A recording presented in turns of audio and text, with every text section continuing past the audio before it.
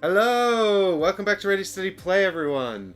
How are you all doing out there? How is everybody doing at home today? We are getting ready for encounter number 2 in Oathsworn. So this is your heads up warning that if you haven't seen encounter number 2 and you want to avoid spoilers, this stream is going to be full of them. So spoiler warning, if you have played encounter number 2 or you don't mind that, then I hope you'll come and join us for this adventure. It's going to be very exciting. We've got some exciting new bits and pieces, and I see here a chat's been chit-chatting away as well, and that the difficulty of the game ramps up after chapter 5. Well, Dan, I don't need it to ramp up. I'm quite happy with the difficulty quite where it is. And to explain just what's going on with that, we'll bring in Chris. Hey Chris, how you doing, bud? Hey, I'm not too bad. Yourself? Yeah, good, thanks. Good. Excited to head back into the Deepwood. Likewise, I know what's coming in chapter 2, and I'm still very excited. Hey, Difter, hey, Heggers, hey, everybody. Yeah, I've played chapter 6, so I'm trying to remember. Chapter 6 was difficult. Chapter 6 was difficult, so I can definitely. I don't know how it goes after that. I think for my one playthrough of the first 6 chapters, every chapter could be quite difficult depending on how things go. I feel. Yes, you've got a new angle because I'm living alone for a few weeks, so I can occupy this space, which actually usually the thoroughfare of the living room, which means I can use the comfy chair, I can use the PC chair in here, or one of the PC chairs in here, and yeah, it's a nice comfortable setup for me, and also because my cat is sleeping in a box on the table. I didn't have the heart to do it. I'm not living alone permanently. It's just Deborah's in Brazil, doing her thing she does in Brazil. Yeah, I haven't washed my hair today, so it's whatever it's like. I'm a new man, and I have a giant cup of tea. Usually, regular watchers of our remote streams will know that sometimes Deborah's kind enough to bring me a cup of tea during the stream. That won't happen today, so I've had to plan ahead with a giant cup, which I'm pretty sure is over a litre. And I've had to stay on brand, so I've only got a little cup. Oh, of course, yeah. What we need to do is make a giant RSP mug available to Patreon supporters. But I haven't done that, so it's not available yet. And possibly never will be, because I think I am going to have to discontinue the mug level. Actually, I think there is a thermos in the kitchen. Mike uses a thermos. That would be more sensible, Heggers, but I didn't think of that. I do have a thermos, although it's not been in use for the streams yet, so maybe I'll have to go and steal it away. I have had one in the past though, that I bring in here with me, so maybe a return to the thermos. So we have we've swapped out a couple of characters. We've kept our same 2 companions. We've kept the priest and the Ursus as companions because the priest is a good healer and the Ursus is a good damage dealer. But we've swapped out our blade, even though I really like the blade. I might go back to him. But we've swapped out the blade and the exile. No, yeah, exile. Is that what it's called? Yes, exile. Yes. In favor of the witch and the huntress. So 2 of the more what's the higher difficulty characters to play. Yeah, and I don't think we needed a higher difficulty. I don't know about how you felt after that last one, but I definitely didn't feel the need to de-escalate difficulty. But I did want to play the witch, and I had asked the Oathsworn group whether I should play the witch, and they were like, yes, it'll be fine, you'll be fine. So now I'm the witch. Yep, and I'm the huntress because I like the idea of having pets. Yeah, we did very sensibly keep our companions the same, so we didn't have to learn like all new stuff. But also, you've expressed an interest in potentially going back to the blade, and I think you'll have every opportunity because we'll probably get these guys killed real quick. Yeah, exactly. I think all the characters I've played as so far are fun. So I think we'll have a good time, regardless. Yeah.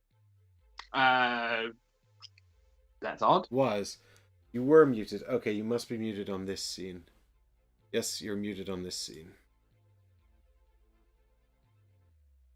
There we go. Now he's no longer muted on this scene. Sorry about that, guys. This is the deep joy of when OBS updates. It'll probably be weeks of, we can't hear Chris in this scene. What shall I name my witch, chat? Clearly I can't be trusted, so you have to name her for me. And while we're doing that, I'm going to go through all our little baggies and get all our team out. Right. So, do we keep the starting equipment of the other characters too? Of the new characters? No, of the old characters. So we have. Remember, at the end of the last encounter, we lost equipment. Yes. So anything we still have, we still have. So we technically have all the starting equipment of all the Oathsworn. No, sort of. What actually happens when we get these two new characters is they can have 2 hands worth of things and 1 body's worth of things, an armor piece from the chapter below where we are. So in this instance, that would just be their starting gear because we're taking the chapter 1 gear. But if we were to grab new characters in chapter 6, we would just get a couple of free items from chapter 5 common deck. Right, I see. So yes, we technically have all the starting gear of all the Oathsworn, but it will scale up if we grab them later.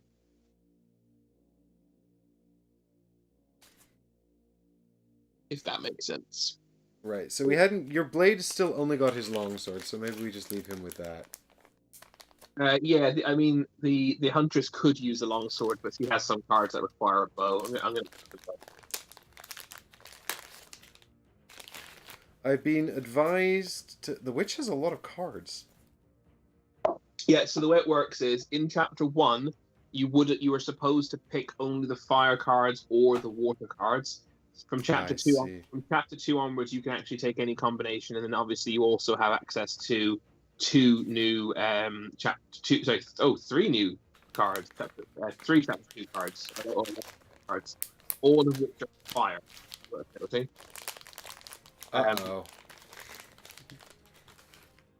So, but you bear in mind, you always have to have.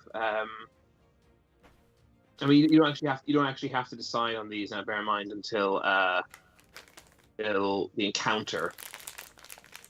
So you always have to have your level 0 card. I can't remember exactly what the. Let me find the exact restrictions on your deck. You have to have 1 0 cooldown card, 2 1 cooldown cards, 2 2s, and 2 3s. So it's 1 2 2 2. Does that make sense? Yes. That makes sense. So I've recovered our equipment from our backpack. There's no point making decisions on that yet because we might learn more about what we're up against and make decisions based on that. Right, so we won't need any of our equipment during the story phase. Well, equipment yes. Cars, no. So equipment is worth having because, in theory, might come into it if we end up in a scrap in the story phase.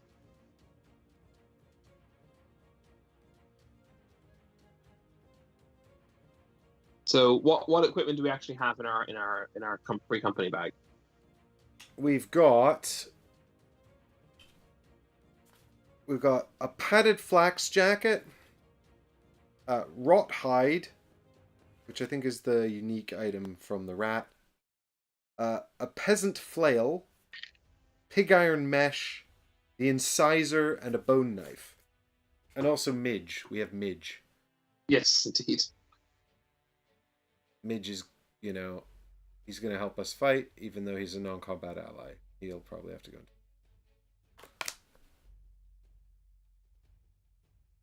This is literally all the stuff I just read out that I forgot to show you. We haven't got a two-handed weapon for the Ursas now. No, we have a... Didn't the Ursa still have her weapon?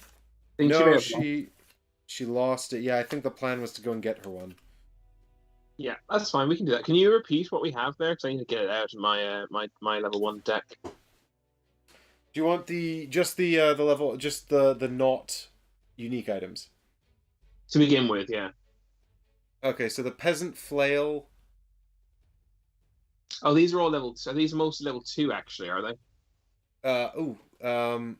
Yeah, these two are level 2, and the bone It knife is says, level it 1. says at the bottom as well, Mike. Oh yeah, there we go. So we've got one level 1, the bone knife, and then we've got the incisor, Hang the on, pig iron mesh, the peasant flail. The incisors a unique thing though, actually. yes, I can. We've got another level 2 item here actually, the padded flax jacket. Oh, no one can see that. I couldn't find my level 2 stuff at all. Sorry, what level 2 stuff do we have? The padded flax jacket, the pig iron mesh, and the peasant flail. Sorry, I just need to take a quick break. Be right back.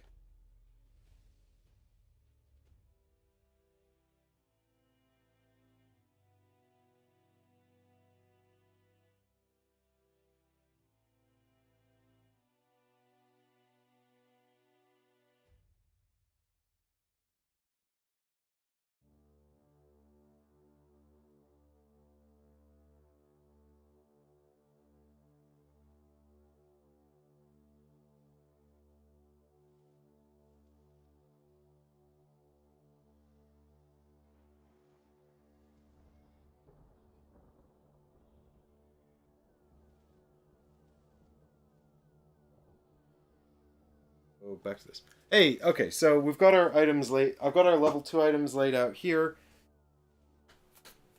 And then we've got 3 more items, 2 unique level 1s and a regular level 1. Oh no, there's another level 2 item here. I took it off of the exile. It's the pickaxe. Right, what is happening here? Why have I got so few level 2 cards? Where have I put the rest of my level 2 cards? It's a large box. Things are easy to lose. Really are. The only explanation is that they're in other bags from my other playthrough. That's fine. We'll make do. I will find them over the course. Those are level 2. All the level 2s, you say? Yeah, the 4 level 2s you can see on screen, or you can hopefully see on screen. Oh, is that one? No, that's a different level 2. God damn it. I'm creating democracy. What do you mean you're creating democracy? Well, I'm creating a poll in chat, but I didn't actually get to have my final option. But I also noticed that Duck has been seconded, so I'm going to give Duck bonus votes. What unique gear do we get from the boss? Incisor and Rothhide. Thank you. I found them. They're in other characters from my playthrough with Deborah. So it was a pig iron mesh, peasant flail, pickaxe. How on earth did we have it? It's hilarious. All right, got it. Perfect. Well done, us. You have so many cards as the Huntress as well. What do you mean? I don't know. I just feel like this is a thick deck of cards. But I only have the starters and the level 2 ones. Yes. Oh, do you know what? I think it's possibly because... Do you have extra cards for your Eagles? I don't know why this deck is so thick. No, you're just don't know what. I don't know what you're doing. Well, some of the bags have thicker card sets in them than others. It just feels like the witch has a lot of cards. Okay, and there's the right. So the lesson I'm learning here is that this component camera needs to be much better secured. It was the spine and the fur rat tunic. Is that it? Is that what we got? No, it was the we got the incisor, the wrought hide, and then we also got something that the priest has. What have I done with his bag? Priest! Priest! I need a priest! I think it was the spine. He has the spine, yes. The spine, wrought hide, and incisor. Yeah. All right. We're also all the other people. Because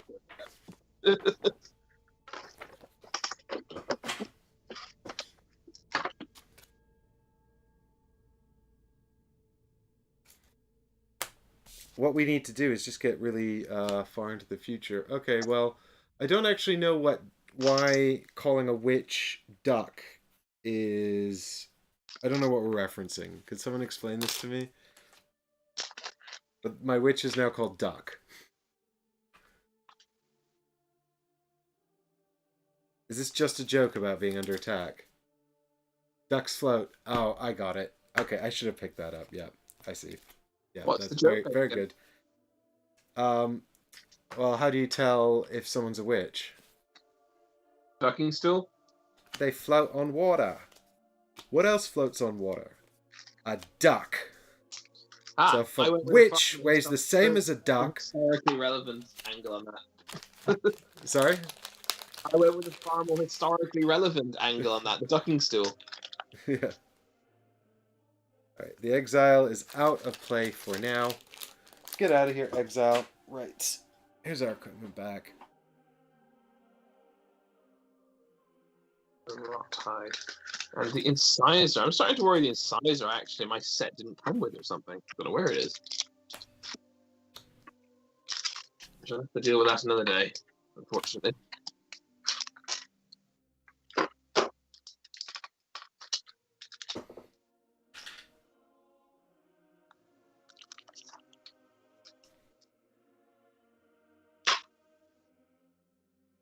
There's so much stuff in this game. I have no... I realize I've left myself with absolutely zero space to set up the enemy boards. We'll deal with that problem when we get to it. Yes. That will be best at this point.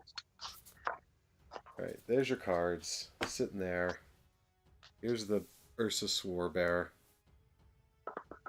Where's... What happened? What did I just do with get a fixed druid? There he is. Priest, even.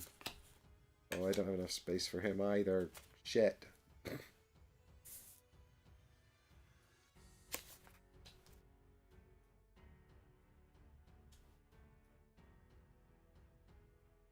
If she weighs the same as a duck, then she's a witch. And we can burn her. Right. The incisor.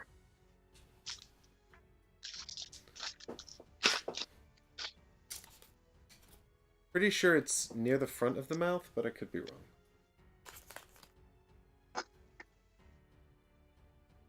Right. I've left myself zero room for battle flow. We'll figure this out in due course.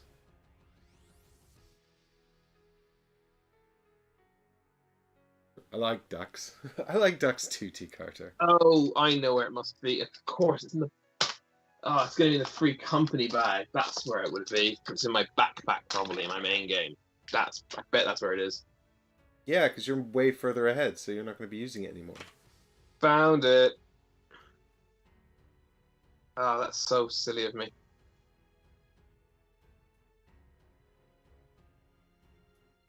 Bonbon's just sat outside meowing.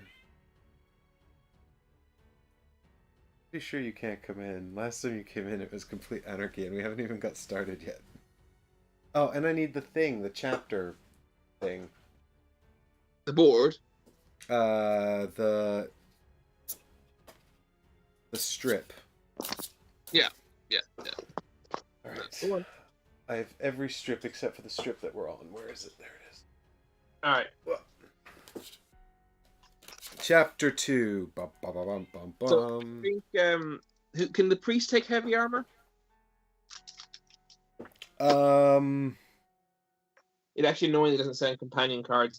He can take. Yeah, he can take armor plate. He can take all armor. Cool. So because basically either the do we only have one? The pig iron mesh should either go to the priest or the Ursus. Right. Because the witch and the huntress can't use it anyway. Yeah. Do we want? Is it only one heavy armor we have? Yeah, I think we've only got the pig iron mesh, but each of the companions have a pig iron coat. Oh, they already have a pig iron coat. They each do. Yeah. The Ursus just doesn't have a weapon. Okay, that's fine then. But we should use the pig iron mesh anyway because it's got an ability. Yeah. So the one of them should have that. What's the ability? The ability is if no one's adjacent to them, they can battle for a card, or as a companion, you gain an empowerment token. So I guess the Ursus should have that because they're more likely to be attacking, right? Yeah, I think that seems reasonable. And then the Ursus needs a weapon, but can't use the spine because they can't use. Wait, can they use the spine? What is the spine? The spine is a staff. No, they can't. Oh well, No, we'll find her. The spine's gone to the priest, but based on but we need. Oh wait, I need to get weapons for the witch and the huntress. So you say they can start? Do we pick their starting cards, or do we choose some cards? You're saying that we picked some whatever they can carry or something. You can technically choose anything from any 2 hands worth and a body piece, but from the chapter below. But the chapter below is the starting chapter, so just get their starting gear. Oh, okay, cool. So what's that? You get a gnarled branch and a tattered flax garment for the witch. A gnarled branch. That sounds good. And what do you have? I have a short bow, tattered rawhide wrappings, and apparently also start with a short sword, but you can't have multiple weapons, and she also can't use one-handed weapons. So I don't understand what it's talking about. So I'm going to assume that's a typo and not take the short sword. Right. And I have a tattered flax garment.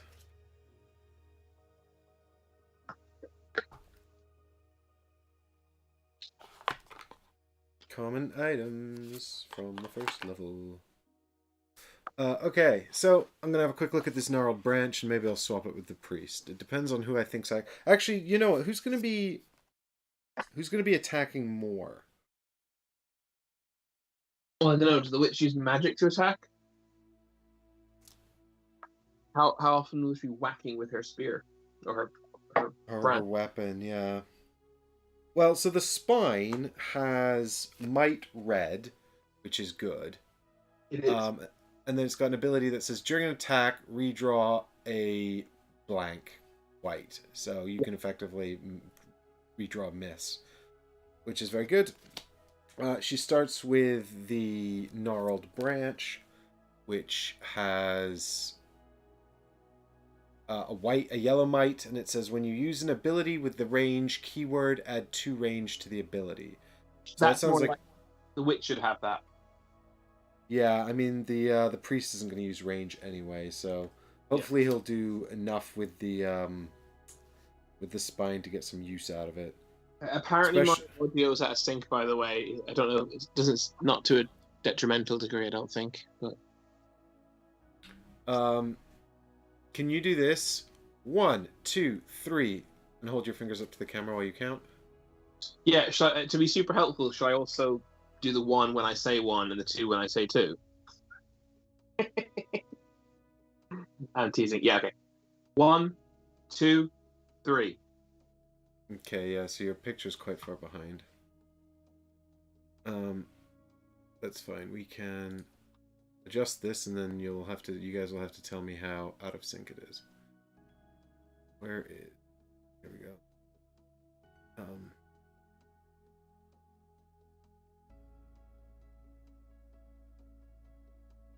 Let's try adjusting it to this level. Let's try again. Yep, sure. Let's give it. Oh, just bear with me to make sure that's set in. All right, let's try it one more time. See if it's better.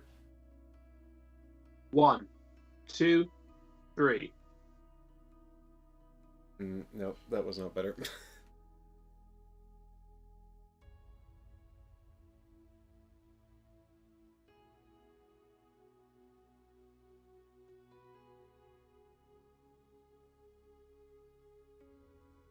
All right, let's try one more time. 1, 2, 3. You guys think it's getting worse?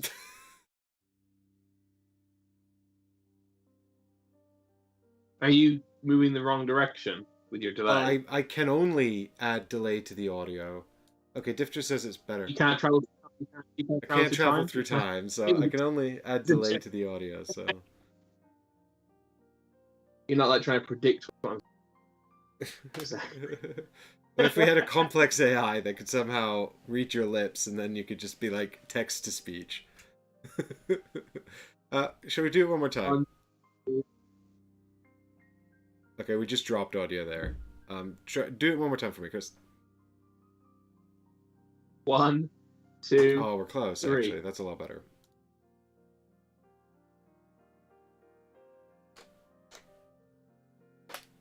All right, let's leave it for now, and you guys. Oh, we'll do it one more time then.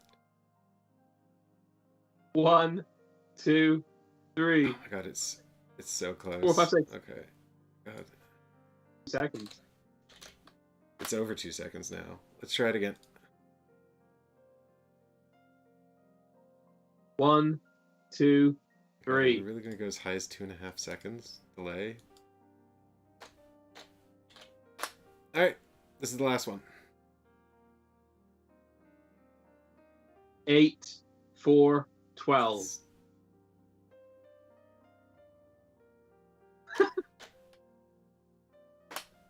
Yeah, I think I'm just gonna live with whatever this is rather than doing this for. Oh my God, Okay. I'm gonna up it more though. Still think. Great. All right, are you ready to start reading you a story? Yes, I'm so ready. But we should have. I need to get the witch's gear out. Right, I just need to assign the gear. So here's your bow. I just give the witch her starting gear, I think. And apart from someone might as well look at the raw side. Actually, I guess just leather. Can you take leather? No. So the raw hide goes to the huntress because only she can take it. I don't know what I've done with it, but it's here somewhere. Oh, here it is. So the huntress has raw hide and short bow. The Ursus has the pig iron mesh and currently no weapon. Well, I guess he can take the peasant flail, to have a weapon to begin with, right? Wait, do we also have? Yeah, we've got the pickaxe. Oh, he can have both of them, I guess. He can just go two-handed. He can take both of those, can't he? Yeah, he can. So he can just have the flail and the pickaxe to begin with, I guess. Which gives him 2 yellow might.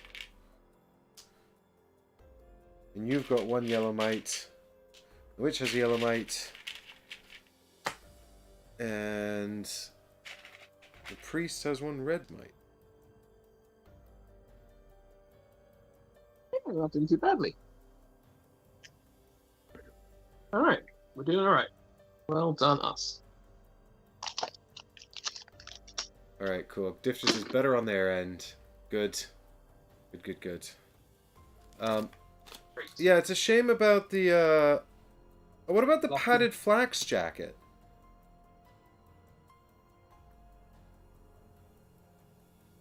Yeah, that can go to the, pretty much anyone can wear that, but you've got the wrought hide, so I'll take the padded flax jacket. You're the only. You can only have cloth gear, so the witch should kind of always get the best cloth gear in this quad, right? This is defense 2 and has the ability ignore the damage lost from colliding with something when you suffer knockback. I guess because I'm padded. Right. So now. So we have a defense of +2 on the Huntress and the Witch, and defensive 5 due to the +2 to companions on the Ursus and the Priest. Yeah, so I know exactly who's going to be running up into the face of the enemies and who's going to be hiding at the back. It's +2 because they can't play defense cards. It's not that they're not more survivable. All I hear is than number full is higher, characters. therefore.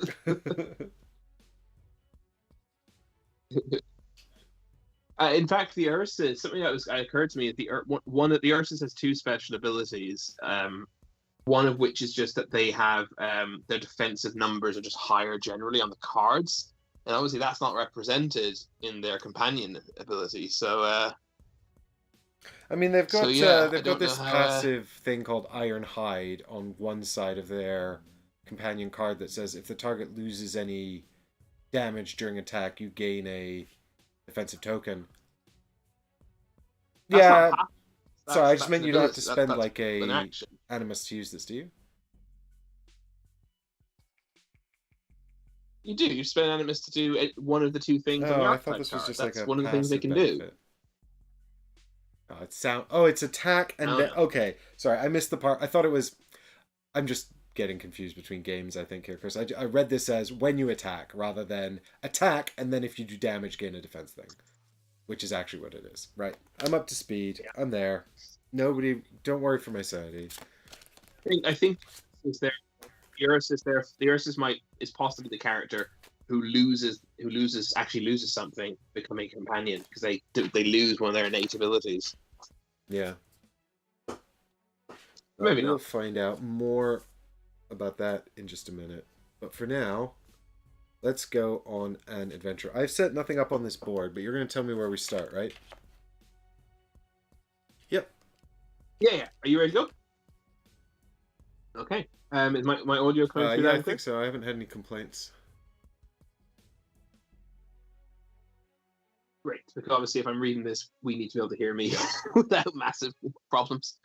No, I just realized I need to plug my phone in momentarily. I can get in a minute. All right. So the first thing it says is just open a mystery envelope A. You've already done that. That's the map. Place its contents in the center of the board. Do not place the free company marker yet, however.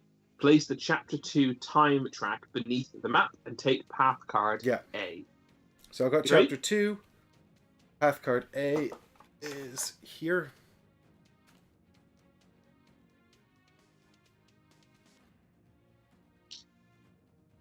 Thistle vines tear at your arms as you dash by tortured tree trunks and splash through the soggy underbrush, desperate to distance yourself from the encroaching beast. You know it's there, but dare not look around. Don't trip. Your heart clenches as you feel the hot animal breath. The thing is gaining. The thudding footfalls pound in your ears. A rising shadow looms over you. Then, nothing. No more branches being torn behind.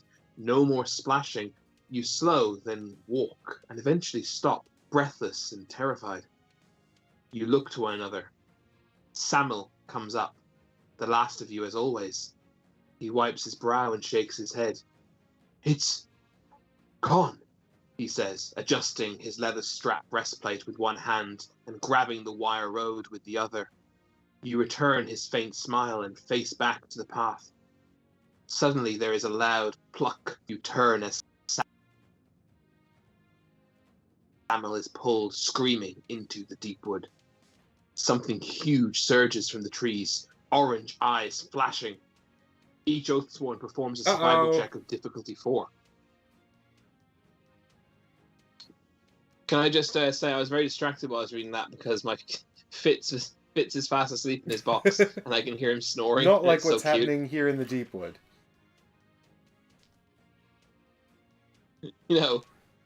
So because I enjoy the tactile experience of pulling my own cards and rolling my own dice, but I thought having 2 decks of cards would be ridiculously impractical. I'm mostly going to be rolling dice. I might. But you can pull cards into that box. I'm mostly going to roll dice. Yeah, but then you'd have to fish out the Oh same yes, cards from yeah, your I deck see what and you're saying. discard We them. can't have two different decks. Yes, we could No. do that, but I don't think the viewers will appreciate every time I pull a card saying, right, Mike, find a 0, a 1, No, and a you're 3, well and then thought reshuffle the through. deck That's after too you've much looked at admin. it. You know? Yeah, no, I'll get you to pull me cards every so often, but I'm gonna roll 4 dice. Why for is check. this frozen? Is that okay? Oh, good lord.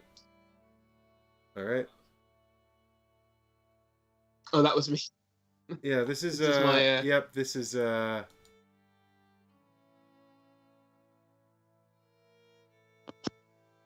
this is frozen on your cards. Could there I be a will turn it off digital and on again. version Stand by. that is used somewhere for the future?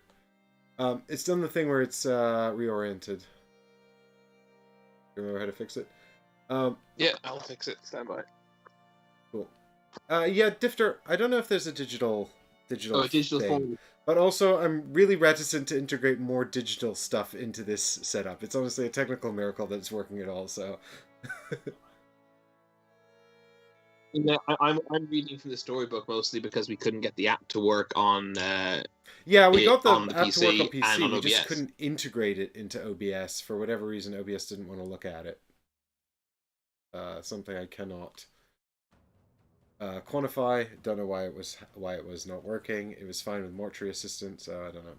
It just doesn't want to look at whatever we're doing. All right.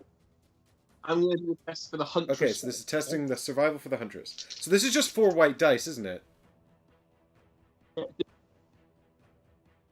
Yeah, or cards. Well, I'm choosing 4. Yeah. Difficulty 4 is not doesn't mean use 4. I'm choosing. Huntress is fine.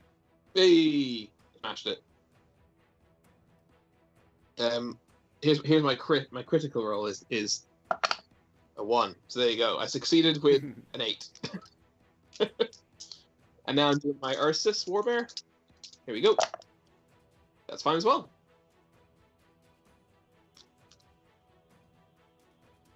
Over to you. You need to test your Witch and your Priest. Okay. I'm just getting this set up so that... Alright, so I'll do the Witch first. Here's 4 dice for the Witch. Okay, so this should be above this. And it isn't. Oh, because I'm moving the wrong thing. That's why. This. Here we go.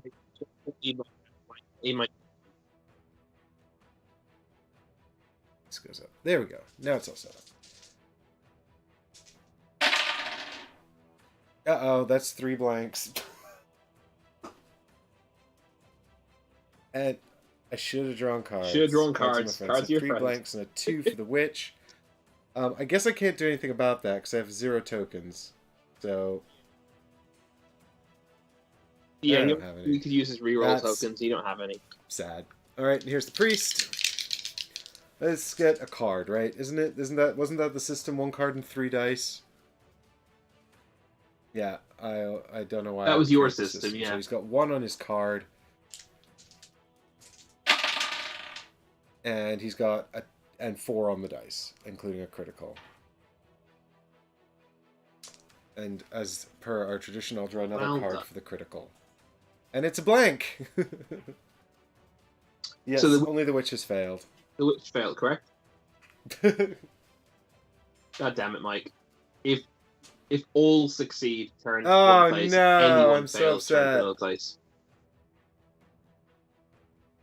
Oh, it's like so. Each Oathsworn that fails the survival check loses a hit point. Oh, that's okay.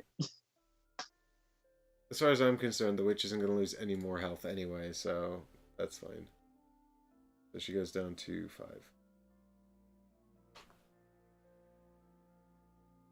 You dive into the cover of the woods, flailing your arms to clear the path of vines and blankets, as you suddenly find yourself lying in the straw mattress bed of the Broken Oak. Place the free company marker on location 13, but do not place the location token on the city map. All Oathsworn gain a redraw token. I've decided for the purposes of this story moment, our party shall be represented by this eagle.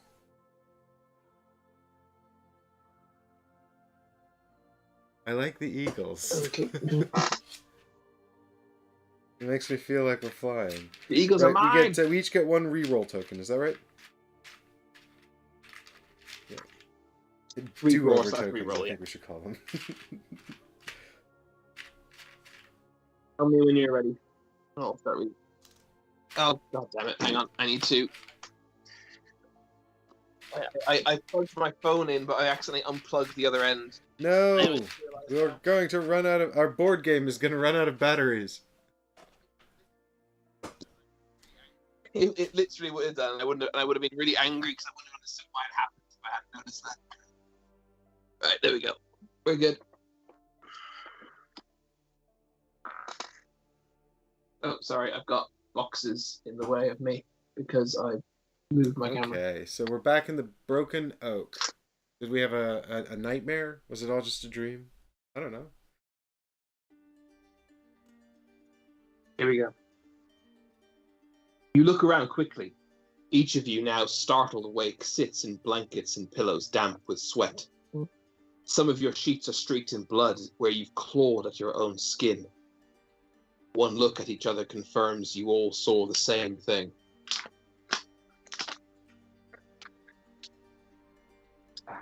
Oh, there's some artwork as well. Yes, it's the big red one. Do you have the book handy? Yeah, just turn to page 20 of Storybook, chapters 1 to 11, and just look at this artwork at the top there. Okay. You can show to everybody at home. In here. Here we are, back at the Broken Oak. That looks mighty peaceful.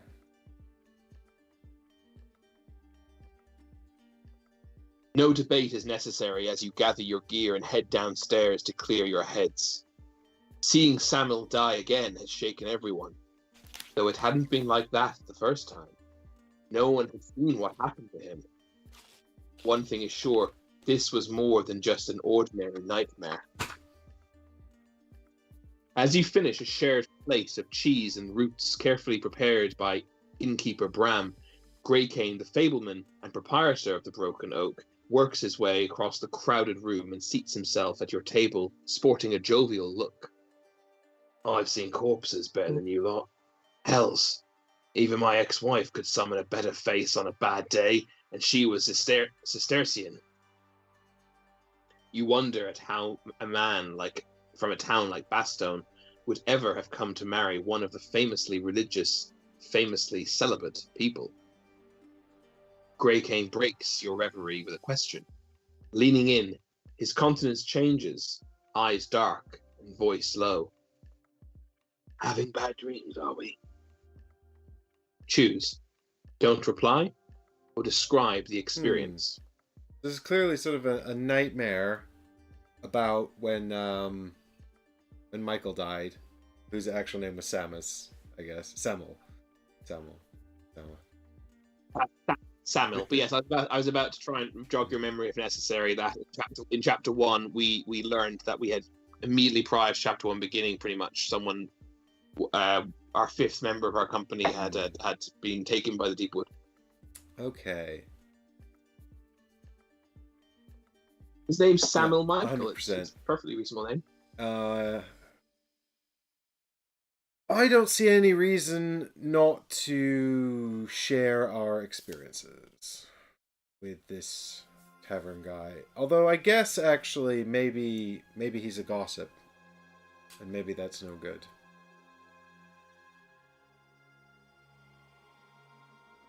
There's a car parked outside in the Deepwood. Let's do it. Let's share our experiences. Greycane nods as you detail your reliving of Samuel's death. He exhales a long, slow breath. I'd be a liar if I told you I never had bad dreams. Things I've seen. But I've never had a dream that took a bite out of me. Yours is not the only strange tale I've heard in Bastogne lately. People dreaming wrong. Orange eyes staring back at them. Go see Lysine, the apothecary. Let her help. Also, listen to your dreams. They're there to teach you something.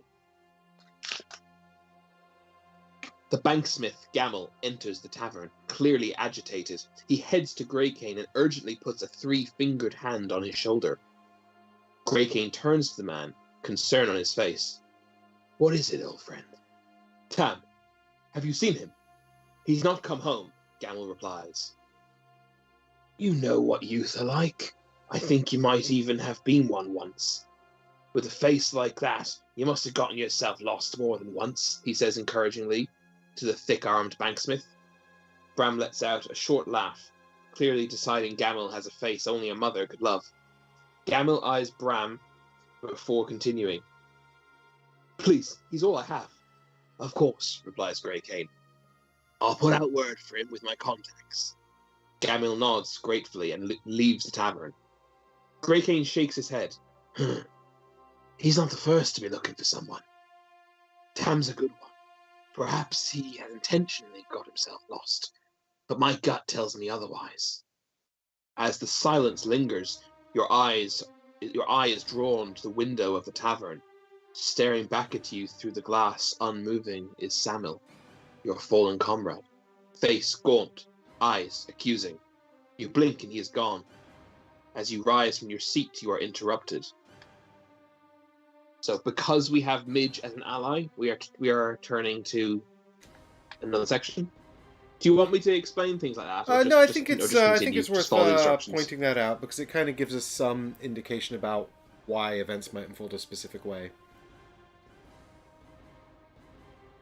Yeah, so sometimes it literally just says turn to another section, so I don't say anything. But this one is we're now this is because we have Midge. Having appeared from nowhere, young Midge and his uncontrolled mop of hair slides easily next to Greycane. Oh, I have a message for you from High Lord Davenish himself. Got up extra early too, to be sure I was the one who got to give it to you. I'd rather be waking than having dreams I was having last night. He wants you at the palace. I have a chance to prove myself to a new and rich client, so do me right and show him that I got to you straight away. Oh, and that'll be 1 iron for the runner, he says innocently, holding out his palm. Oh, Lose Midge. 1 iron. And then place location token 10 and go there. I have, in fact, removed an iron, so we are on 17 remaining. Do you mean put the token out on the board like this or onto the time track? Well, both. So it says place it, just for clarity for you and everyone at home. Place it on the palace location where it actually is. That's what it means when it says place it.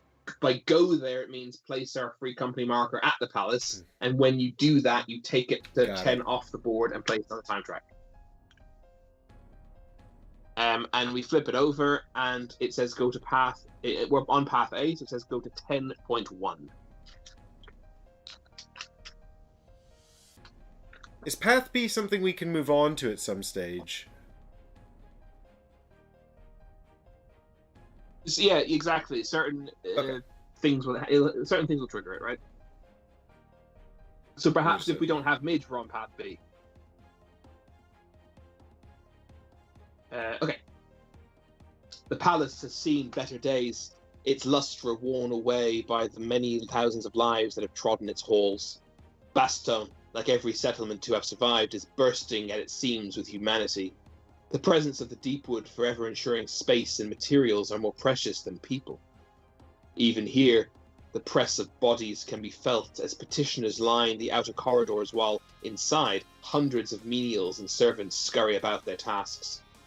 You are led under guard to the high hall and told to wait before an ornate double door. A master servant appears through the door and looks you up and down suspiciously. If you have both the witch and the warden in your party, turn to a certain page. We do not. We only have the witch. So we turn to another place. In the antechamber, the servant ushers you forward.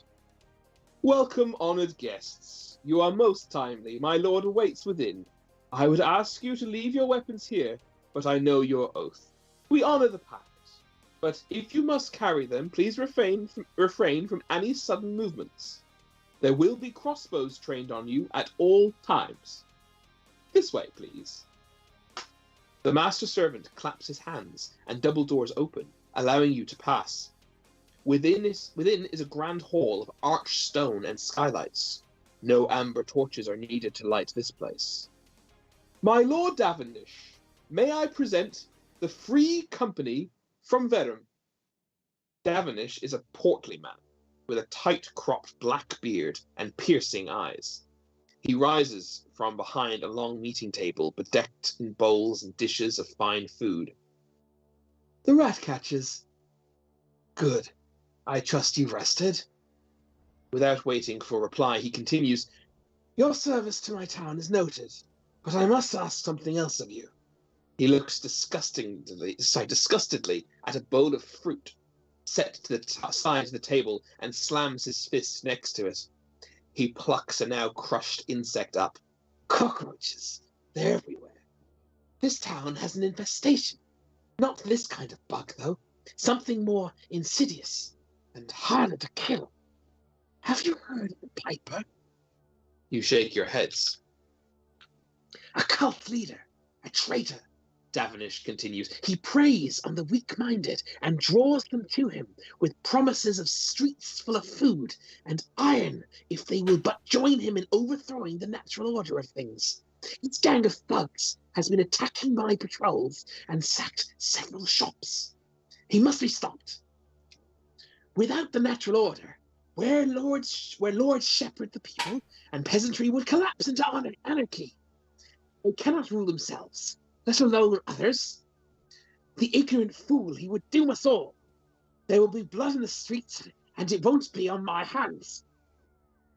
No town or city can survive a civil war with the Deepwood at the gates. So I ask you, will you break from hunting witches and boogeymen to run this man to ground? I know this is not your contract here, but I will see you handsomely rewarded for your efforts. This town has stood for over 500 years, and never once has the line of lords broken faith with the pack. Now, the town needs you. Will you break faith with it? I don't know why I decided he has a slightly an abnormal speech, but I'm running out of options for distinguishing the voices. It's like Castle von Logan all over again. I had like 13 characters in one scene.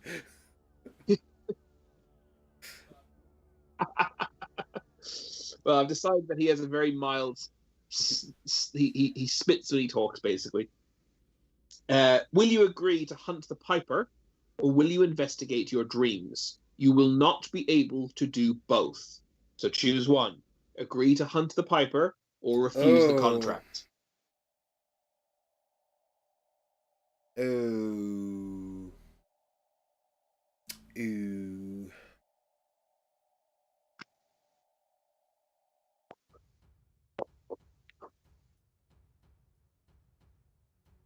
That's really tough. Thanks, Stifter. I don't know why we'd have an audiobook, though. Well, T. Carter, my inclination is to go and hunt the Piper as well, because it's tangible. It's like that's definitely something we can do, and obviously getting in with the person who lives at the palace here, it's probably no harm in that either, really.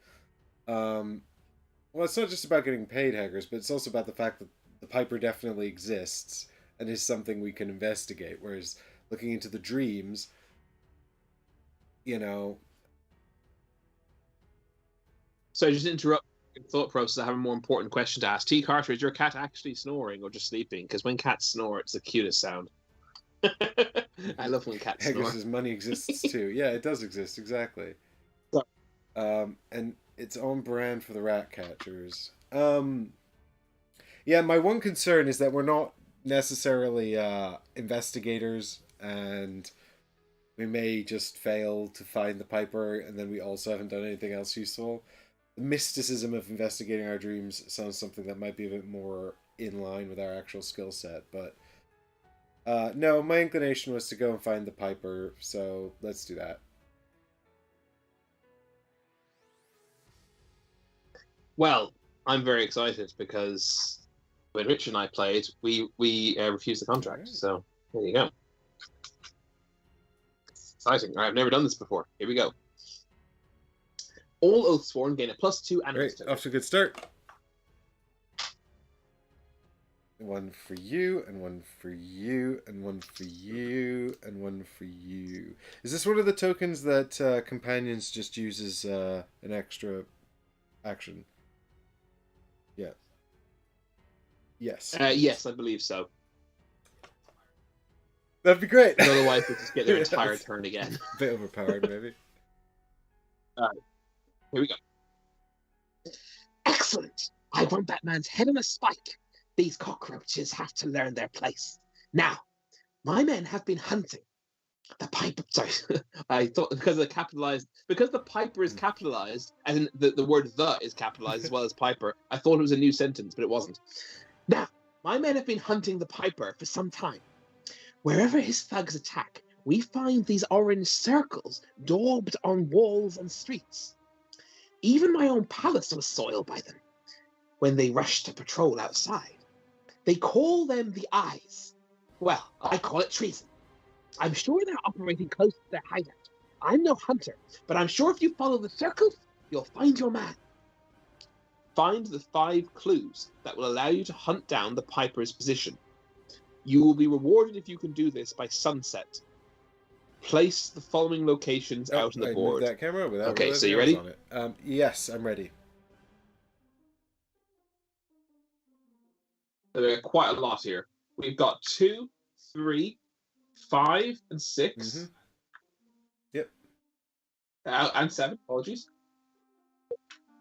And then from the next stack, the 12. Yep. 14, and 15, and 16, and 19, and 20. This is and finally 24. Okay. So we're still at the palace. I'm gonna put the huntress figure out. And do you know why? Because I figure the huntress is probably quite good at hunting, and that's what we're doing. That makes sense. Perhaps we'll end up getting some sort of there'll be some event where if we have a huntress with us, we gain a benefit. That may happen. Where the hell is 16? I couldn't find it. I couldn't find it for any. 16 is the mysterious one in what looks like the suburbs.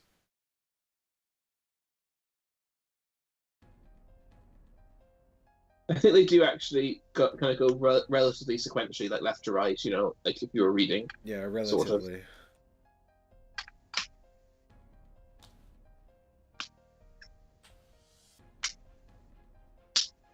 Okay, and just to remind you, the banksmith and the apothecary can be accessed via runners that's just as well. to do various little jobs, isn't it? So the apothecary is where you buy curatives, which stacks the injury deck in your favor, and the banksmith is where you buy and sell items. So we can literally go there. The locations 3 and 19, respectively. And but we can also, for 2 money, because it's chapter 2, send a runner to go to one of them and initiate a trade remotely. We also have story tokens there as well. Yeah, exactly. So maybe exactly. So I've never done this before, so I'm happy to chip in now with opinions on where we should go. But I don't. So he said follow. So where basically choose the location to go to. He said follow the. Yeah. So we need to find out where those have been, right? He didn't give us any indication because I picked up on that.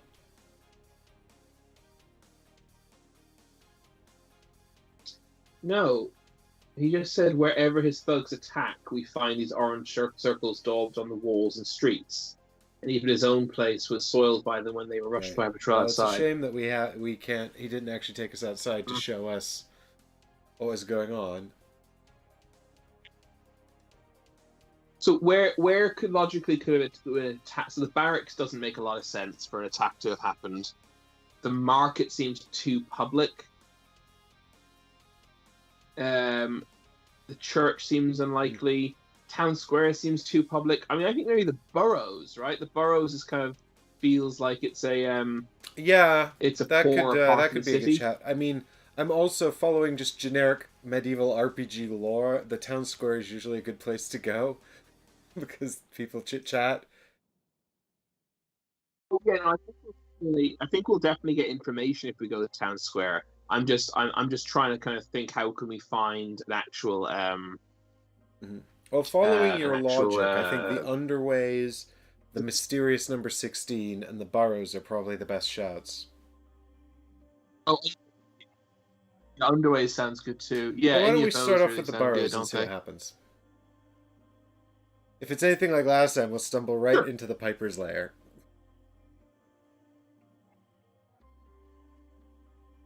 So it didn't, just double checking, it didn't say to Our change path? our path. 10.7. No, it did not. So 24. So we go to 24.1 because we're still on path one. Yeah. Oh, path A rather. Hang on.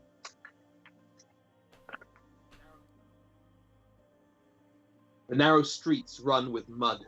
Windows close and doors slam as you approach. An old woman hobbles by and snorts derisively at you. Work for the Lords, do you? Their feet too soft and precious. Oh, for fuck's sake! Every time this, the font on some of these things really confuses my brain. The question mark looks like inverted commas to me. Work for the Lords, do you? Their feet too soft and precious to come and see the real people. You head back to your palace. Tell him the Piper's coming, stronger every day. In spite of the old woman's threat, you see no orange circles in this place. Choose another location to go to. Well, I'm very sorry. That was an absolute waste of time. But I think what we've discovered my here is that the logic was Piper might be sound. targeting rich people because she seemed to support him and she's destitute. Perhaps he's a Robin Hood type figure. Yeah, it does sound that way, doesn't it? So that is actually yes. Well. You've dragged information Well, from the fingers pits crossed. of So maybe loss we there. try Well the church or the done. church or the barracks would be Your my pick sort of my now. choices because So they're sort of symbols yeah. of the establishment. Ah, I see what you mean. Yeah. Okay. Well, yeah. Pick one. Let's do I the think they're church both then. good. Why don't we If try the church? yeah. Go on. Pick. Yeah. Go. Ba-ba-ba-bum. Okay. Here we go.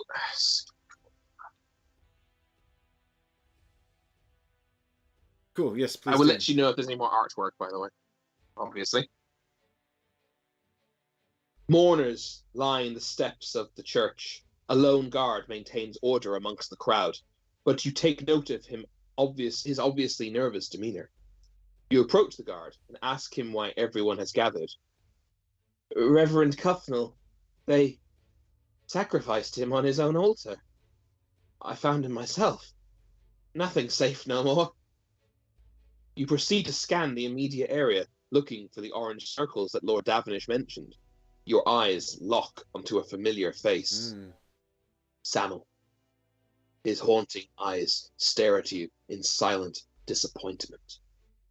You press toward him, pushing your way through the mourners, when suddenly you hear the loud thrum of the wire road. In a blink, Samuel is gone. As you reach the spot where he was standing, you find circles daubed on the stone walkway. There are orange circles here. Gain clue token 3. What's clue token 3? It's the little there's white circles Yes, with they all fell exclamation out, but marks I in think they're your in here somewhere. component tray. Here it is. Right, clue token 3. If you have 5 clue tokens, go to a certain entry. If you do not have 5 clue tokens yet, choose another location to go to. So we need to find. So sunset, by the way, is the end of the first first row. First row. Thank you. I couldn't think of the word row. It was a point of confusion when I first played this, whether it was the end of the because it first looks like row it should be or down here. 3 in. Yeah, well, technically, sunset isn't sunset when the sun is completely below the horizon. Technically, Oh god, or yeah, that's I don't sundown, know. maybe set it. So my lack of definitive knowledge on that was what confused me. But I can tell you it's the end of the first row. That's a slight failure of the design of this chapter. Yeah. They don't actually tell you which one sunset is. Okay. But it's the end of the first row. So that's what we so have we've only to, got 5 more need to checks. do it by. And we need 4 more tokens. So if we need, so as far as I can tell, we had to do it. We only have 2 misses. We've had 1 miss. Apologies. But I like your logic. Yeah, shall we continue to the barracks? Then maybe. T. Carter has suggested town square, but last I checked, he wasn't on the team. I do like the town square, though, actually. But that's just my gamer brain. But actually, it's your pick, isn't it? Who said we should go? I guess so. Well, we want. T. Carter, yeah. So did you say someone suggested town square? Sorry, T. Carter. I meant you weren't on the you weren't Oathsworn. He can be Oathsworn. Swear an oath, swear the oath. He's part of the cat snoring Oathsworn. Well, actually, we've got 2 allies here. It. Do you want to be Cedric or Midge?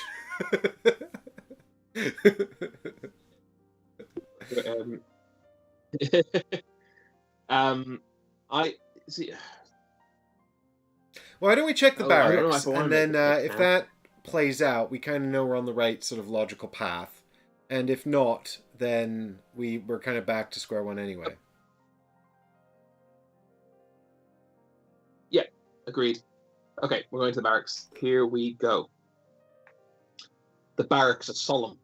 The guards are obviously tense as they await their next patrol. Samuel sits at a table with a squad, his unmoving eyes fixed on you. Then there is a sound of a thrum on the wire, and he is yanked back into nothingness. There are no orange circles here. Choose a location to go to. I guess it's too well defended. Yes, right? But I'm not liking the sort of the inconsistency here, you know? Like,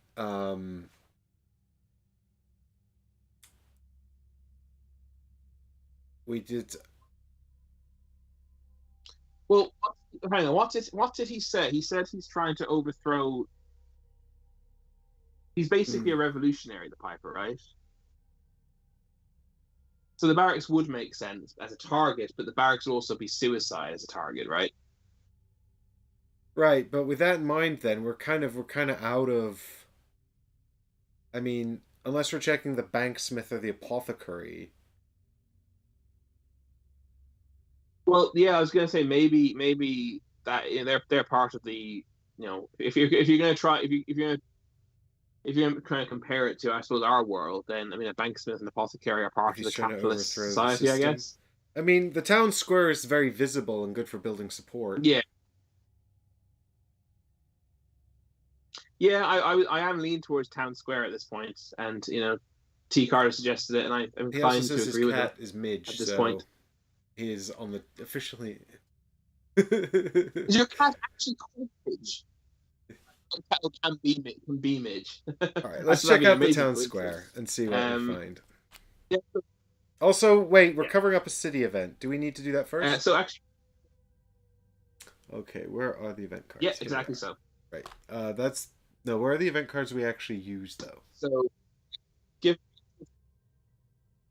So we should have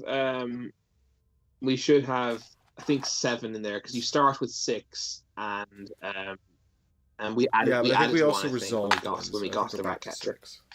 Nope, we're on 7. We never resolved one. No, we never resolved. This is our first city event of the entire game.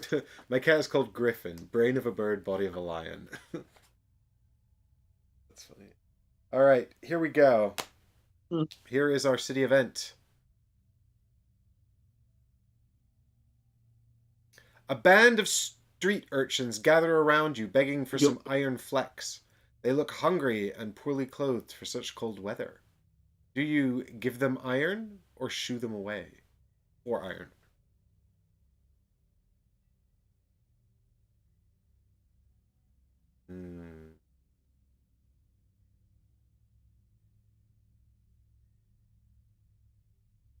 I don't know. I mean, like,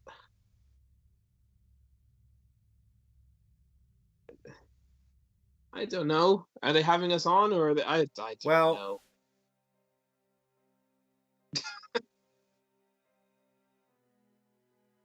there's no option to just give them food or biscuits, so Yeah, we either give them money or we don't. Basically, Difter's like, do people eat iron in this universe? we Heggers says shoo them no away. iron's money. So that means we have to give them money now, because Heggers is always wrong. He's always trying to get us in trouble. Well, I'm genuinely. If I had an inkling, I would tell you. I'm genuinely very conflicted. Do you I'm just a have an bleeding inkling heart, either so way? I'd just give them the Even money. 51.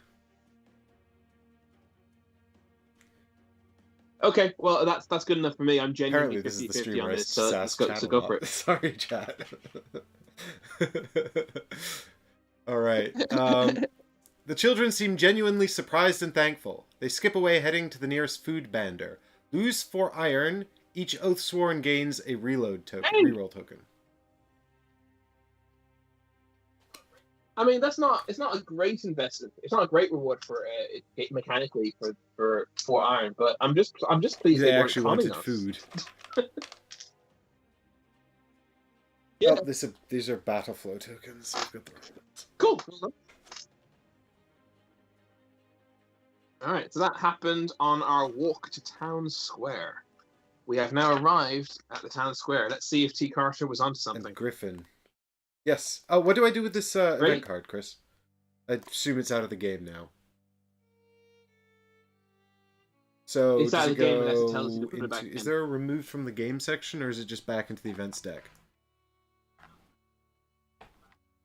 It's back, Yeah. not into the events deck. Yeah, back the into event the deck supply. Deck Okay, supply. here we go. Crack on then. Are they lords of men? An angry man shouts, standing on an old trunk to one side of town square. We toil, and they take our children as slaves. They withhold our wages and sit in luxury while we starve. A kosh smashes the man's face. He falls from his pedestal, and city guards drag him away. The rumbling of the crowd grows. As you look back to the man's trunk, you find Samuel now standing on top of it, arms reaching out above the crowd. You then hear the familiar thrum of a wire as he is yanked away. The scene begins to settle as the crowd disperses. You make your way to the spot where Samuel was standing. Painted on the flagstones are orange circles. There are orange circles here. Gain clue token 4. Okay, so I thought we were playing a game, Chris, but it sounds like we're just reading the story about modern Britain.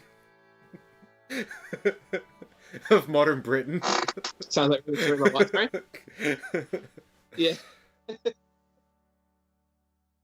So we don't have 5, so we're just again we're told if we have 5, do this, and if we don't, do that. So so we have no more misses. We have 3 hits, but 3 chances to get 3 hits. I told you so. Well, it's true, you did. So we've gone to church and we've gone to town square.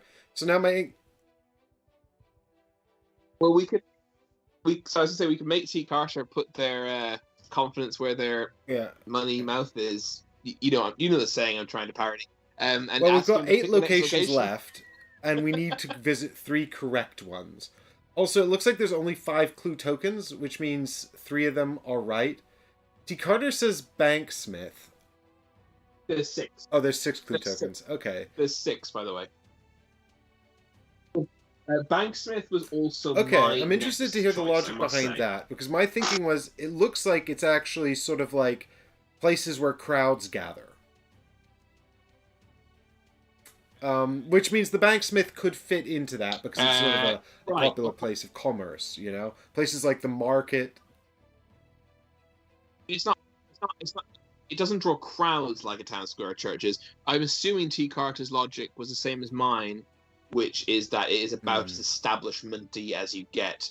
However, T. Carter has now suggested market, which does go as well, and that definitely goes to the logic of where people gather.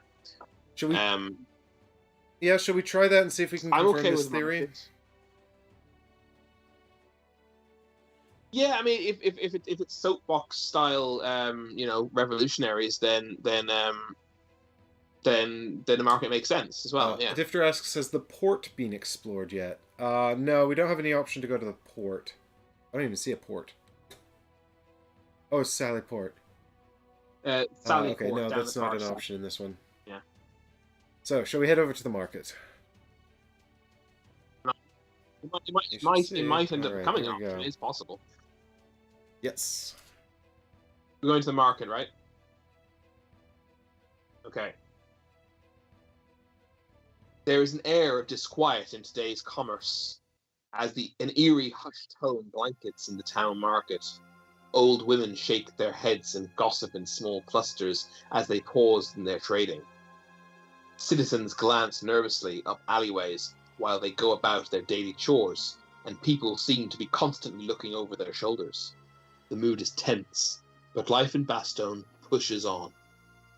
Each Oathsworn may purchase 1 defense token for 1 iron each. That's the first thing. I'll continue reading after. Yeah, should we just buy one for each person? I think I want to buy one. Okay, that'll take us down to 9 coins. Are we happy with that? I think so, yeah. I remember defense. Yes, I concur. Last week being very useful. I also like that we can decide whether to spend them after taking damage, which is just way more optimal than defense cards. Exactly. So there we go, 1 for each. 100%, yeah. Okay. There are no orange circles here. Choose location to go to. I think it is establishment, and the barracks is just too well. It's just it would be a suicide thing. Like if you're writing graffiti on establishment places, right? Which is essentially what this is. The barracks is the place. Right, but by that logic, then is it the stockade next? I think it's the banksmith next. That's where I would like to go. It also means we can let's do also banksmith next. We've had a few. We can't do it in time, but I'm assuming if we do it a bit late, it'll still pay us just less, maybe. You know what I mean? It's worth doing still. Okay, so let's try the banksmith next. Yeah.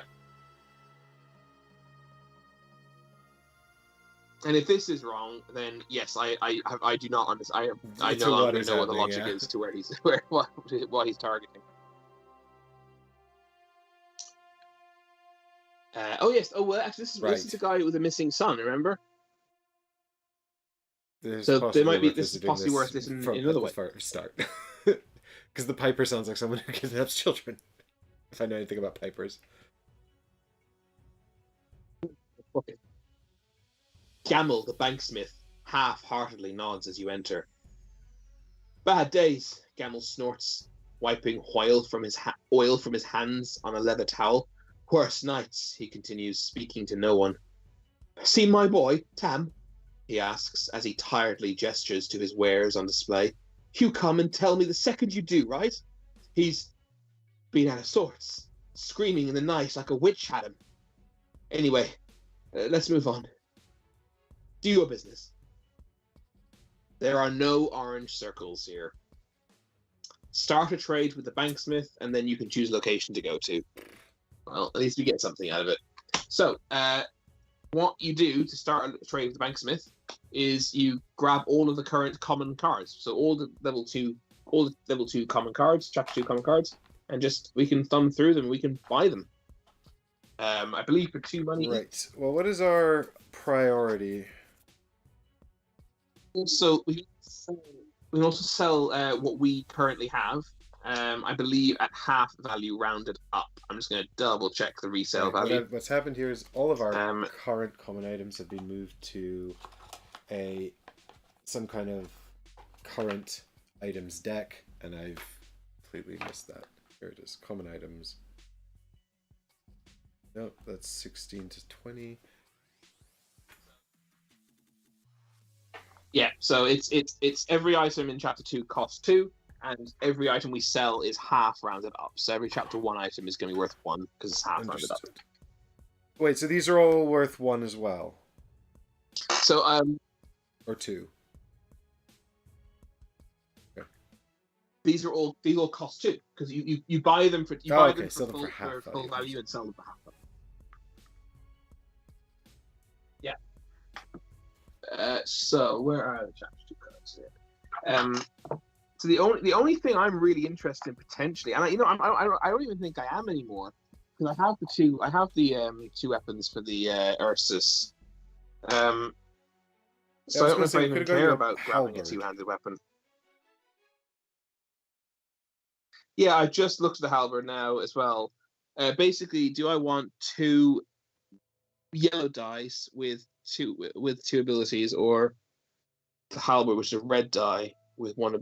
So the ability of the halberd reads: when you attack and range to the attack, if the attack is an area of effect attack, instead it targets 5 additional hexes in your front arc at range 2. Yeah, because he's got that swipe. That does sound useful would have for him. Well, I mean, that would have been very useful for the rats. Unfortunately, we don't know anything about this fight, so we don't know how useful AoE will be. Having said that, it's relatively cheap and we're here, so I'm kind of okay with you buying it and making the decision whether we take it later. Sure. Let me just look at the. So I've currently got a pickaxe and a peasant flail. The pickaxe's ability is when you critical during an attack that hits, draw 2 additional cards instead of 1. And the flail's ability is before drawing damage for your first attack of the round, add a red mite. I mean, both of those are excellent as well. Those are both really good. Is the Ursus the only person we currently have who could use the halberd? My huntress could use the halberd, but she doesn't want to. The other thing about the halberd is that its cooldown is slightly less than the other weapons. I don't know if that makes a difference. Well, should we purchase it as you suggested and just have it in our backpack? If the Piper is indeed based on actual real-world folklore, then he will have a ton of rats. So that costs us 2 iron, is it? All right, and that goes into the company. Yeah, that's right. Stock over there. Good.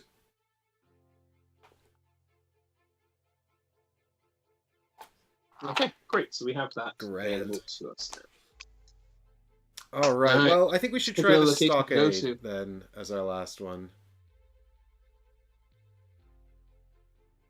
And we'll... Stockade, okay. Oh, yeah, well, I guess we have to keep going, don't we? We haven't. I mean, we've got... I guess now we've just missed our deadline. Bummer. I believe so, yeah.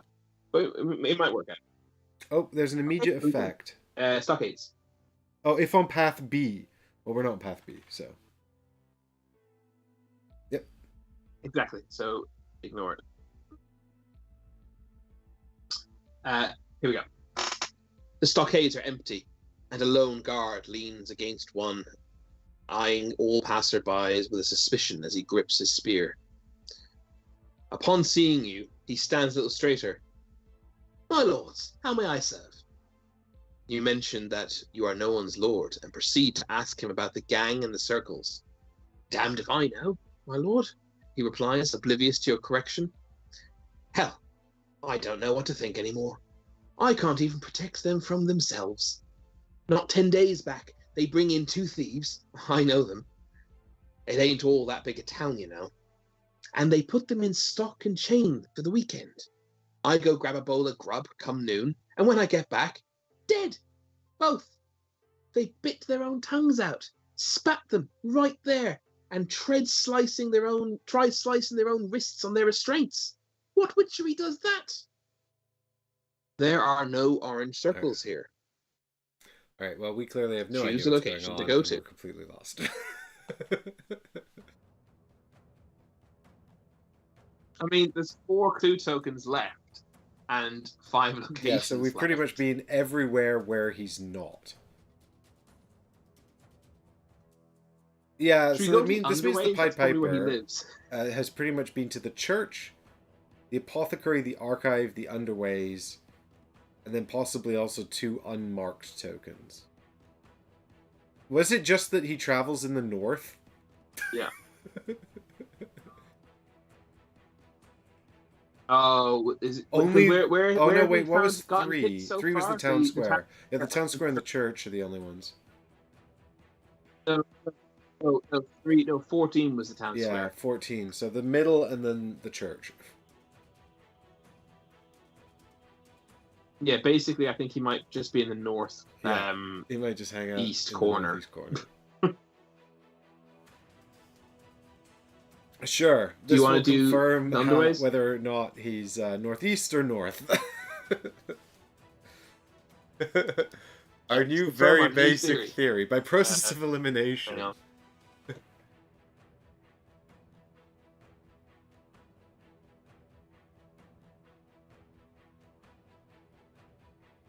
Celeste, the overseer, is quick to respond when. Oh, hang on, am I in the right Yep, location? 7. Underways are 7, right? Fair enough. Celeste, the overseer, is quick to respond when you ask to speak with her. She arrives from the tunnels, caked in dirt and brushing a worm from her tunic. Things are bad. My people are afraid to travel. Some don't show up for their shift. I try to keep them in crews of 3 or more, even topside. Production is slow to a crawl because I've had to post some of the strongest men as guards. We haven't been attacked down here, yet. But I can't be too careful. They'd have to be out of their minds to attack us and jeopardize their food. But I heard they attacked one of the brothers at the church. So maybe there's nothing these animals won't do. As for your circles, I've heard of them, and I may have seen them topside, but the moment I find any of that paint down here, you'll be able to hear my anger from the Deepwood. There are no orange circles here. Choose location to go to. Oh So my it's the god! 4 So places where they've got literally, left, I guess. then the Piper is here and here, here, here, and here. How? I don't know what the link is. So in the other path of this chapter, there's definite logic to what you're doing. Like it's a similar idea that you're trying to get, you're trying to go to X number of locations to do it to get info, and I can understand it a lot better. What's happening? I don't understand what's happening. I suspect there is a logic to it. Yeah, I'm really hoping for an moment. Because that is usually what indicates that's what we missed. So we've got kind of two options here, or two options. I don't know. We could go to the apothecary and then also do a shop action, or we can just. That's possible. Seeing as how all 4 of these we believe Yeah, I probably mean, have a if we're supposed to find I think we 5, might as well, right? at least 3 of them do. Imagine if the apothecary we don't. Yeah. I mean, I guess we could go to 15 or 16. I mean, I'm happy to do either. It's up to you. Me too. Let's go 16. I've been I just have a thing this. about feeling about 16. I don't know why. Complete shot in the dark. All right.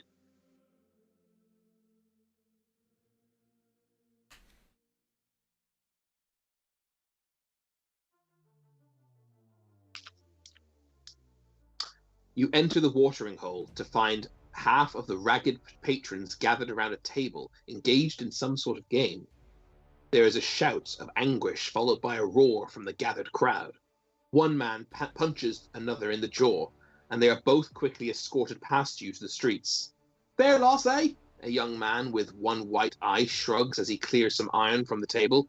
He eyes you and smiles. Care to try? There are no orange circles here. Choose one.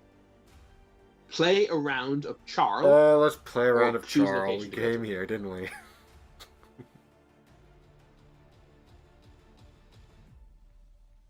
Yeah, I agree. Each Oathsworn chooses whether to play or not.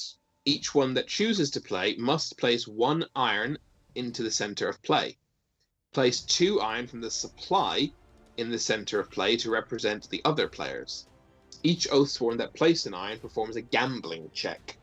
After all cards are drawn / dice are rolled, each Oathsworn may once place 1 iron into the center of play to redraw 1 card.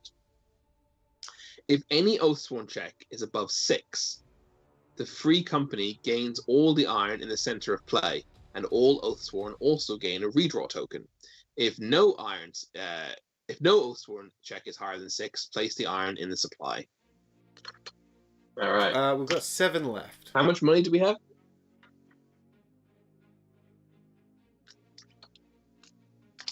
7 left. Right.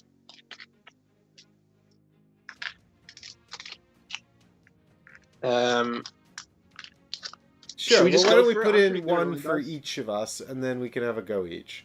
Although I suspect this is probably going to be more your forte than mine.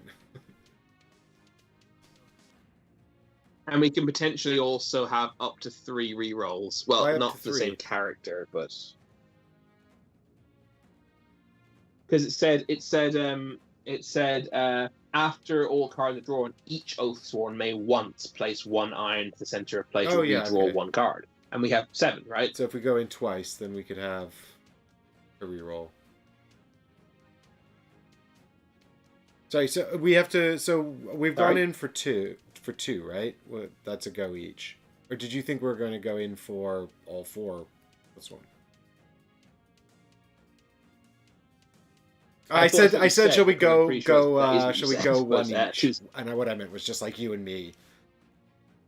Oh, when you said me, I interpret that as characters. Yeah, no, I think that's more sensible. Let's do 1 Oathsworn each. Yeah, I like that. Okay. Yeah, well, sounds do you wanna good. go first because you're more likely to fail. So I have to pass 6. Yeah, so right. you need to hit I need 6 to hit and 6 without don't 2 get 2 misses. Easy peasy, no problem. But and yeah, so and then we also all get a reroll token if we do that, right? Yeah, and I need to double check if we can use a redraw token on. I think we can on a basic check like this. Well, this isn't a basic check, but on this particular check. 14.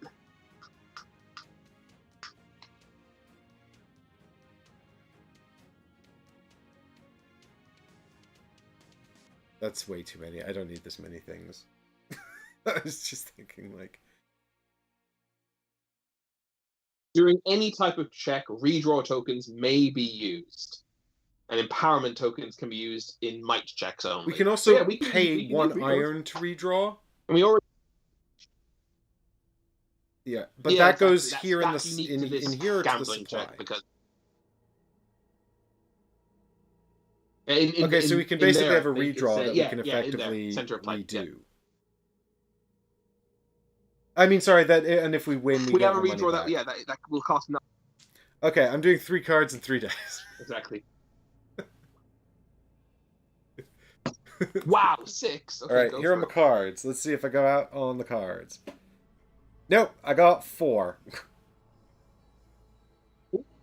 Unless I screw this dice roll up. You should be okay then.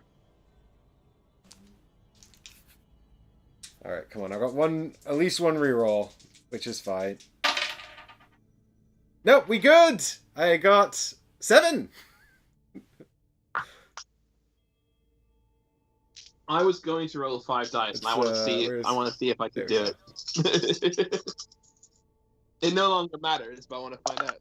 Your dice camera is not working. It's because I keep going to chat. It's such a pity because I've left them there. You're going to see what I rolled now momentarily. It's pretty stupendous. Oh my god.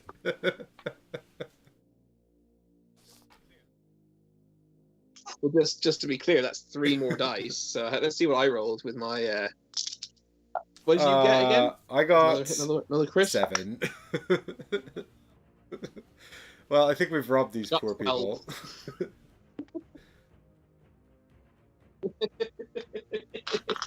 We didn't rob them. We won first. No, but we got a reroll token each. That was hardly worth the effort. And I think that is actually worth it. That's very true. Especially given how the stakes are going up, and also how we have absolutely no idea about anything we're about to fight. Right, I say we go to the apothecary to spend some of this money we just got. Are you happy with that? Shore up our the injury deck in our favor.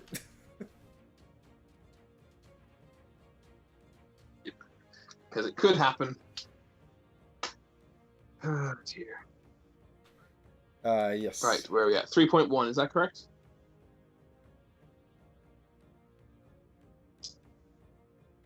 Situated on top of a tenement building surrounded by a garden of herbs, you arrive at the small hut of the town's lone apothecary, Lysine.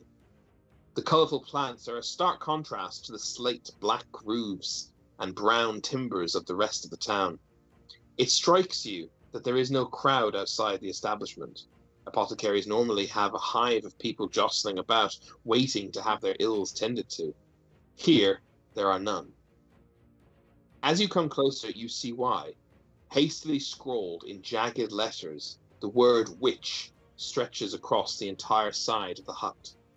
Lysine tries in vain to scrub away the carved letters with a rough stone. She pauses as she takes note of your presence, but does not turn to address you. Come to collect a witch, she asks, scrubbing harder now. That's what the crowd wants, isn't it? If you don't, they will. This doesn't end well for me regardless. You stay alert with this woman, but you know better than most that only a handful of witch hunts actually involve a witch. Choose one. Ask her why people suspect her of being a witch. Avoid town politics and get straight to asking about the circles and rebels. I'm a witch.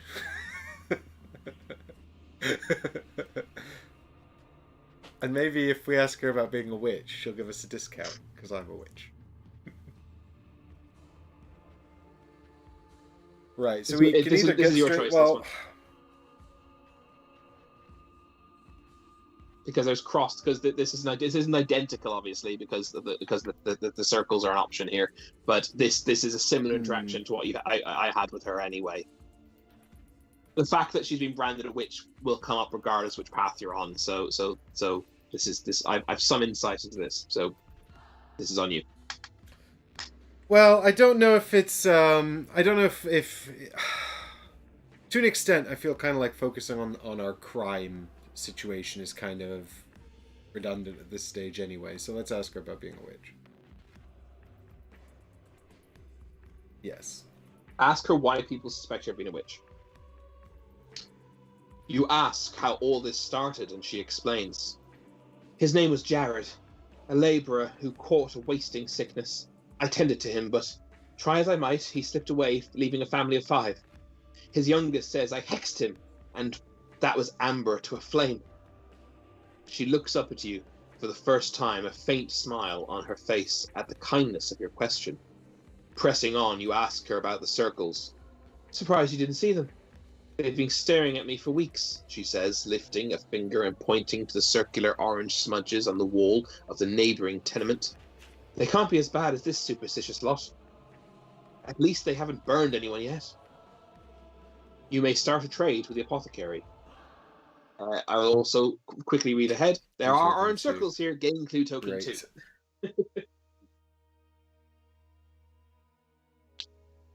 I have forgotten how much it costs, but I'm going to take a wild guess. It costs 2. That it costs equal to the current chapter.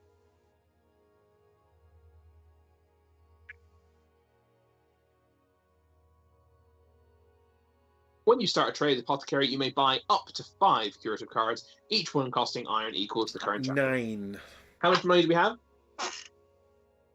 Yeah. Oh, can we not have 10? That'd be great. We should have sold something at Banksmith. Well, it sounded like you wanted 5, so shall we have 4? Well, we should probably hang on to some money. I mean, you know, because we have it in things like the story event or whatever, right? It may be called upon us to just shall we at some point buy 3? 3 or 6? Keep. Right. Yeah. So we just go into the curative deck and take 3 curatives out and shuffle them into the injury deck. Cool. That's exactly what we do. All right, and then we now have 4 out of 5 clues. So once again, we do not have 5, so we do not do whatever. We do not go to whatever it is. Wait, No, don't we we had already 4 and have 3. clue token 2? Yeah. Oh, that's only our third one. Oh, God. Right. Well, so we have to choose a location to go to. Although when we try to go there, we're going to trigger an instant effect because we're on path A. So we're going to be going. So presumably we're called back and told you're. Listen, you he guys showed are up slow. and murdered the king, so fight him here in the palace now. But would you like to go? Would you like to when we leave the apothecary? Are we heading direct to the archive or location 15? So just to before we right. quickly press on, then this means that we found circles at the apothecary, the church, and the town square.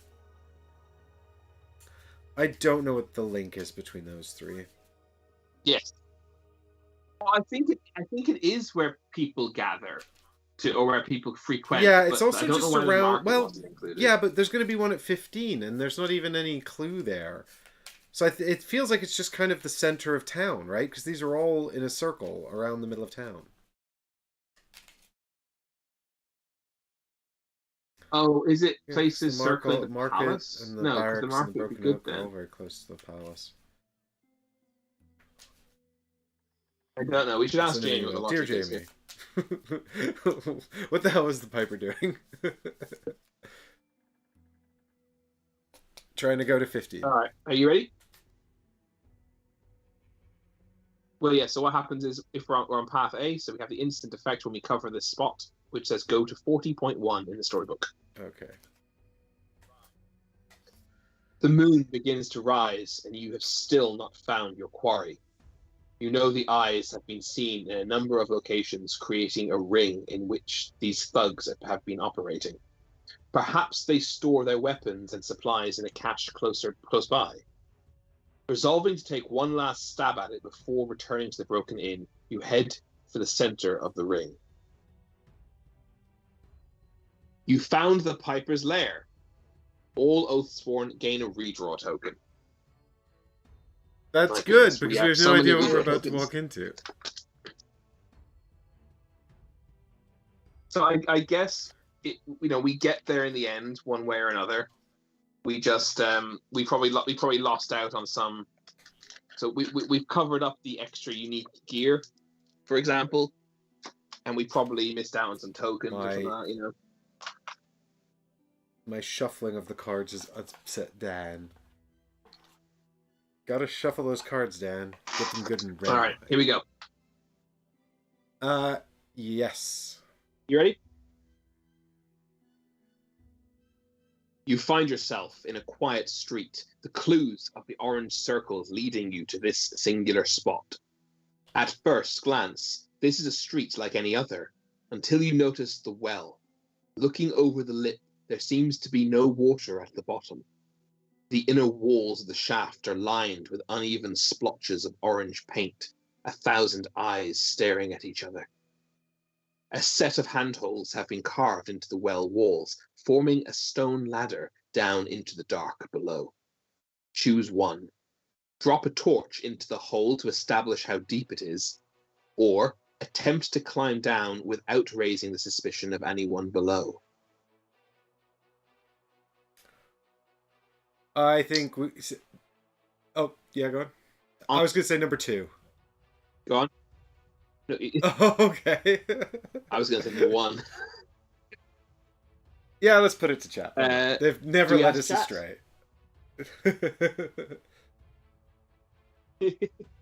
Torch? Question mark? Sneaky? Question mark? Yep. Which means you get a vote and I don't. I will not. I won't vote. I won't vote. If I go to chat, I haven't got chat up now because if I go to chat, it seems to kill this camera. Well, we'll have to do something about that when we can. All right, they're so far they're siding with you. Oh no, Sneaky's taking it. Ooh. Ooh. I see that we've got 11 people watching currently, so I expect to see at least 11 votes here. And I only see 4. If you want more story time, you have to vote.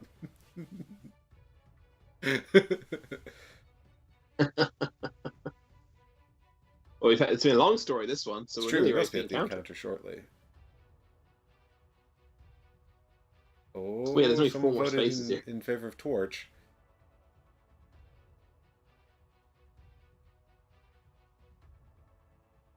Tipster says he can't vote on his phone. On his phone. You can't What? talk about it as well. Difter and Heggers, my two most biggest fans, aren't even voting.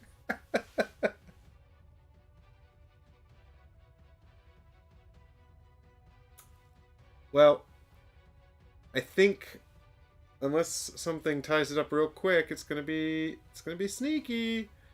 I'm gonna do countdown. I'm not telling you how long it is. I'm just gonna stop the poll in a minute. That's not how countdown works, is it? 10, 9, 7, 6, 5, 4, 3, 2, 1. Poll's Vote closed, now. and Torch wins Poll it. No, sorry, Sneaky wins it. My bad. Oh, really? I'm sorry. Sneaky won it 3-2. I got very excited. Okay. Well, I think I'm okay with this, and you'll regret your decision. The handholds are slick and ill-fitting. You descend as quietly as you can. Each Oathsworn performs a survival check of difficulty So there's 3. time for me to not regret my. Hager said he was on your team, Chris, so you must have made the wrong choice. I'm gonna do 3. Hager said he voted with you, which means your choice must have been wrong.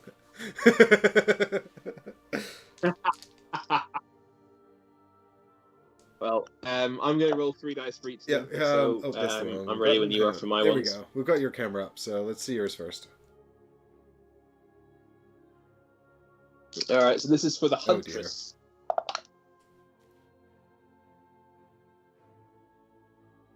I mean, I do have lots of reroll tokens, but it seems. I mean, I guess I only need a 2 on one of the blanks, and I'd make it. Yeah. I'm gonna do 1 because I ended up with a bunch of tokens I didn't use last encounter. Seems sensible. It's a shame we can't roll for the others and see how they do before we tokens on the Huntress. Oh, that's the worst. I think I'm gonna cut my losses and just fail that. I don't know. No. Do you want me to keep going? You do you. I'm a sucker. You know how I was with the priest last round. I was just like, throw all the tokens in to kill one rat. Well, exactly, and this is only the story, so... Okay, I'm gonna do my Ursus Bear now. Well, it's got claws. I mean, it just sticks claws into the rock. Can it give some of those to the Huntress? Yeah. Bummer. Unfortunately not. Alright, over to you. Alright, so I'm going to do the priest first this time. Priest is going to do 3 dice and a card. I think. Crazy, I know. What? So, Crazy. the card is blank, so good thing we got that out the deck. Oh, yeah, that's right. Gonna reset for the encounter. Oh, well, it's all blanks. He got a 1. Oh my god. So, I guess I'm not going to try and fix this. This is just a catastrophe. You use a minimum of 2 rerolls. Forget it. Yeah, alright. forget At it. least this means the witch is definitely going to be fine. After your war bear crushed it with 3 dice, I think I'll just do 3 dice. Oh no, wait, actually, let's do 3 cards. That feels nice. Well, do bear in mind that my Warbear crushed it with 3, but my Huntress failed with 3, Alright. so... Let's do 4 cards. I'm feeling 4 cards. Yeah. Come on, cards. Oh, look at that. Crushed it. 6. So... Nice, well done. Oh, 2 crits as still. well. Let's get those 1s out of here. We're gonna have to reset this in a minute. Hooray, a blank. Right. So everyone succeeds. Sorry, that's Yeah, not the true. I priest was and going the to say huntress everyone have but the failed. huntress. But the priest failed as well, right? So priest. Okay. If where is it?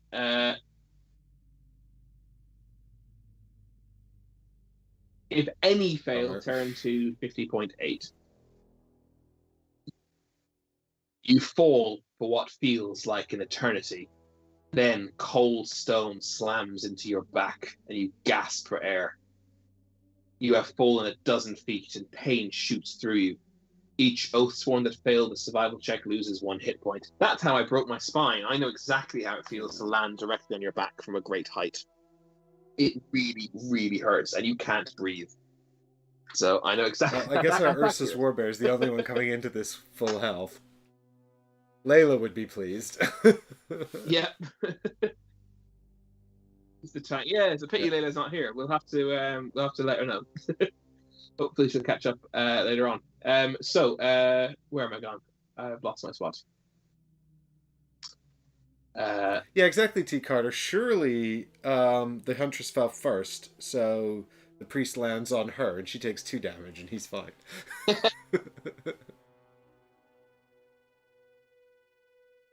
You hear scrambling and see a figure rise from a solitary chair and snuff out the room's only candle, plunging it into darkness.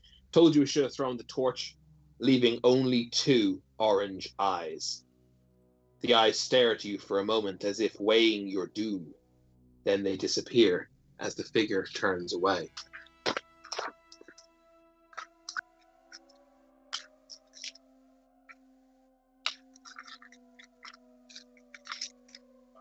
Turn the page without damaging the book. The others join you as you strike a flint to your torch. The light does not travel far, as if consumed by the shadows. What you see unsettles you. Thousands of orange eyes are scrawled on the walls, floors, and the ceiling, all focused on that single chair and table in the room's center. Maps and inks can be made out, and a solitary candle curls smoke into the stagnant air. In the corner of the room, the figure, obviously the piper, claws at a hole in one corner. Fingers bleeding, an inhumanly deep tone rolls from his throat. He is mine to kill. You shall not have him. The eyes glint orange for a moment. Then the figure writhes through a small hole into the adjoining chamber. Alright, new poll. Let's not follow her. Let's just stay.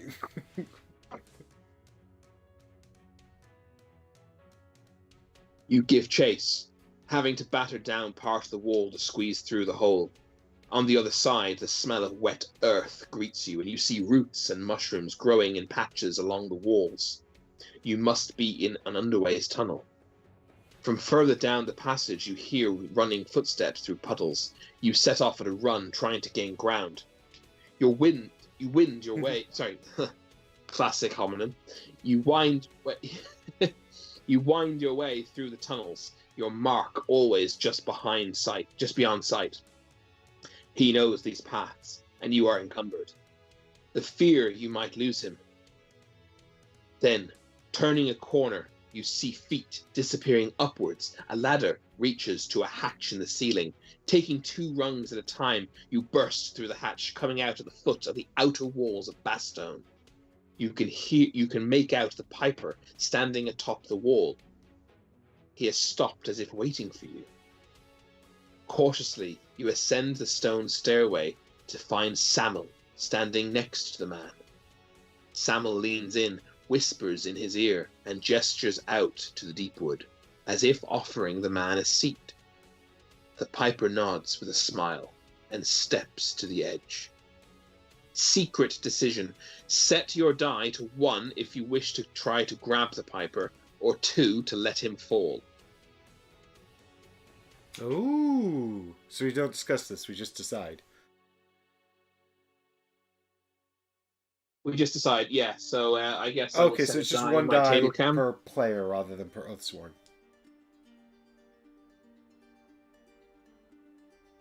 I mean, I guess so, right? Because we each have the same Yeah, number but of the witch Oathsworn might anyway. not agree with So the priest. No, it's fine. yeah, One well, die each definitely. I is mean, fine. we can do it that way.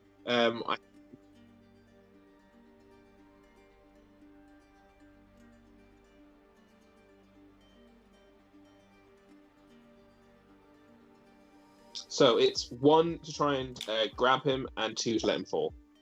I have set mine.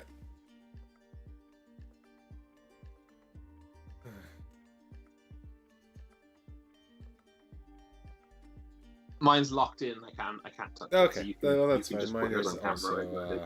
That's fine. I had a 1 to try and grab him, so Chris is also a 1. So we've both done it. Yep. We've done the same thing.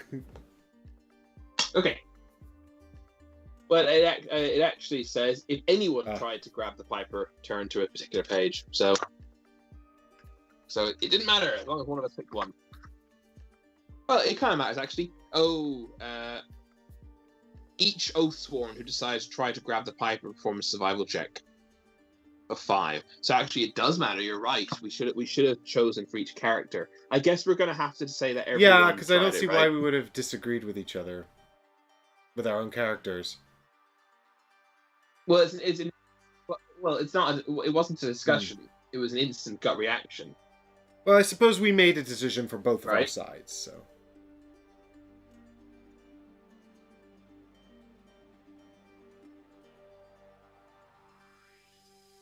Yeah. All right, so now we're making a survival 3. Oh, for God's sake! Survival 5. Good thing we hang on to some of those re-rolls. I'm gonna do 4 dice for the Huntress and maybe 5 for the Bear. I'll see. Here we go. 4 dice for the Huntress. She succeeded, and she gets a crit, and she gets another crit, and she gets another crit. Yeah. Nailed it. I'm gonna stick with 4 for the Bear then because that worked out so well. Ooh. I'm gonna leave it. The Bears already. I mean, I don't even think thematically this is actually gonna damage me, anyway. But even if it does, the Bear has 6 health. I'm gonna let the Bear fail this. Okie dokie. What were you? I also suspect only one of us needs to succeed Okay, this. well, I'm gonna go. What were you doing? 4 dice, 5 dice, 4 dice. 4 for both. I did 4 for both in the end. I too shall do 4 for both. I'm gonna do half and half. I'm just changing up my whole system to see what works best for me. We'll do the priest first this time. So here's the priest. 2 cards. It's double 1s. Oh, there's no way he's getting 5. Oh my God, he did it! Good. And a crit. Hey! Hey, he actually ended up getting 7. All right, good job, priest. Now we'll Nailed do the it. witch. With can I continue to trust the cards? Oh, yeah, okay. The heart of the cards. The heart of the cards says 2 blanks. Oh dear. I said 2 and 2, didn't I? And then I had an explanation. That's what happened. Oh wow! I think is that 4 blanks. Yeah, the witch trips up over her own feet and falls flat. Oh, it falls off the cliff. Yeah. Okay. However, if any succeed, turn to here. Now that doesn't mean we're not going to get punished. The ones who failed, we shall see.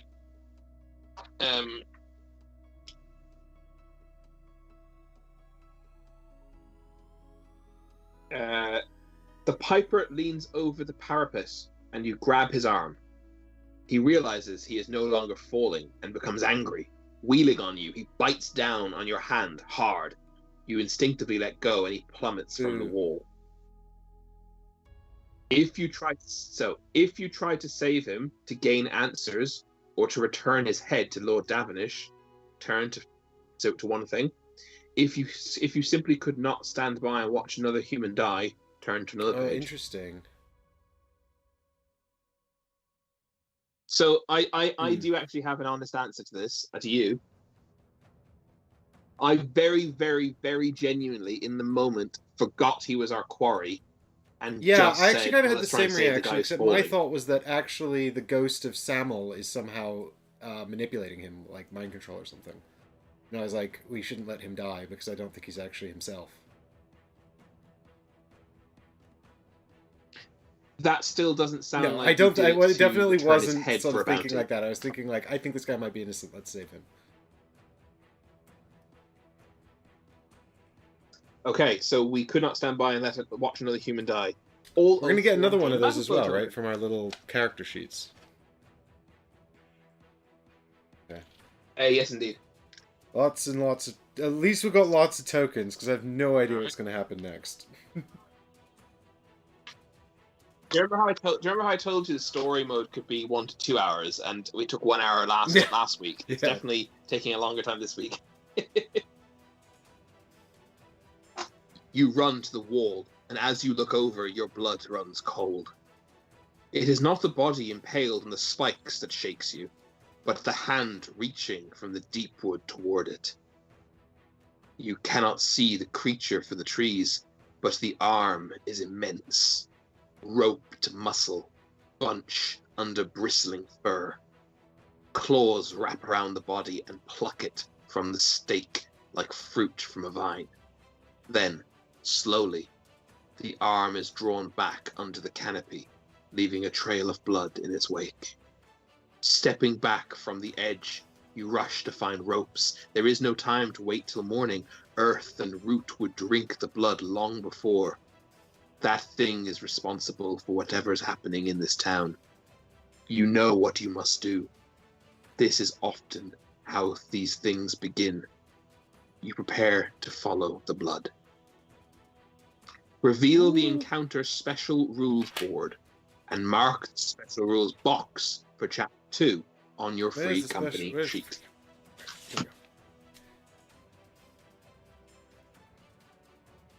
Dun dun dun dun dun. Special rules board. Here it is. Putting it under here. The Satyr. Large. Transfix. Stages. No minions here. Just one giant thing with loads of damage and 3 defense. Yeah. And it might be worth reading Transfix. Draw a hallucination card and give it to the Oathsworn with the least hallucination cards. Even if triggered during a reaction, if tied, choose the furthest. Right, the Oathsworn resolves the card's effects, and then keeps the hallucination card to mark how many hallucinations they've had. If there are no cards in the hallucination deck, place a tracker token on each player board depicting the amount of hallucination cards they have. Then form a new hallucination deck using all the player's hallucination cards. Okay.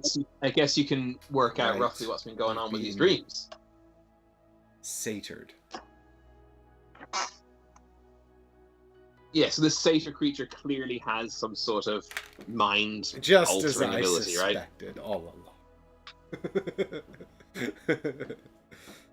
Okay. So what's super interesting is if you go down the other route of investigating your dreams, you still end up obviously fighting the satyr, right? Well, I was thinking that like early on, you know. Okay. I mean, there's clearly only one envelope per encounter, so it all kind of ends in the same place. But it reminds, yeah, of course. Oh no, I love the story stuff. Like I would not fun. skip I still really enjoy the story. I mean, and it's cool that you can if that's what you want to do. But like that's such a big part of the fun, I think, for me. But what it's also reminds me of this quote from Kiss Kiss Bang Bang, which is a crime movie spoof or comedy where they're investigating 2 cases, you know, and then it turns out they're the same case. And he's just like, your case and my case, they're the same case, you know. It's like. Makes sense. That's kind of what happens, I guess. Okay, here we go. You hurry down the rope and prepare to dive into the deep wood. Guards watch nervously from the top of the wall. Following the blood trail dragged through the underbrush is no problem for those trained in the ways of the wild. Heading deeper in, the shadows consume you, and the sounds of the town quickly die away to be replaced by an oppressive silence. Draw and resolve a Deepwood event card. These are the ones that aren't brown. This is great. I feel we've had so much stuff. Yeah, this has been very busy. Hang on, I have to shuffle them again to upset Dan.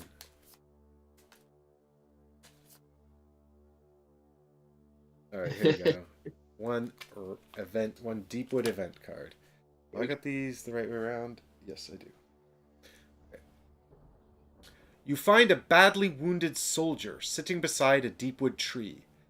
It seems he had been part of a merchant caravan and was left to die after an attack. He has no rations with him and will be a drain on your supplies. Will you help him anyway? Take the soldier with you? Continue on, the man's pleas fading behind you.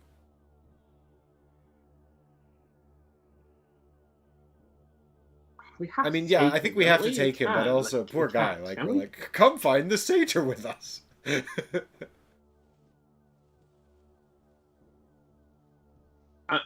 I mean, what does he... Yeah. If we leave him there, he's gonna die anyway. The satyr will probably kill him, so I guess we bring him with us. Well, I think the satyr. I think he'll stand off. He won't actually. A bit like our allies. He won't get involved unless. Oh no, I'm not. I mean, I just meant like sort of in a more abstract sense. Like if we leave him in the woods, you know, the satyr's going to come and get him anyway. So we might as well bring him with us. Sure. Yeah. You offer the soldier aid and get him on his feet. A. Grateful for your help, he points out a merchant's chest hidden in the trees that has some items in it. Lose a ration, if you have any, and 1 curative card.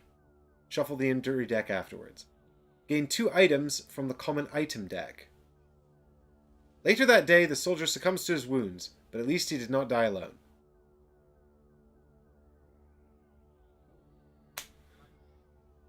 I like that touch. I like that you find out what happened to him. Okay, don't worry about rations. They haven't been introduced yet. Let's. Unfortunately, we have to lose one of the 3 curative cards we bought. Injury deck. Here it is. That's a pity. And we got 2 common items though, right? So that's something, I guess.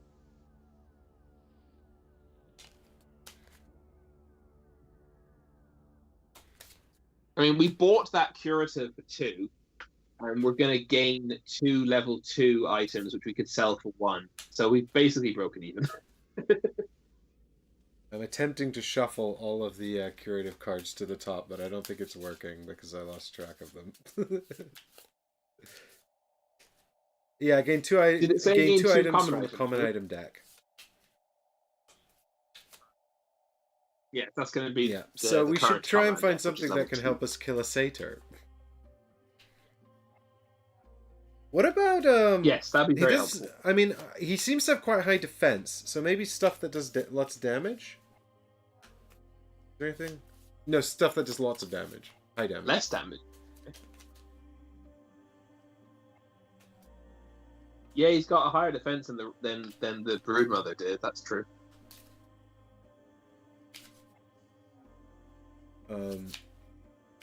I mean, I don't know how much more useful stuff there is in the common item deck, to be honest. It's the basic gear, right? And it scales with the chapters. The unique gear is definitely better. We're only in chapter 2. There's nothing crazy exciting in that deck currently, I don't think. Yeah. I mean, I don't really even know what we... the only option would... I mean, the only major change we can really make is to... Oh, we can take this walking stick. It's just straight up better than the gnarled thing I have. Oh, it's random. Damn it. It's random. Read the event. Gain 2 items from the common item deck. Bummer. I just assumed it was shopping because we're at the banksmith. Like we're at the banksmith. No, so you can't choose. No, we're not at the banksmith. We took his we got whatever was Well, in I the just saw merchant the caravan that I was just severely saw destroyed. the walking stick, and we definitely should have bought that. I missed that when we were actually there. It's just my gnarled branch, but has an extra yellow mite on it. Well, Yeah, that's here we super go. annoying. Then hopefully you'll randomly get it. All right, chat. Pick a number between 1 and 10. Mike cheating again. We get 2. Yeah, so 2 numbers. You get 2.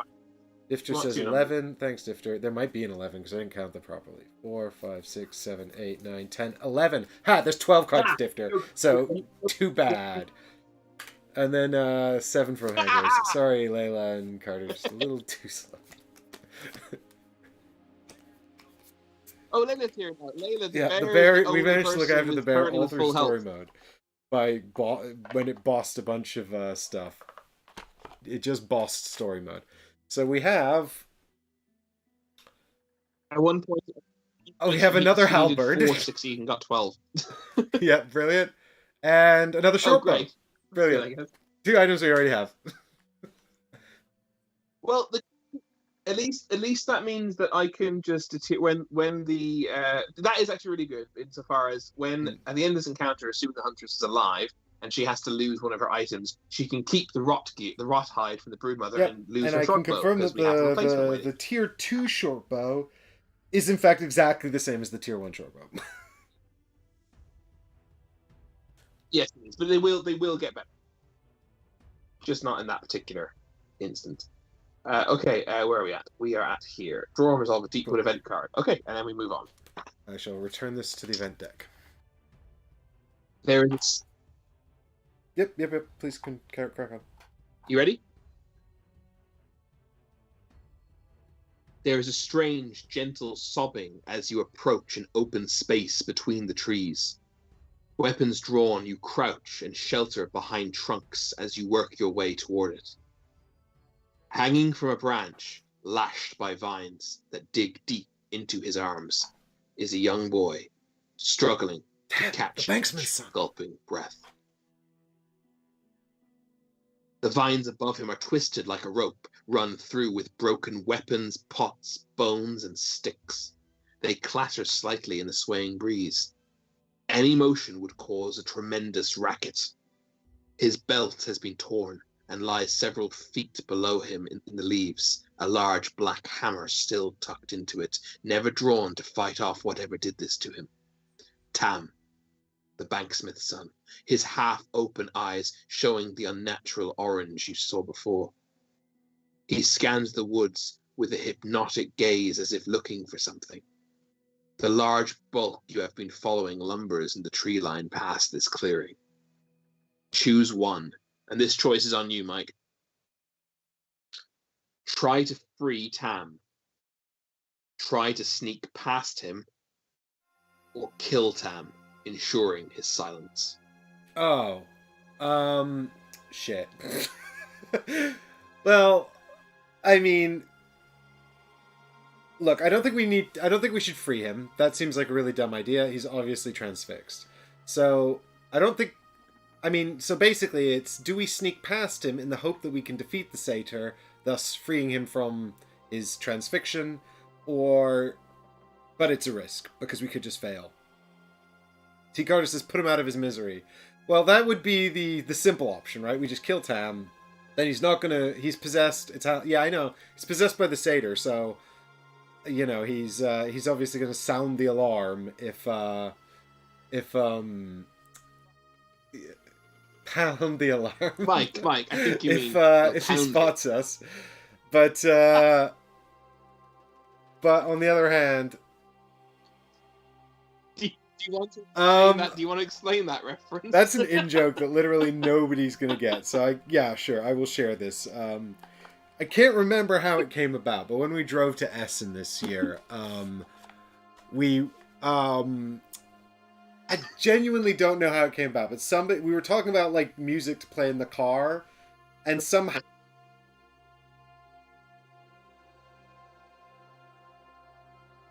don't know how it did. Hello? But it did. And then I played it literally every time we got in the car for 6 days. And just some extra times for good measure.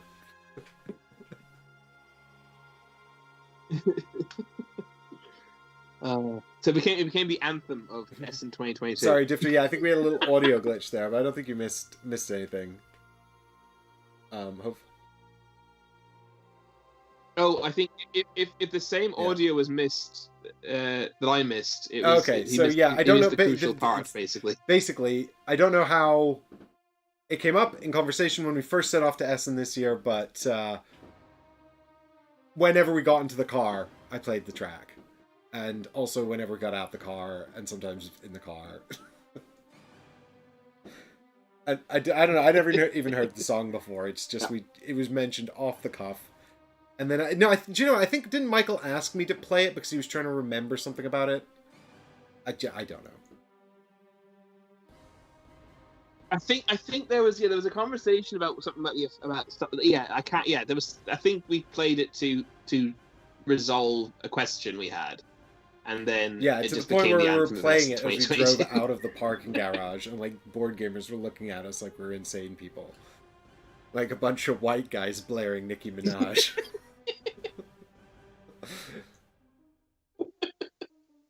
It's true. Music crosses all boundaries. I think we should try to sneak past him. I haven't the heart to kill him, but also we definitely can't free him yet. I mean, I presume the idea is that we could then come back and save him later when the satyr's defeated. I don't know if that's an option, but yeah. So are you choosing to try and sneak past him, yeah? Every Oathsworn gains a defense token. Okay.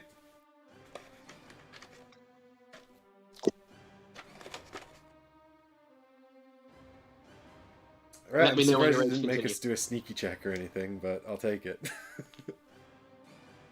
Oh dear. Okay. Well, I haven't continued reading yet. There are several options open to you, but which route is best to take?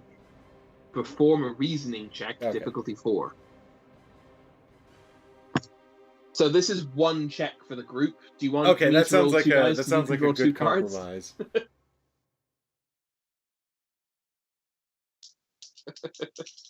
Alright, what number are we looking for, Chris? We're both to blame then.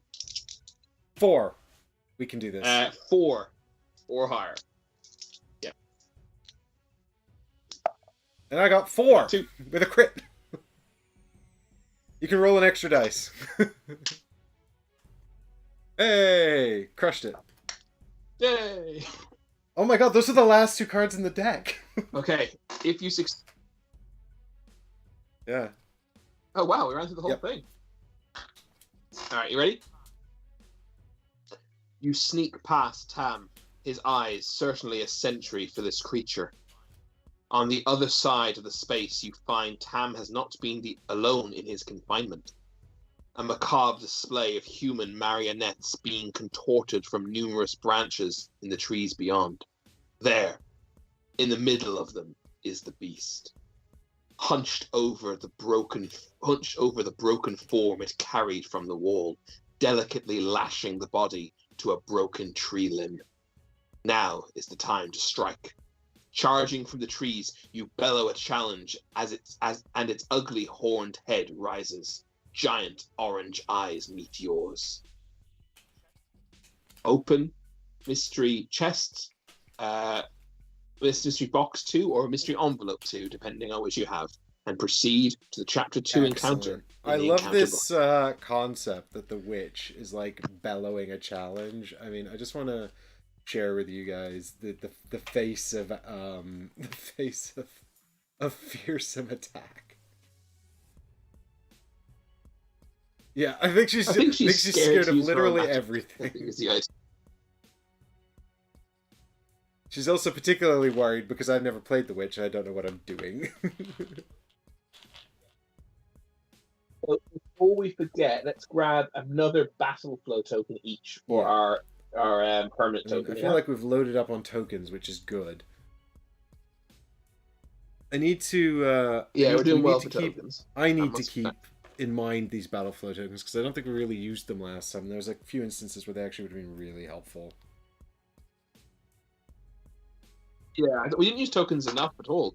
Right. Okay. So we have to Yes. now set up the encounter.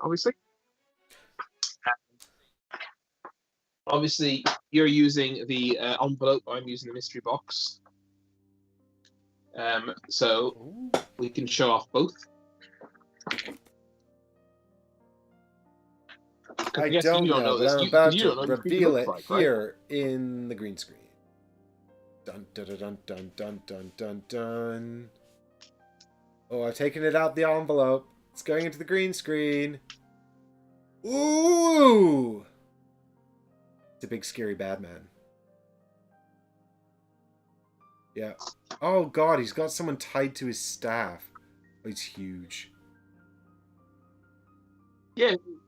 So I picked up that there was sort of people tied up and that's, around, remember? but I didn't realize it was on his sort of staff as well. It says he's hunched over the person, the thing he. Oh, this is the Piper. The figure he grabbed from the spike. Yeah, he says he's hunched over, lashing it to a fallen tree branch Right, or I didn't something. realize that was what I just read. How grisly. We snuck up on him in the process of lashing this person up here. Sure. Do you want me to? Yeah, let's have a look at the miniature as well. I do also like that the standees have like a reverse as well. That's kind of cool. That's good. Very good. Yeah, very pleased with that. So this was a very exciting miniature to unveil in the heat of the do you want to give my table cam here?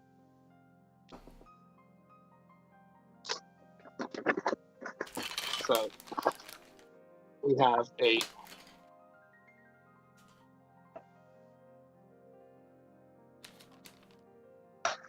and there's a second part to him. Oh yeah, he's missing the Piper. He's not though, because the Piper is here. And we're going to attach that. I'm going to have to show them, I think, he's so big, I actually think I'm going to have to show him, once I've put this in, I'm probably going to have to show him to the front camera, actually, because he's so large. There's only Is there a big Chris cam? We can make Chris bigger for a bit. There we go. There's the camera. Look, the camera's to the side, obviously. He's pretty menacing and cool. He's got a lot of fur down his back. He has cloven hooves, feetsies, and his base is littered with debris. But yeah, he's a very cool figure. Very cool. There we go. Very cool indeed. And I guess he's on the circular base then. Yes, indeed. He's on a circular base. The exact same one the Broodmother was on. And I'm going to add my terrain pieces. Well, do you know what I'm going to suggest, Chris? I'm going to suggest we take a quick comfort break and do a bit of admin here. I need to figure out what I'm going to do with these. I assume I can flip over the encounter board now as well. Yeah, and so let's take us a little bit of a comfort break and do some administration. Ooh, he's got separate flanks, so he's got more hit points. That's a bummer. Yeah, so every single one of his hexes, with the exception of the middle one, is a different hit point. Right, so he doesn't have the middle, but he's got 2 extra external ones, so he's got 6 more health. Yes, that's correct, I believe. Yeah. So let's go and do that, and we'll be right back, gang, for the fight with the satyr. Hope you're excited.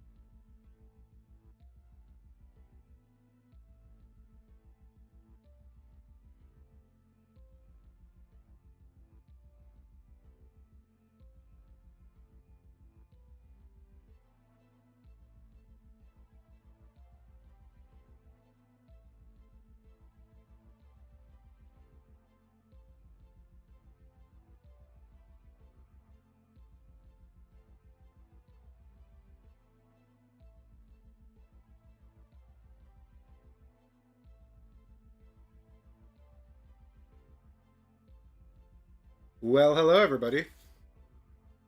Of course, you're a tree. You're in a tree. Oh, I just because I set these up without the cat. I hadn't realized this was going to happen. Can you use just like I the don't have a token for solution that to one this. spot? I'm not sure. I don't think I got the tokens. Or maybe I did for the trees. I haven't. It's not something I've checked. Hang on. I possibly do. I imagine that's the the tree that's right there in the middle. That's so funny. Right. Oh yeah, I do. I have the trees. That's fine. Is it this yeah, one? it's. Oh, it's this one. Which one is it? Wait, put your finger on the top branch. No, it's the one behind that one. I think it's this one. Oh, I think that one's probably okay. Yeah, that's the one. This one. Cut it down.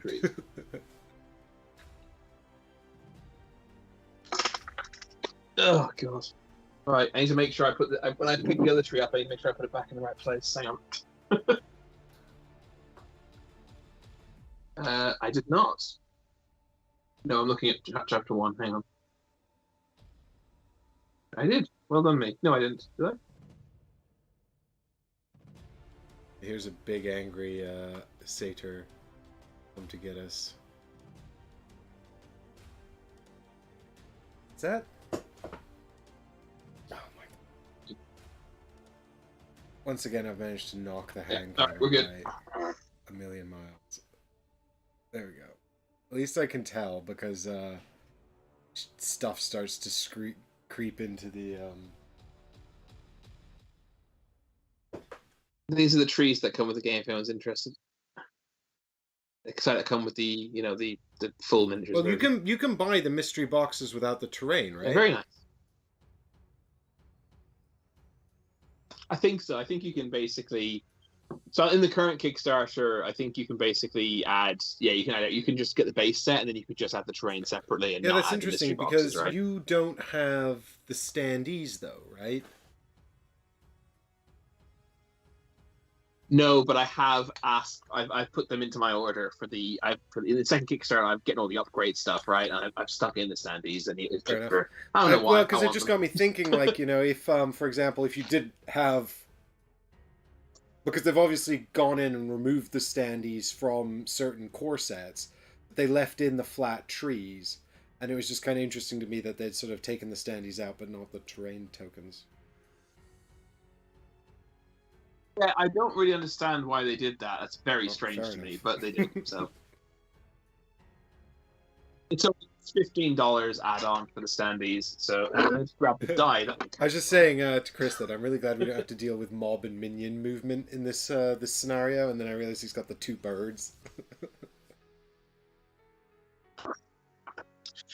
No, they don't move in that way, and I did brush up on my minion activation movement rules over the last week, so I was prepared. But even though I knew, I did it too actually, but I watched those battle camp videos you suggested. I got about halfway through them. I didn't have time to watch them all, but there's literally an example he's giving in the video that covers the mob movement for the rats, where he's explaining how it works. So you have to like activate them, and he recommends using the might cubes to mark the minions as you activate them, so you don't lose track.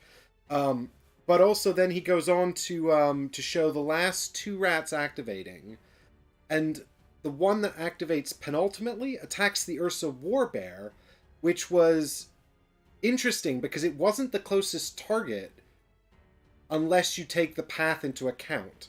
So I think he must have missed part of the explanation where he says they attack the closest target as long as it's the shortest path.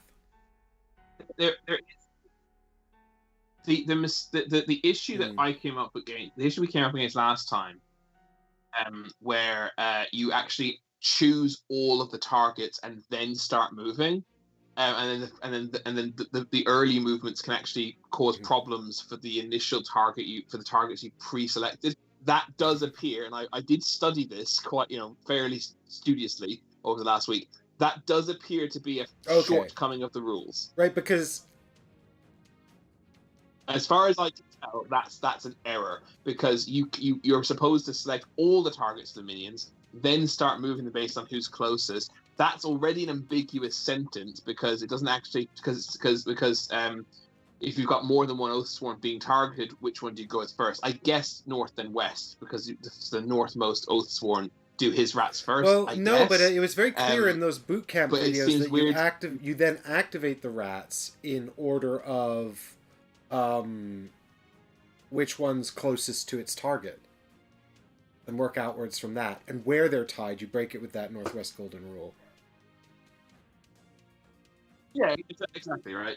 But then the problem is once you start doing that, that can alter that can potentially alter who can be reached and who's an eligible target. If someone Well, becomes that is surrounded, exactly they're what no happens longer in his eligible very target. example, and he doesn't address it. Yeah, so as far as I can tell, it's either a shortcoming of the rules, the design of the rules, or it's a shortcoming of the wording in the rule book. It's one or the other. Hopefully, it'll be addressed. Or in the FAQ. And by the way, I don't mean to call out the guy who made those videos. They're actually really, really good. He's made them all in Tabletop Simulator, and he's sort of he's obviously used Tabletop Simulator to script certain events and stuff. As someone who makes rules videos, I completely sympathize with this sort of ambiguity being unaddressed. I've just made flat out mistakes in some of my videos, so I just thought that, but yeah, no, he's clearly put a lot of effort into making these completely uncommissioned. So that's an incredible effort that he's done there. But it is surprising that this sort of thing, which is quite fundamental to the very first encounter, hasn't really been addressed clearly. I mean, it's obviously been addressed, but just not. Yeah. Not in a very sort of obvious and mechanical way. But having said that, most of the rules are clear and they make for a fun game. Go. So let's play. Look, we're all down here. And there's that goat.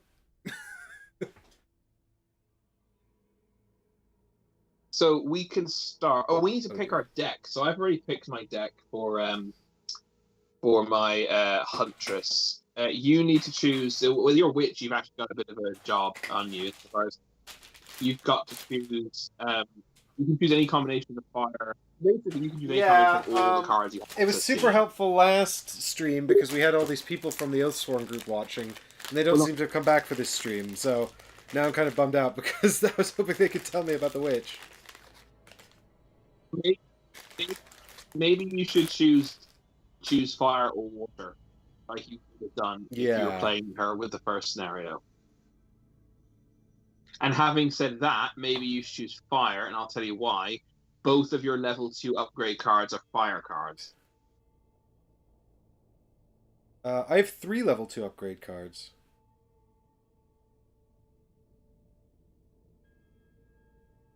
So you do. Yeah, you're quite right. Oh no, they're not. I'm totally wrong. They're not both fire. One of them's fire, one of them's water, and one of them's Firewall, neither. Glacial Shield, and Telekinesis.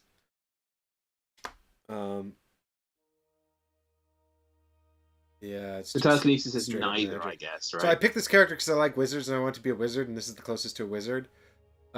Select a character within range 4 and draw 2 might cubes. Knock back the target in a straight line in any direction, a distance equal to the total. I mean, so you could just start flinging him into obstacles. Yeah, that could be useful. Also, just attack range 4. That's good. Great. I like that card because I know what it does. I understand it. Firewall. Additional cost, 2 fire. Right, so this is part of her mechanism. She's got all these tiles, which are... Oh, I was about to say, you can read her special ability. Let's do the special ability next. So these are double-sided water and fire tiles. And her special ability is Precipitate. I'll show you guys over here, if I can get this over here long enough to focus on this. Hopefully this won't just make us all seasick. I apologize. There we go. Precipitate. Once per round, place a water or fire within range 3, or spread an existing water or fire to 2 adjacent hexes within range 3. Is that...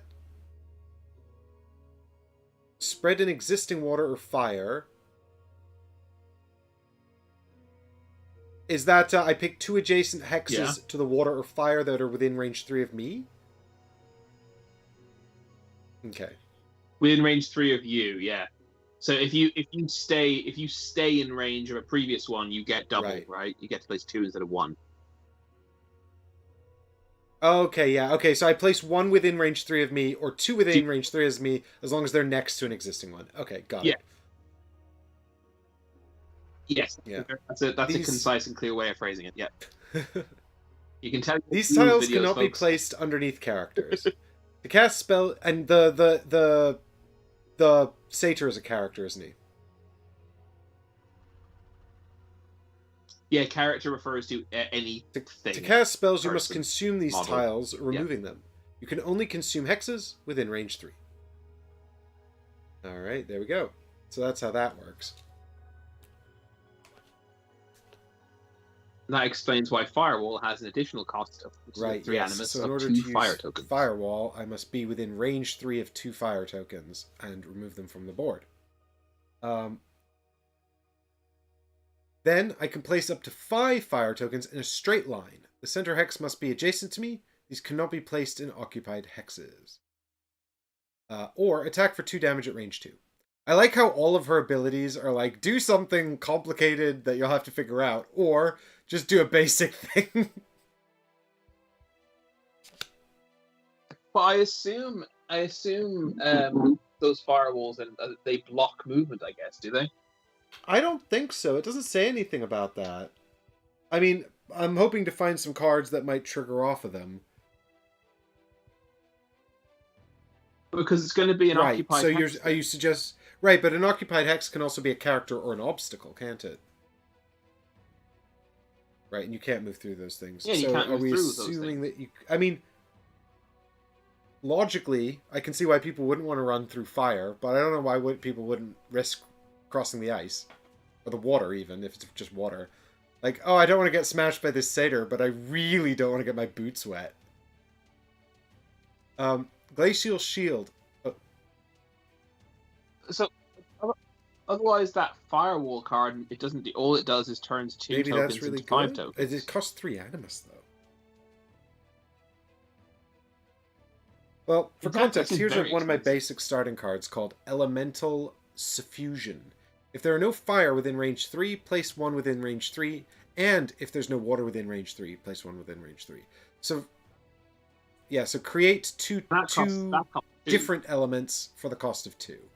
So that feels kind of like the sort of the basic elemental one. Oh, this is cool. Kinetic Reflection. Use instead of playing a defense card when attacked by an adjacent enemy. Gain 2 defense against this attack. If you lose any health, immediately knock back yourself or an adjacent character 1 hex. 2 hexes for each health you just lost.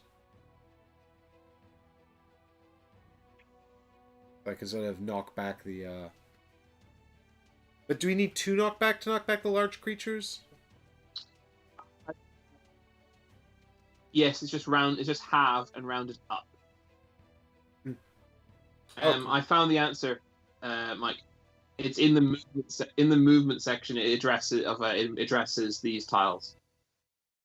So if a character moves onto a fire tile, remove the token from the board, and the character loses 1 health point.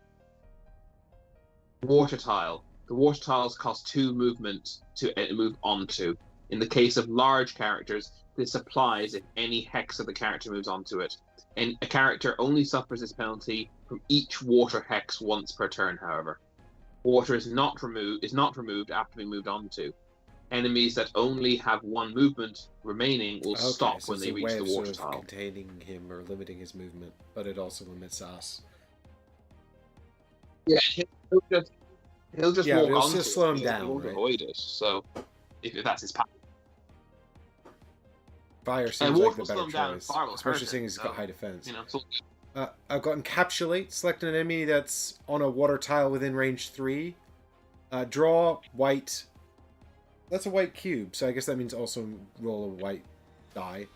If the card shows a number, the enemy, or if there's a number result, the enemy loses 1 health. If they show a critical symbol, then it's 3 health and remove the water. Also, attack unarmed at range 3. What's unarmed? Is that just ignore your might bonus? Exactly, yeah. Ice Spike, additional cost, 2 water, range 3. This targets all hexes in a range 3 straight line. Attack once and apply full damage to the first occupied hex. For each additional hex, ignore the highest numbered might card. Large enemies can be targeted more than once. Okay. I mean, there's some pretty good water attack cards here. Although this one's called Comet. Additional cost is also water. Okay, that's surprising. Range 5. Before damage is drawn, spend any amount of Animus to select the same amount of water within range 3. Remove the water from the board to add 2 damage to this attack for each water removed. Okay. I am very surprised that the Comet deals with water.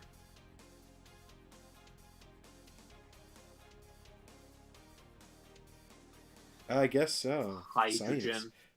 This water stuff is pretty good, actually. There's a big fire one coming up, though. Chain Lightning. Additional cost 3 water. Range 3, chain. Range 2.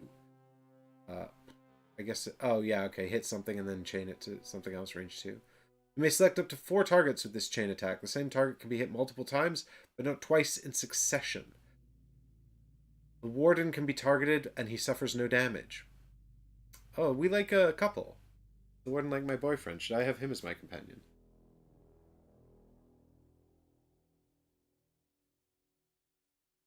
Does the witch mage come she apart? totally comes apart. Does the witch not have any? I feel I'm going to break her. I can't tell which parts of her come off. Her shoulders and her cloak come off, and then her body splits into 2 at the hip. Cool.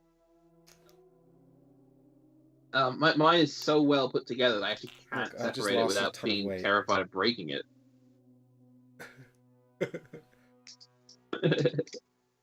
I can pull her off her base, but I cannot do it. There we go. I got it finally.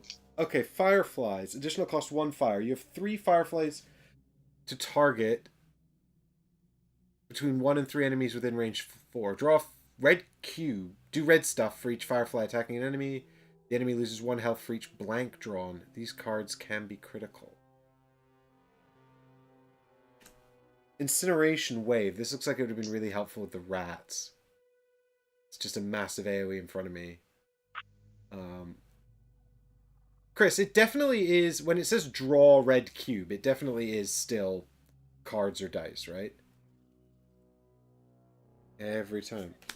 Yeah, every time. It always says it's not making up your own rules. There's one more here, which is oh no, I got Glacial Shield we looked at, didn't we?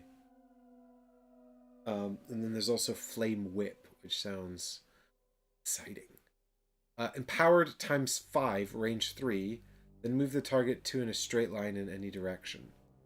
Ooh. So there's some pretty cool ones here, right? Have you built your deck? Yeah, I did say that. Do you want to show the kids at home some of the cards you picked? Yeah, hang on a sec. I will, but I just need to plug in the other device. This is live streaming running out of power.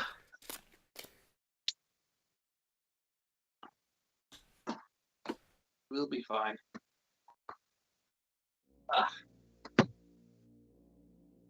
So just remember, Mike, you have to keep your 0 cooldown card, right? And you also have to keep 2 1s, 2 2s, and 2 3s. You're talking about in terms of cost. Oh, cooldown.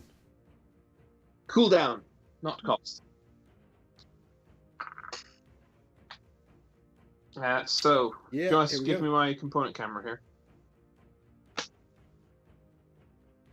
So where's it gone? My cooldown 0 card with the Huntress is this one, huh? Actually, if I just place it there, is that legible enough?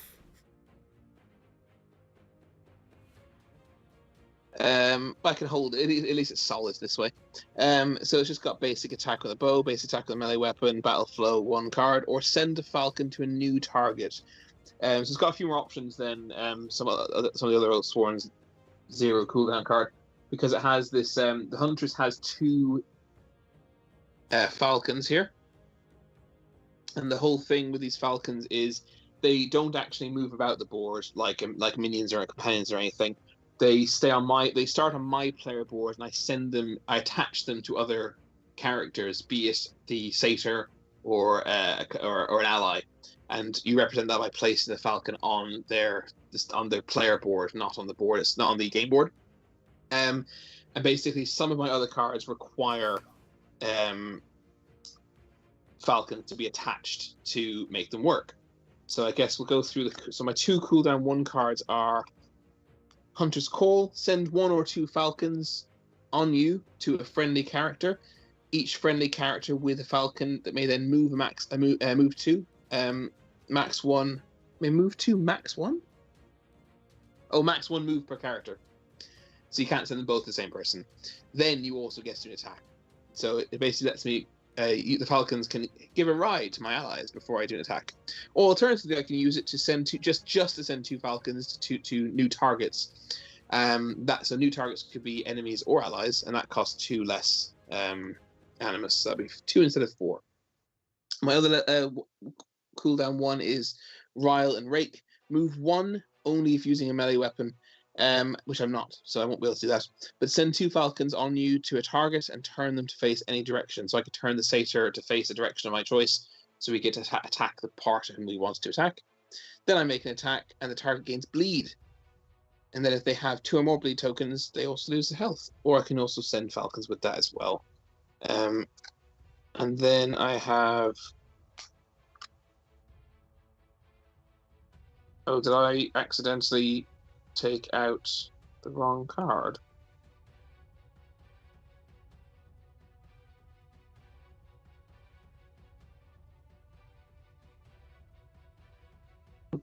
No, we're good. So swoop, target any enemy within range 4. Send a falcon on you to the enemy, and then the falcon attacks the target. So this is a good one. The falcon has the same might as me in this instance, but may only draw 4 cards. However, the attack cannot miss, but it may critical. So I think that's pretty cool. Not being able to miss sounds awesome. This is one of the level 2 cards that I purchased, which is Whistling Arrow. This requires a bow. It targets an enemy with a falcon with an attack, and it gets a free empowerment of 1 for each falcon on the target. So if I can stack both of them on it, I will get 2 empowerment for free. Also, the falcons then return to you. So the thing is, you can't send the falcon places if they're not with you. So if it says send a falcon to an ally, but the falcon's on the satyr, I can't do that. So that's why I put this card in there, to have the ability to recall the falcons as well. Then my 2 level 3 cards are cooldown 3 cards. Hinder. This is a reaction after an enemy within range 4 draws damage against a friendly character. For each falcon on the enemy, I can force them to redraw cards. So that's another good reason to have falcons on the enemy.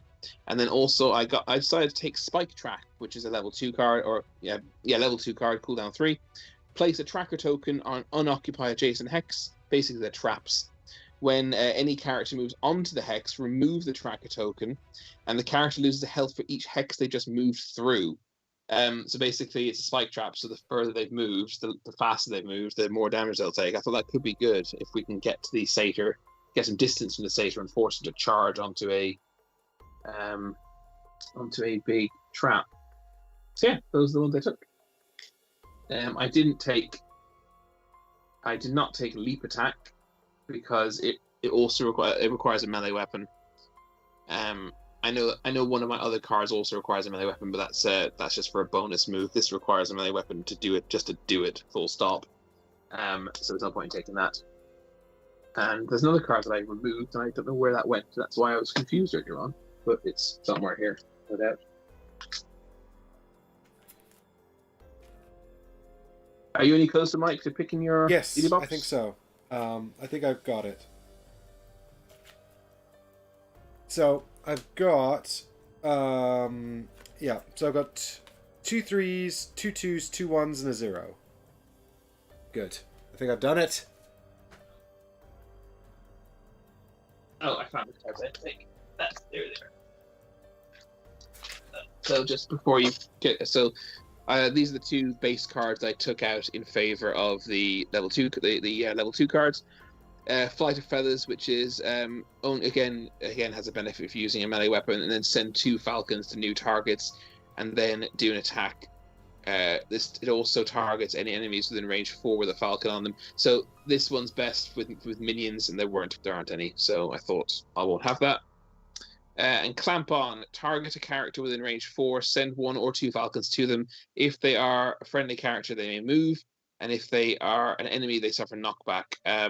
I just decided that this wasn't as good as some of the other ones, and I'm kind of glad now because again, Mike seems to have the ability I didn't take move across with telekinesis, telekinesis. So, though. well, Okay, cool. that's all right. I'm still not taking that card. Okay, so obviously I've What are got you my taking? super basic card, which I won't bother showing you guys again. It just has, attack and the regular stuff. I've taken Ice Spike. This is This is a basic water card. I pay 2. It's range 3, and then I target all hexes in a range 3 straight line, and I hit everything in that line. So I draw, the regular attack cards, and then for each card it ignores the highest might. So I'm just kind of hoping that this will do, a bunch of little bit of damage to him. But the other thing is I quite like the bottom. It's attack with +1 damage at range 3 and 2 defense, so it just seems kind of solid. And then I've got Flaming Whip. I took the Flaming Whip, so as an additional cost to this, I pay 2 fire, but it's empowered 5 at range 3, and then the target moves 2 in a straight line in any direction. It's also got +3 damage, range 2 attack on it, so it's pretty boss. I've taken Fireflies, so this is got a range 3 attack on the bottom, 1 defense, but I pay a fire for this, and then basically 3 Fireflies. In this case, I'm only going to be attacking him, so I'll attack him with all 3 Fireflies. They attack within range 4, and they each deal 1 red dice. Oh, it's not an attack, though, actually. I'm looking for blanks. That's interesting. Yeah. No.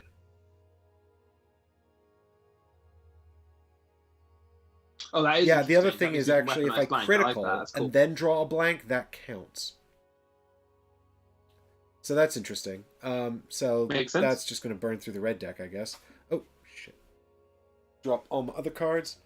Okay, I was kind of hoping for a big attack from that one, but that's okay. I've got other stuff. I took the Firewall.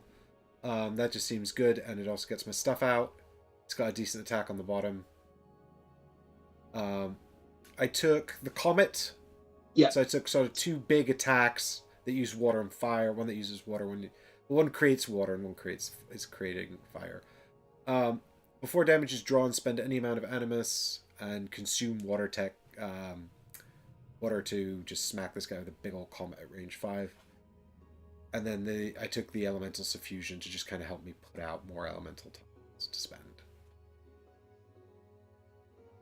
Yeah, what I haven't done is taken any of my cards that are reactionary defense cards, so I don't know if that's going to be a problem. We'll find out. I'm sure I won't be filled with regret.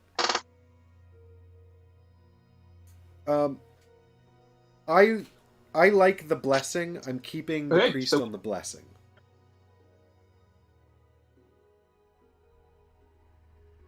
Yes, good point, and that makes perfect sense. I think I'm going to switch though away from the AOE and instead use the batter Ironhide. So instead of Feral Roar and Swipe, which we had last time, I think I'll take Ironhide and Batter. That was useful. Yeah, it is very useful, but the Priest does have a very similar ability. And Batter is a attack. So the Batter is just an attack which potentially gives me a +2 damage and knockback 3. That'll be knockback 2 to a large enemy. And then the Ironhide is an attack which, if it's successful in doing damage, gains me a defense token. So the idea is that the Ursus is just going to try and take as much aggro as possible, right? Yeah, I mean the Feral Roar allows us to move, which is nice. The Priest doesn't give us movement, but maybe we need to move less in this one. That is true. However, I can give movement potentially with my Eagles. Drop us off. And do the eagles actually like Yeah, sort of there's one count as card that lets flying? me Can do they fly over my fire?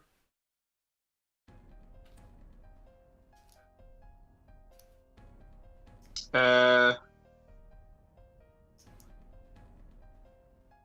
Let me On see the what it exactly on the says. exile, when he jumps out of trees with death from above, it says you don't count as moving through the intervening spaces. So I imagine it would use text like that.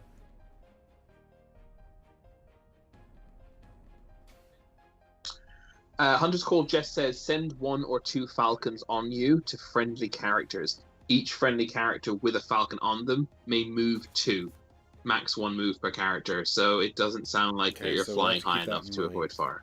And sorry, Chris, can you just give me the name of the 3 cards you took out?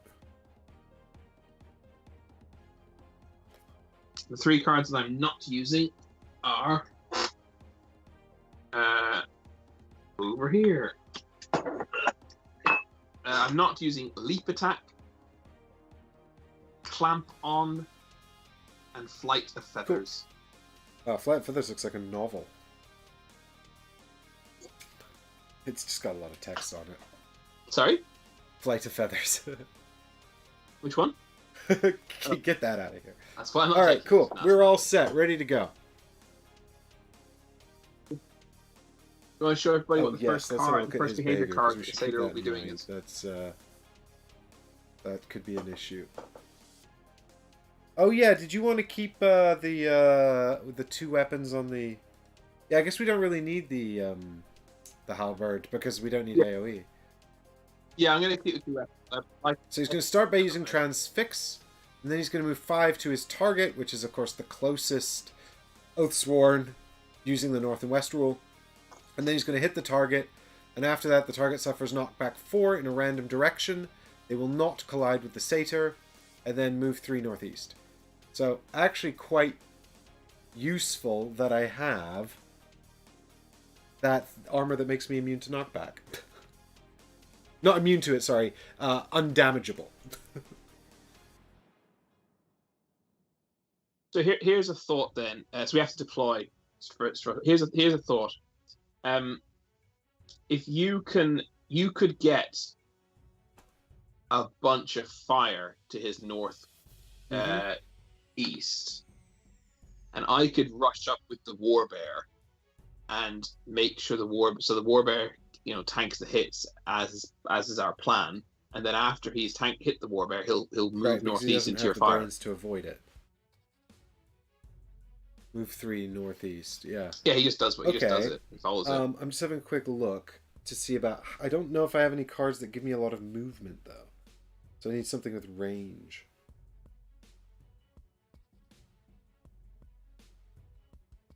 Well, I was thinking you could do that fire. Yeah, but I need fire, right? that's firewall. so that costs 3 animus, and it has a ray. I place 5 in a straight line. So if we're thinking 1, 2, 3, 4, 5, I need to be here. That's 1, 2, 3, 4. But I also need to consume 2 fire. So already that's 7 animus, which is more than I have. Although I could get up to 8. So can I?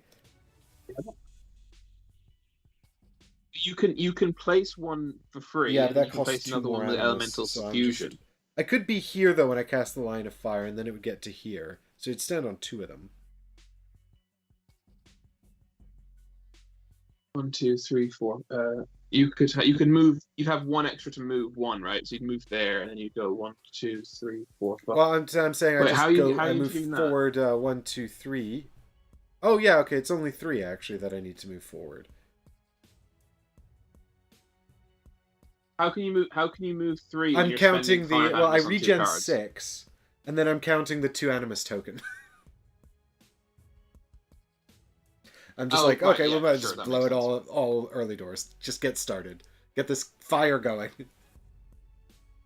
Well, I like the idea of doing that, of a set of hitting him with your assist. I mean, that's cool. So should we deploy with the idea that our heroes are... Because that's going to make it difficult for your characters to move towards the right side of the board if they move after me. Well, I was thinking the Ursa. So if you take this, the S for south at the bottom of the board, this the hex immediately to the northwest of that is where my Ursa should go. So you can just charge in a straight line. Yeah. So here, You get me? just by the wall. Is that deployable Yeah, in exactly. there? Oh, back of space. Yeah. Yeah, Okay. back of space, back of space. Okay. We have the entire All right, and bottom then what row we of hexes. want. I don't know what your thoughts are about the Huntress, but I'm thinking if I put the priest next to the witch, he can just start off with a blessing and get everyone. So the priest Yeah, is southwest to the right of the of witch, this S for south, who and then is well, I was thinking of putting the huntress in the mirroring where the witch okay. is, basically next to the That is Ursas. still range 3 of the priest, so you're good. Yep, happy with that. Yeah, you happy with that?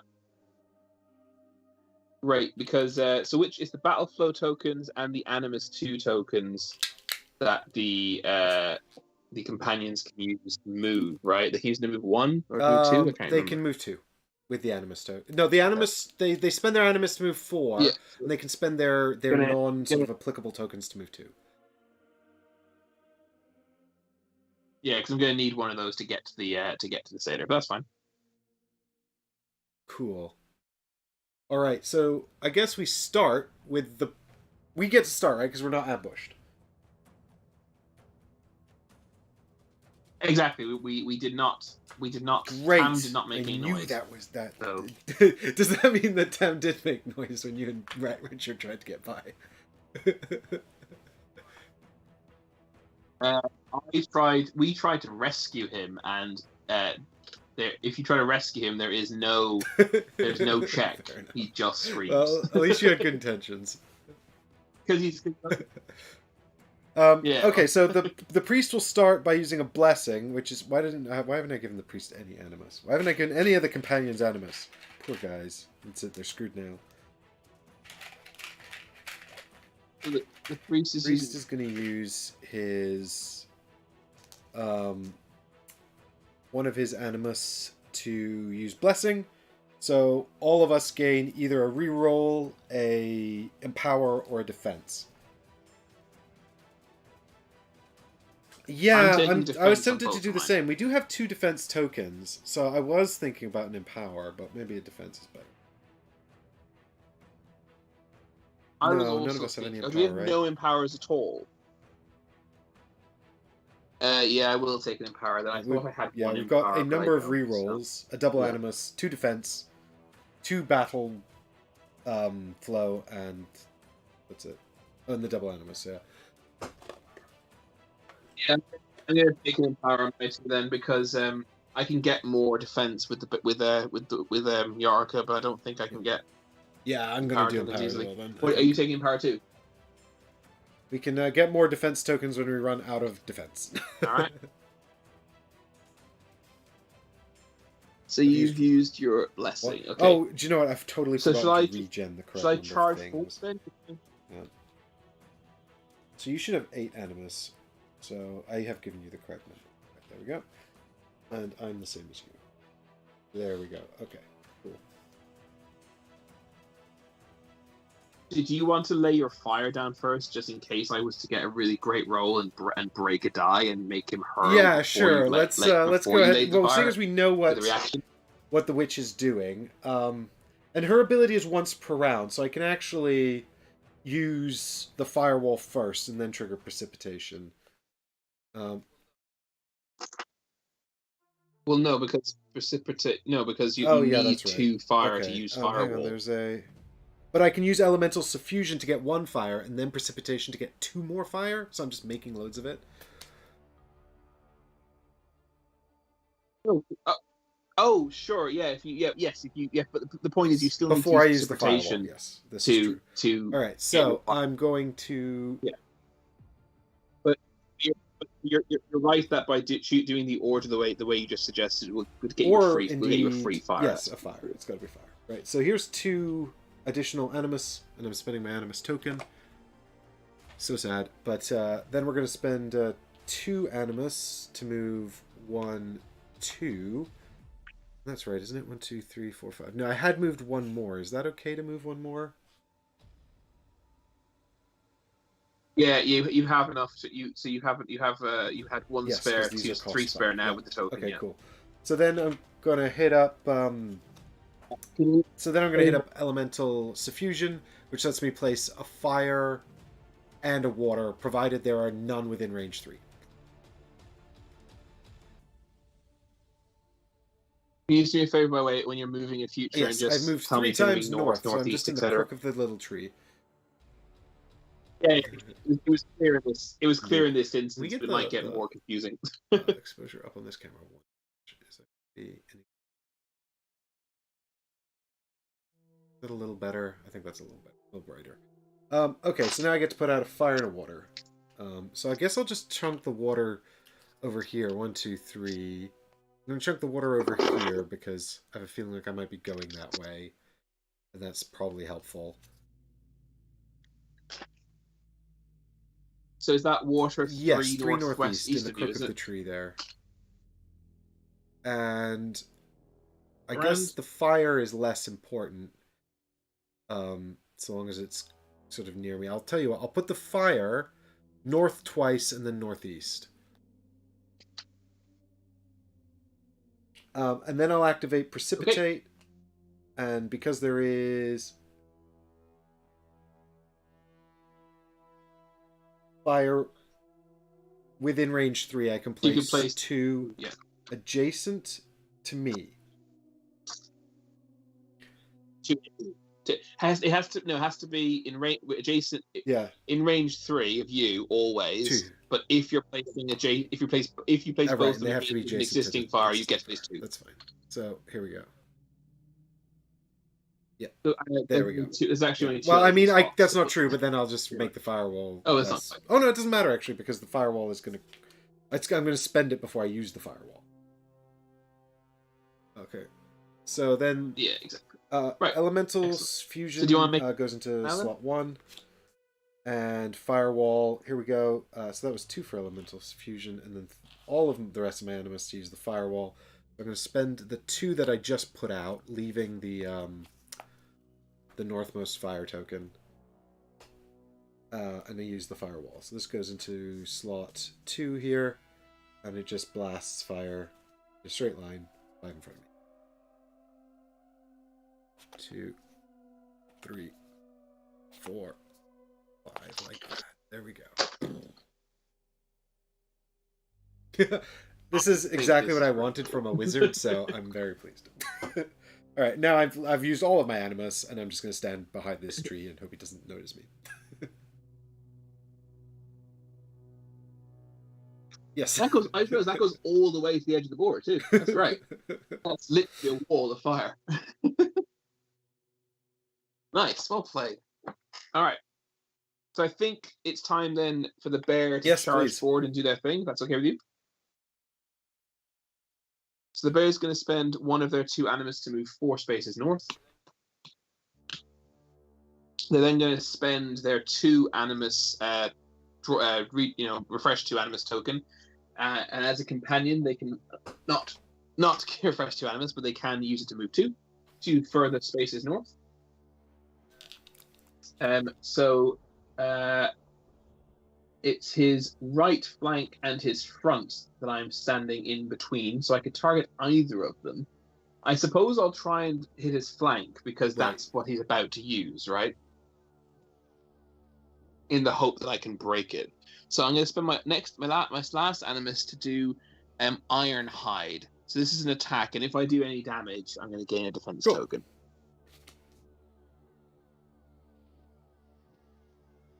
So I get 2 yellow. I'm going to use all dice, I think, probably. We'll see. I think I'll use cards for crits, maybe. 2 yellow by default. I'm going to use the Empower token that the priest very kindly gave me. So I'm going to place that here, so we know that we to get it back if we whiff.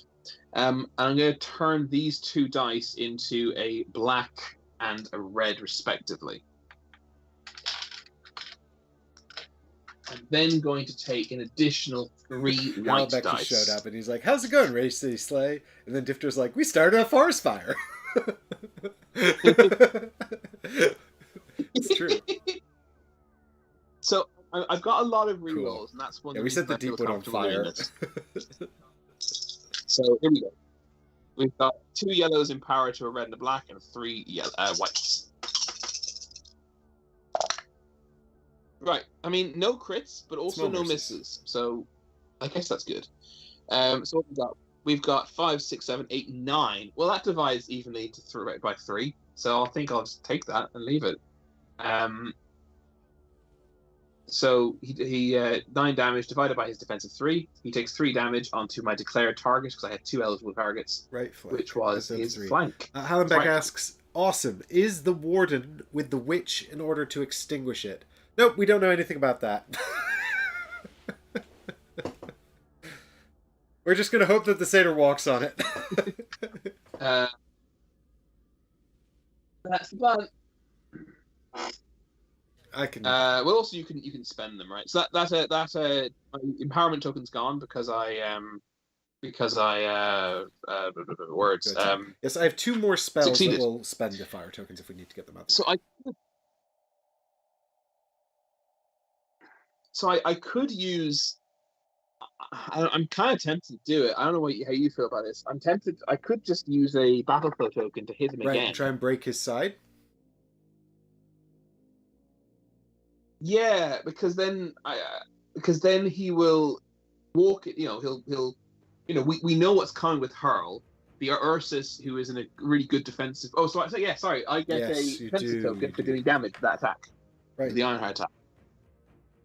So we know he's going to attack me. He'll then walk into the fire, and then we'll still have like half our round left with the knowledge of his next you were just card. Talking about using a battle flow to do another attack, weren't you? Yeah, no, that would be. I think that'd be a good idea.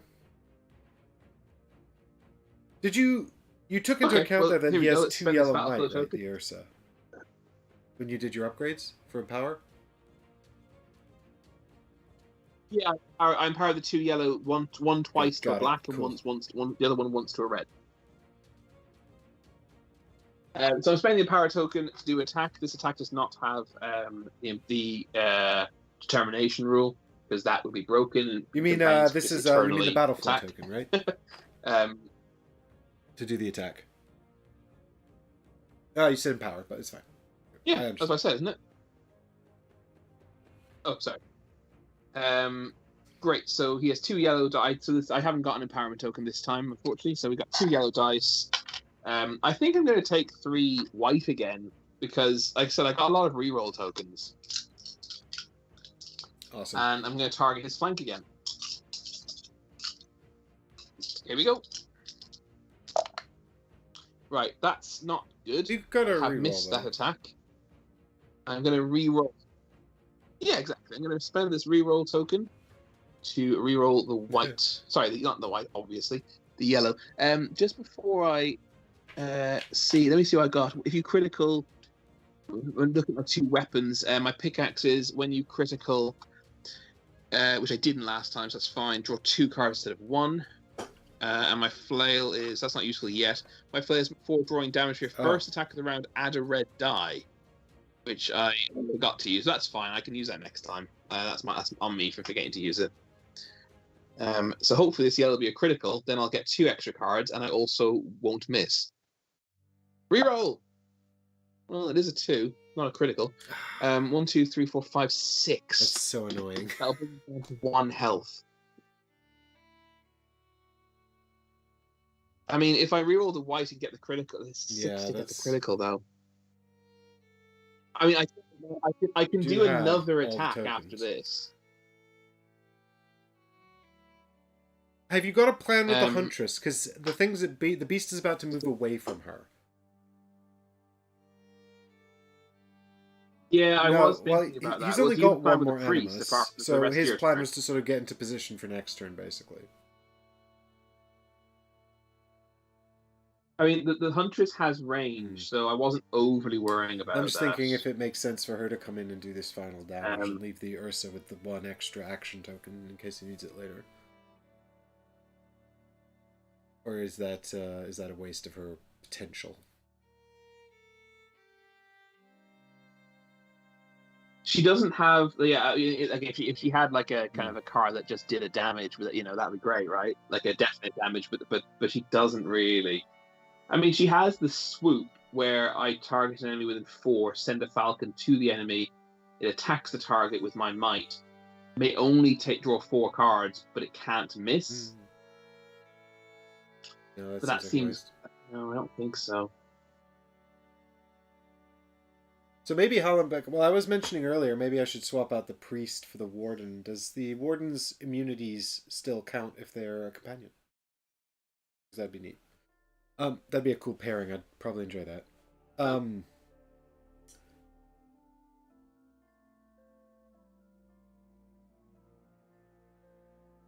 I think. I mean, I want to get the falcons onto the enemy probably relatively soon anyway. And also the Ursus can follow him, I guess, with a Battleflow token and hit him next. Well, do you have a way of doing one like a damage? Like a, do you the witch is all out, so I'd have to get next in with the priest. Yeah, unless right, the huntress the priest has no ability to no range. Yeah, and then he could run up and smack it. The huntress can move the priest. It wouldn't be a weak attack. It actually probably wind up being quite strong, but if it would wind up being quite strong, then there's no real reason to do that. The huntress could just do an attack herself, I guess. The sort of side advantage of that is it moves the priest into the fight, right? Yeah, absolutely. Well, I mean, I could do. I could. It was very expensive. Oh, but then I attack as well. Okay, I think here's what we're gonna do. I think I've made my decision. Okay, and for excitement, I won't consult you. I'm just gonna do it. All right, we're gonna play Hunter's Call. I've got right I'm showing it to my camera, or you can grab your copy, whichever. Perfect. So send 1 or 2 falcons on you. They're both on me to friendly characters. Each friendly character with a falcon may then move 2. So I'm going to send one onto. I'm assuming I can send one onto me, right? I'm a friendly character to myself. That's my plan. I think so. Or I could just send 1 or 2, and I can choose to send 1, and then each friendly character with a falcon on me, including one of which is on me, can move 2. So we're both going to move 2, and then I'm going to get attacked as well with this card. So I'm going to move 1 space northeast and then 1 space north. Yep. And please place one of my falcons onto your priest's companion board. Oh, boo! I wanted to put it on the board. So that's how we know it's with him. Writing on me. I need some blue tack. I mean, you can. That's fine. Yeah, I mean, I guess so. Too north, or what are you doing? I can go 2 north, or I could come and stand next to you. I'll go 2 north. I think that's probably a good idea. I'm keeping the falcons on the board. I like them. And then the line of sight is not affected by other characters. So I then get to make an attack. Now, with my short bow, I have a range of 4. So 1, 2, 3, 4 is actually 1 range too short. So what I will do is I will.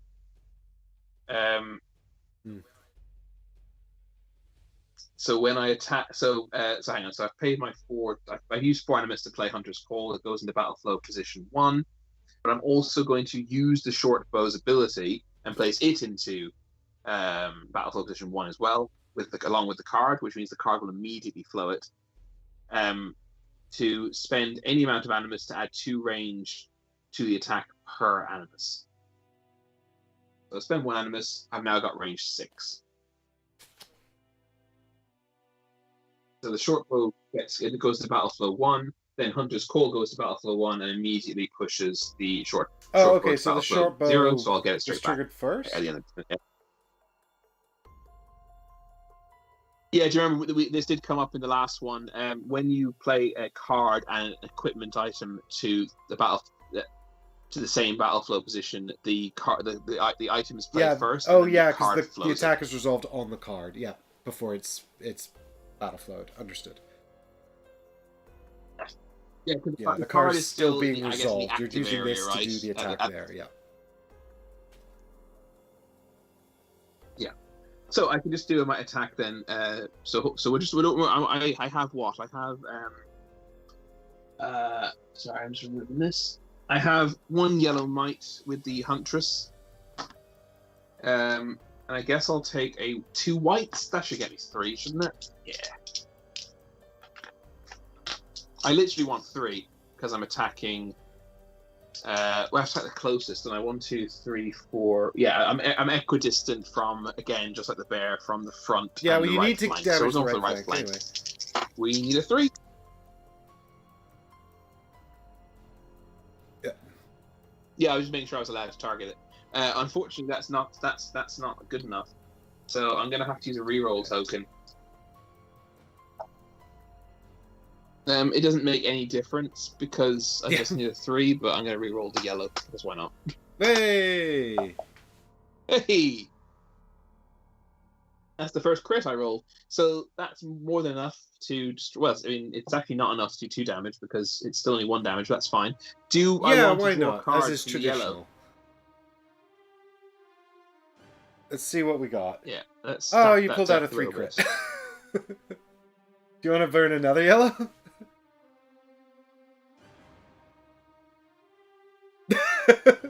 I'm really upset I did that now. Yeah, go on, burn another one because now I'm going to punish. If there's another yellow, it's a 3. Another 3 crit though. Right, we're rolling yellow dice from now on. Oh my god!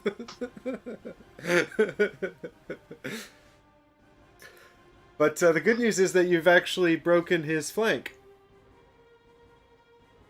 and that's a start.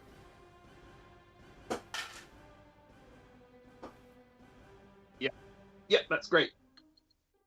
So he then immediately interrupts the rest of my turn. That action was over anyway, but indeed. he then does hurl. Resolve. He's gonna vomit on us. Oh no! First thing he's gonna do is no, I'm pretty sure he throws you. I think. read a crushing the, claw closes it around you as the satyr vomits all over your hair. Yeah, as you were thrown bodily into the air.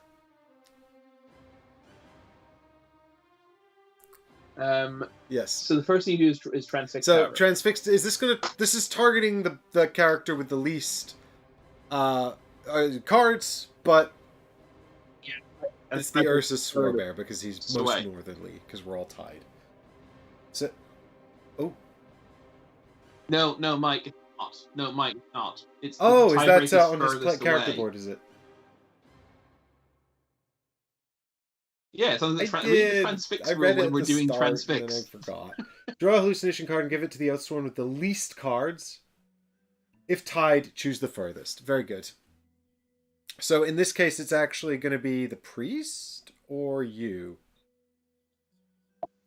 I think it's the priest and the huntress, and therefore the huntress because she's more west and they're equally north. Okay. Yeah. Well, here's so it's going to be the huntress. Too bad. They're everywhere! You see dark creatures slithering between the rocks and from behind trees. They're surrounding you! Do not spend animus on this action. Move to the closest obstacle. Place your highest cooldown card with an attack symbol on cooldown as you flail at it. This triggers battle flow. If you're a companion, blah blah blah.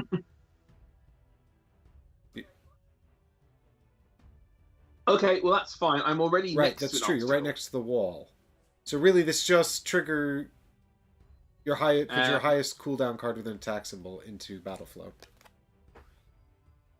Yes. Let me look at my 2 3s. Okay, so I have 2. I do actually have 2 cards. Both of my 3 cards have attack on them. Have an attack on them as both of them as an alternative function. So I guess I can choose. No, use the northmost card. Yeah, sure. Can you just double check On the transfix. transfix rule? Yeah, on the they are Sorry, everywhere not card. Sorry, the card. Yeah. It doesn't say anything about how What to exactly choose. does it say? It just says the highest cooldown card with an attack symbol. What? The highest cooldown card with an attack. Yeah, I guess choose, right? Alright, I'll do Spike Trap. Cool. So Spike Trap has been moved. It's been put in my cooldown position 3. That was yeah, that was I guess not well, I think yeah. Could have been worse, I imagine.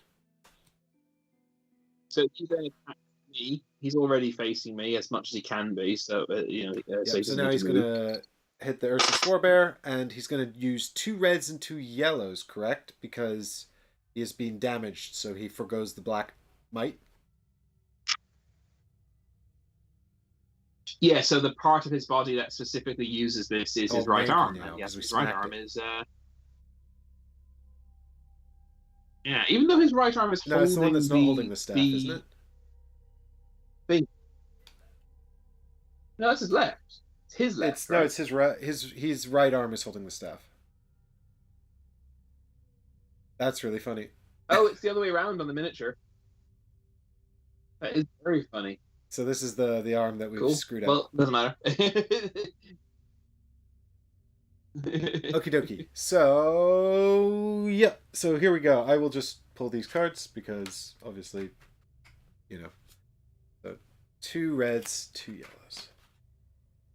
Yeah. Shame you can't draw yellows from our deck. We just set it up nicely for that. Oh wait. Oh. I was about to say stop because I need to choose my defense card, but he's a companion, so I don't. And you've got 3 defense tokens you can spend, which is great. Yep. All right, so the first red one is a 4 crit. And then the second red is a 3.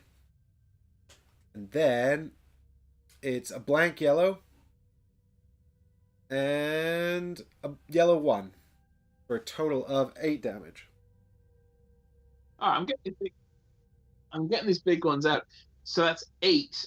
So I would need to use like 4 defense tokens to actually reduce it. So I'll just take the 1 damage, right? So you just go down to 5. Okay. Well done. Good job, Ursus. On Ursus, you did your job. Right. So then, after the attack, the target suffers knockback 4 in a random direction. So I guess I shall roll the random direction. Oh my god, I didn't even get this out the box because I had no idea what this was.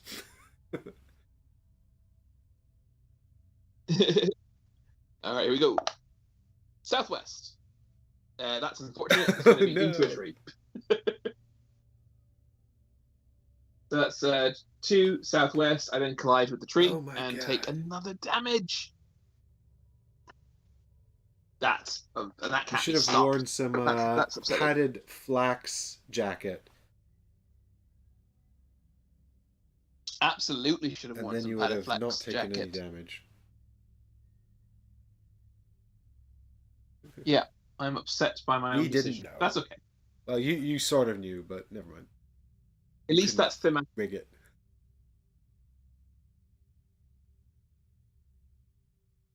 It was the one. Well, it wasn't the one direction. It was one of the directions that was terrible. So then it moves 3 northeast, and we have planned this accordingly. So 3 northeast from here is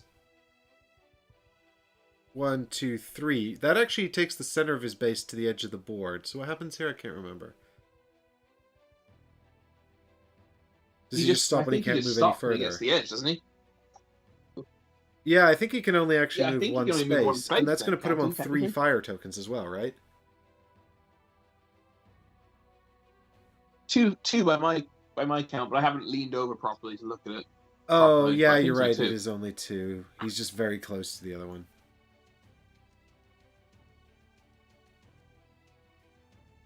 Hallenbeck says bounce pool mirror. I'll just double check. I'm pretty. Pool bounce mirror wise. I think is he just making fun of the fact that you like pool? Oh yeah, that's right. So I like pool. I don't like I- pool. I like snooker. And I don't think that's a widely known Y'all know fact Chris amongst likes the snooker? viewership, is it? Y'all meet up with Chris at the snooker at Ali Pali, and I don't get to come. I think Hallenbeck is saying it literally. He You will can come if bounce you off want. the angular hitting the edge. It's how it will move.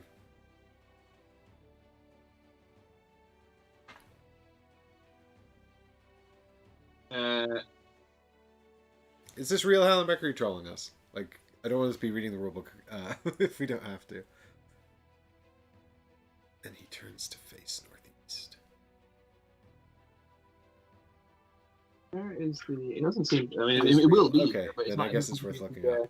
Especially if it says he will mirror. So what happened? He will pool bounce, mirror wise. I don't know what that means. Does that mean he bounces off like at an angle, or he moves back away from the wall the way he came?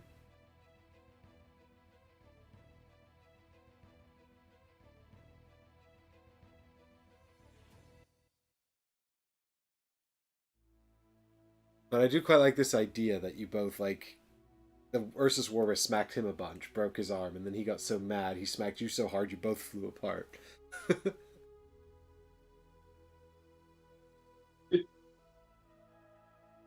So if he moves northeast and he hits the edge, he will move southeast rest of the moves. Okay. That's actually fantastic, I think, for us. So if he started here, then he'll go northeast to here, and now he's hit the edge because he can't go any further. So then he'll continue the move 1, 2 to here. Is that correct, Hallenbeck, like this? Oh wait, he was here actually. So he goes, yeah, 1 to there, and then 1 to there. It's 3 movement, isn't it, from hurl? Sorry, this particular bit is just not. It's just in the middle of a load attack. So I literally just read all the movement rules to find this. If an enemy's movement would move it beyond the edge of the game board, they will bounce off the edge, continuing their movement as if reflected in a mirror. For example, the giant rat is moving 4 hexes in a random direction. The die is rolled and comes up southwest. It moves its first 2 hexes before reaching the edge of the board, then it moves to southeast. So I think I've got it correct then, his little movement track here.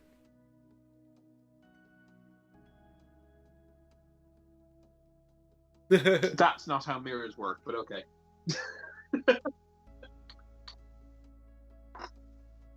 So he moves northeast and then southeast, is that correct? So... Which is great, because it means he's going to stand on an extra piece of fire.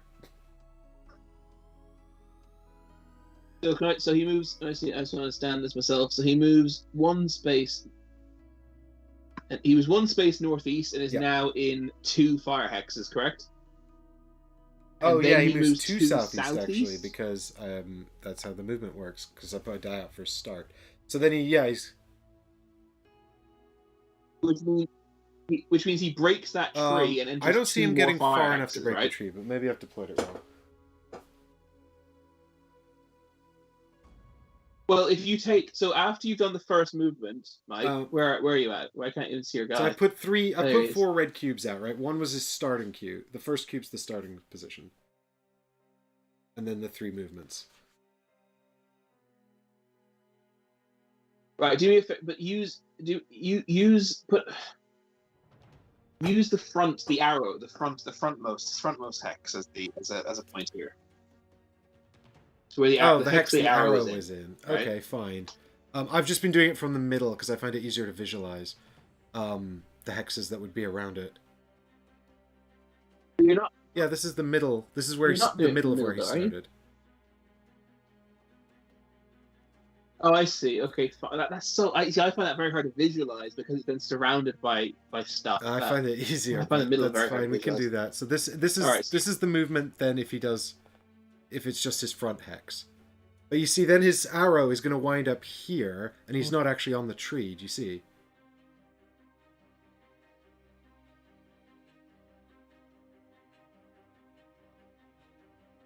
He can only move 1 space northeast. Yeah. Right?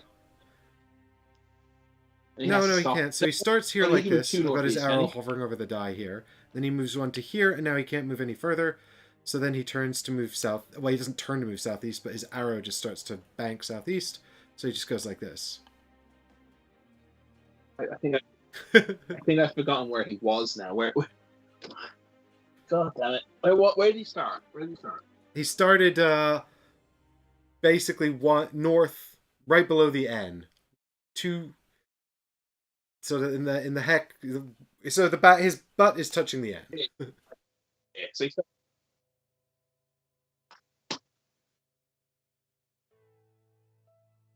he can't move northeast at all then.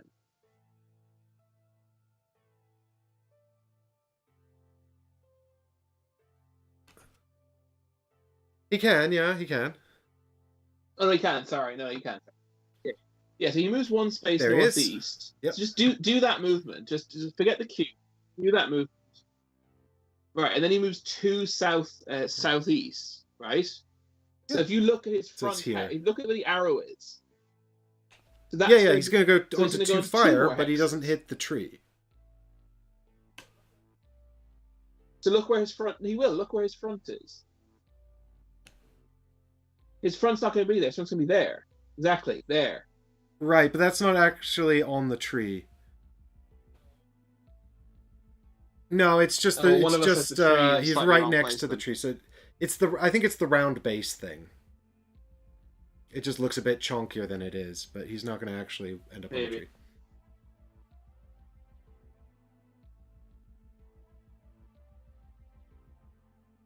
Yeah, you're right. He won't. But I think it's because I have the tree in the wrong place. Yeah, it is. I have the tree 1 space further over. So the tree's actually here. So the firewall kind of worked out great, Yeah. except that now he's really close to my poor witch.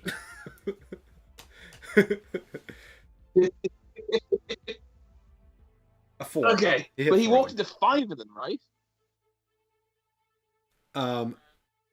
Yeah. And also now his facing should be southeast. Which means that he is correct. pointing towards the hex immediately northwest of my water. Yep, that is spot on. No, maybe This hex?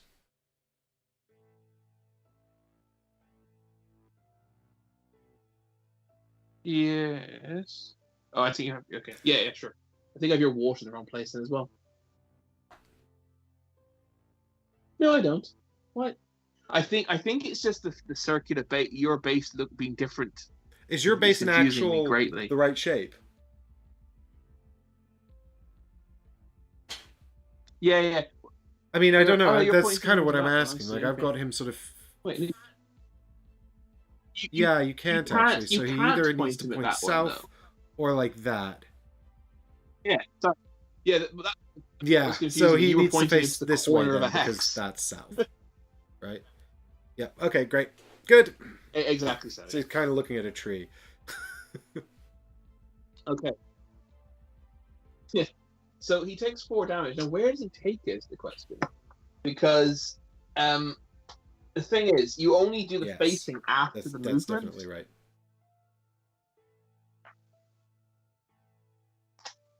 So you can stay at the half hex on the edge before bouncing. Oh, for God's sake, Hollenbeck, really? Hang on. What? Sorry, what does that mean?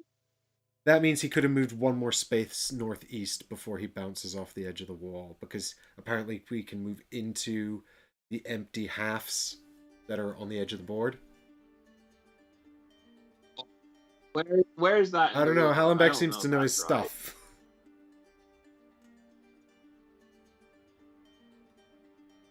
I mean, I just read I didn't read the last paragraph, but I just basically read the entire enemy movement rule and did not say anything about I that. think that's silly, Hallenbeck. Not because of, but because they didn't print edges on the board, and that makes me mad. I'm very skeptical. Are you sure, Hallenbeck? I can't see chat now. You can Yes, we say that. demand Where does it page say that? references. Where does it say that? That is Bring forth the page reference! I can't even remember where I found. Oh, here we go. I'm just really excited to do damage with fire. I just really want to set someone on fire. He definitely walked onto the fire. Can we not light him on fire now?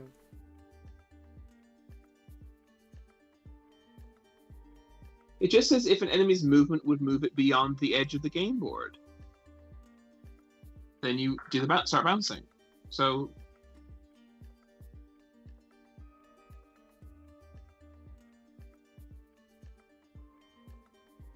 I don't understand where this is coming from. If an enemy's movement would move it beyond the end of the game board, head and back. It doesn't say if it does move it. Wood is conditional tense. No, but wood is conditional tense. So it's just the fact that it would happen means you start bouncing before it does that's how happen. I understand it too. Albeck says the half should count since it's part of the game board. I would argue that because it's not an indicated space, it doesn't count. Yeah, the I half mean, is in a very not literal part of the game sense, board. yes, the entire thing is the game board, but it's not an indicated space. And so I think we're counting it as out of bounds for the purpose of this. Yeah, there's no. Yeah, what you have to remember is there is sufficient space there to be a hex. Like they could have, but they deliberately not drawn the outline of a hex there. Where the borders of these hexes are, but there's definitely not these indented lines. Yeah, I think I'd bet my house on. Hallenbeck says, "Whatever you do, correct. just do it the same from now on." True. I don't know if it's a really big deal, to be honest, Hallenbeck. I think that it only matters right now insofar as he'd take one less damage, would he? But no, it says would. It says if he would go off the edge of the game board, and he would. So we therefore start bouncing him. And I can't see anything in the rule book that says that we didn't bother printing some of the hexes, but pretend they're. It's fine. Just I think for the sake of we'll just commit to keeping within the lines on this one and just play it consistently. It'll probably help us. Let's do it this way. It'll probably be beneficial to us. We're going to need all the help we can get. Like, for example, I think I need to use the Priestess Animus to basically dive in front of the witch and be like, don't hurt her. Yeah, so can we get back to the part where I burn it? Yeah, so I guess it goes to the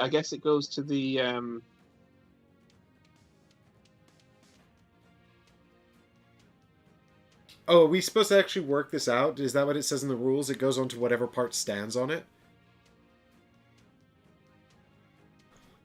Okay, that's no problem. Yeah, I will work this out. That's always how this. damage works in the... So he moves to here, which means that the first two fires hit his left flank and both sides of the left flank. So just both of those 6s tick down to 5s on his left side. And then he bounces, and he doesn't change his facing, so he bounces to here, which means he takes 1 to his front, his face. And then he moves again to here and takes 1 more to the face. And then he changes his facing. Okay. Yep. Does that make sense, Hallenbeck? We are... Or... Because the only question I'm having is when you move the boss or large creatures, they effectively teleport, right? Because, for example, they don't break trees unless they end their movement on it. It did say that in the rules, didn't it? It said... So what it says in the rules is they don't teleport. They are considered to move through all the spaces. They just ignore characters and obstacles. Oh, yeah. Fine. That makes sense. That makes perfect sense. Yeah, that worked out that actually way better than we could have thought.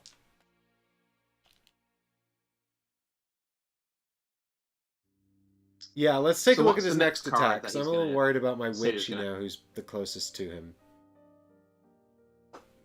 So can the priest, thank God. I can move. Alright, let's have a look. So his next one is Backhand. This is the one that has him moving north at the end of it. A huge clawed hand backhands you through the air. Transfix, move 5 to your target, attack with the right hand. Thank God we took that out. That was really efficient. And then knock back 3, and then move 3 north. Yeah. Do you know what? Actually, I think the witch could probably take this attack. She's not very defensive, but also it's weak, and she can suffer the knockback without penalty, without taking damage. I've already the Ursus has already taken a 3 crit and a 3. You know, big cards from the red deck. So I only have 1 Animus left with the Huntress, although I do have a 2 Animus token.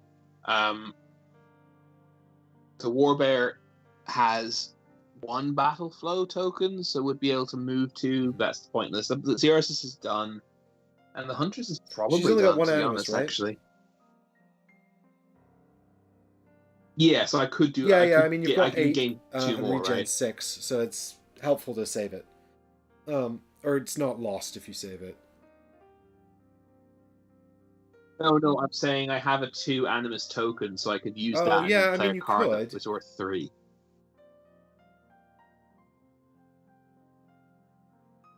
Do you see any reason to?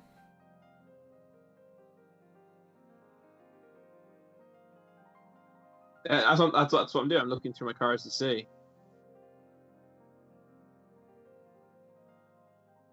Because I think basically what happens here is the priest moves and then we end the round, I feel like. Unless you can think of some cool plan. I think so. Yeah, I'm not happy. Yeah, do that. I don't have anything that screams at me from those cards. So I think do your thing. I mean, you could, you're the out priest of could range. try and heal the Warbear as well. You could move with a battle flow token. Yeah, or I a 2 could, Animus but token. it's still healing. Are you on 4 now? You are on 4, aren't you? It's still challenge rating 6 though. I have to hit it with whites, and I can only spend 1 redraw token.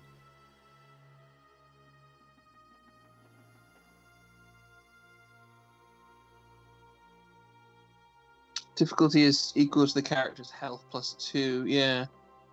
Yeah, I guess wait until I'm down to 3, maybe at least. We don't want to let it go down too far because it could, well, especially if he's going to start throwing us into trees. we could die. We could die surprisingly quick with that kind of thing. I'm just wondering if it isn't worth the priest maybe like running in there to try and tank a hit for the witch. I'm trying to imagine if the witch, because the thing that's tempting is if the witch takes the hit, he's going to walk on 2 more fire.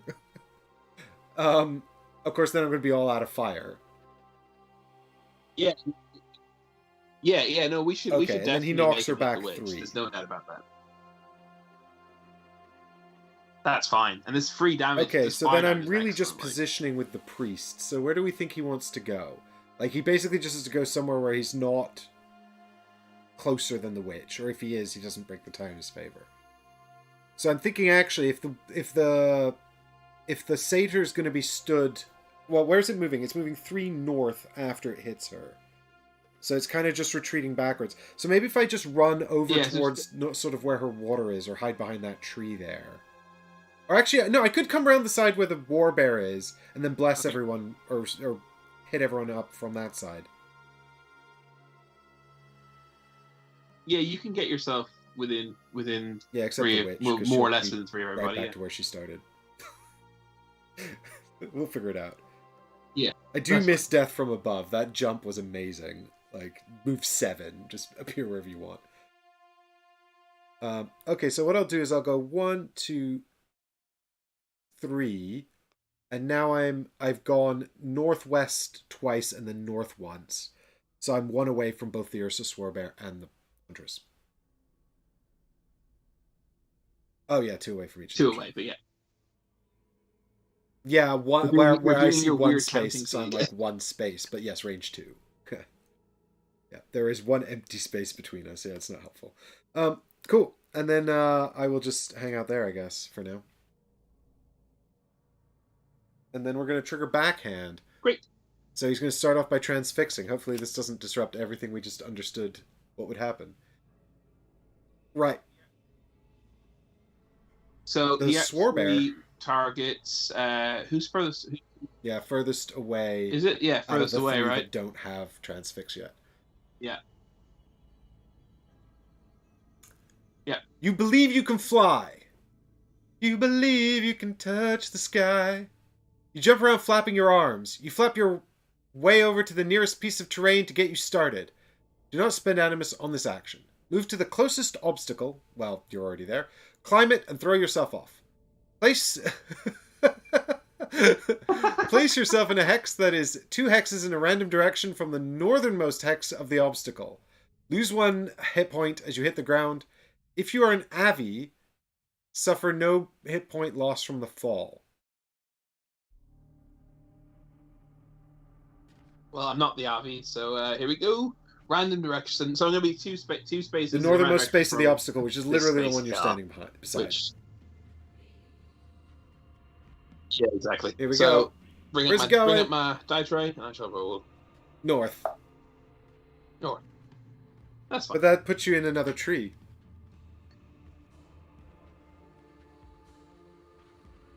No, it doesn't. Pretty sure it does, unless I've set this tree up wrong. You don't- This one's definitely on me. Okay, Yeah, that's fine. this one's definitely.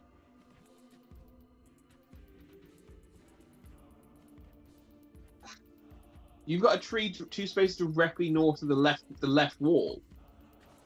Is that right? No, I have I had your Ursa Swarbear. Oh, maybe I put him incorrect.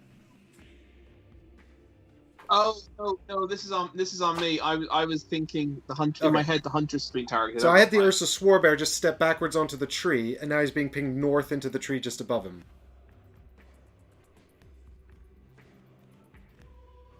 Yes, that's true. So he's actually landed in a tree. So I guess Does that mean how does that? Yeah. No, this isn't knockback. Yeah. This does not say knockback. So I guess he just slides off the trunk into one of the 3 adjacent spaces, and therefore has to go with the one that's furthest west. Yes. As there's 2 equally Smack! north. Oof! So now I can He heal takes him. another damage. So now he's healable. this is getting tough. Okay. So then the sailor moves 3 spaces. Well, 2 spaces only. Can he this is a good question. Towards actually. you. Hallenbeck asks.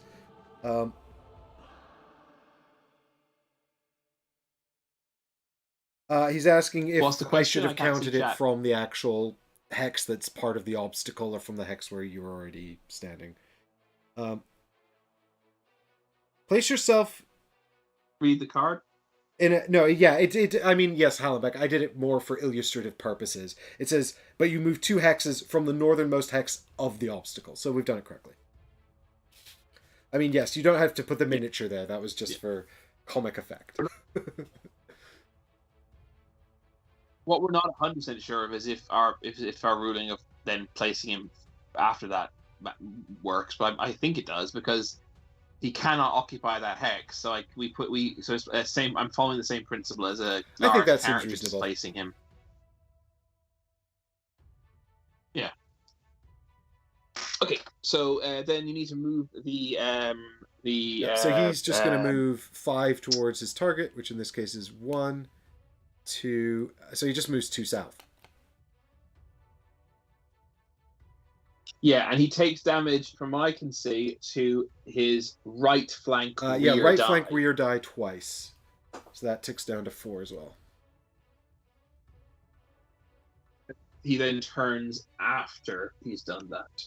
Yeah, it's so bizarre that they off. change their facing after moving. But there must be for a reason.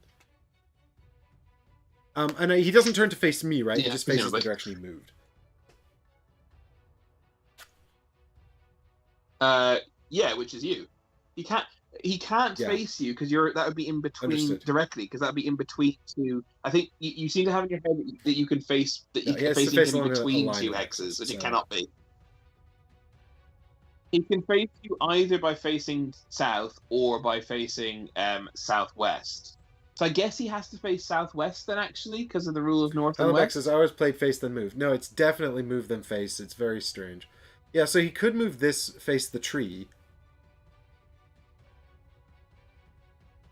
But which he I guess he has moves to, because, towards as I his said, target, but he changes his facing to match the direction he moved, and he moved south. No, it's oh, I definitely thought he facing changed it to towards the face direction his he moved in. target. I Oh mean, well, then provided if the that's the battle case, camp it's was definitely south. correct. Yeah, go for it. Um, the battle camp videos. Provided the what was correct. Oh, This is the battle battle cam right cam, here. and I was very confused. We're in the battle cam. That's why I couldn't understand what Dante says it's to on earth you were simplify saying. movement, so you don't have to rotate him every time the path turns. Yeah, that seems right. Dante says he should turn southwest. But it simplifies movement, except it actually massively further complicates it when you're working Yeah, out and where also fire hexes damage. I don't. Does he actually turn southwest here to face?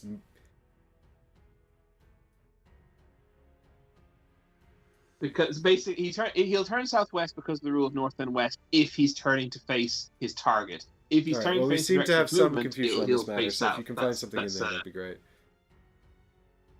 Either way, he's then going to attack me with 3 knockback.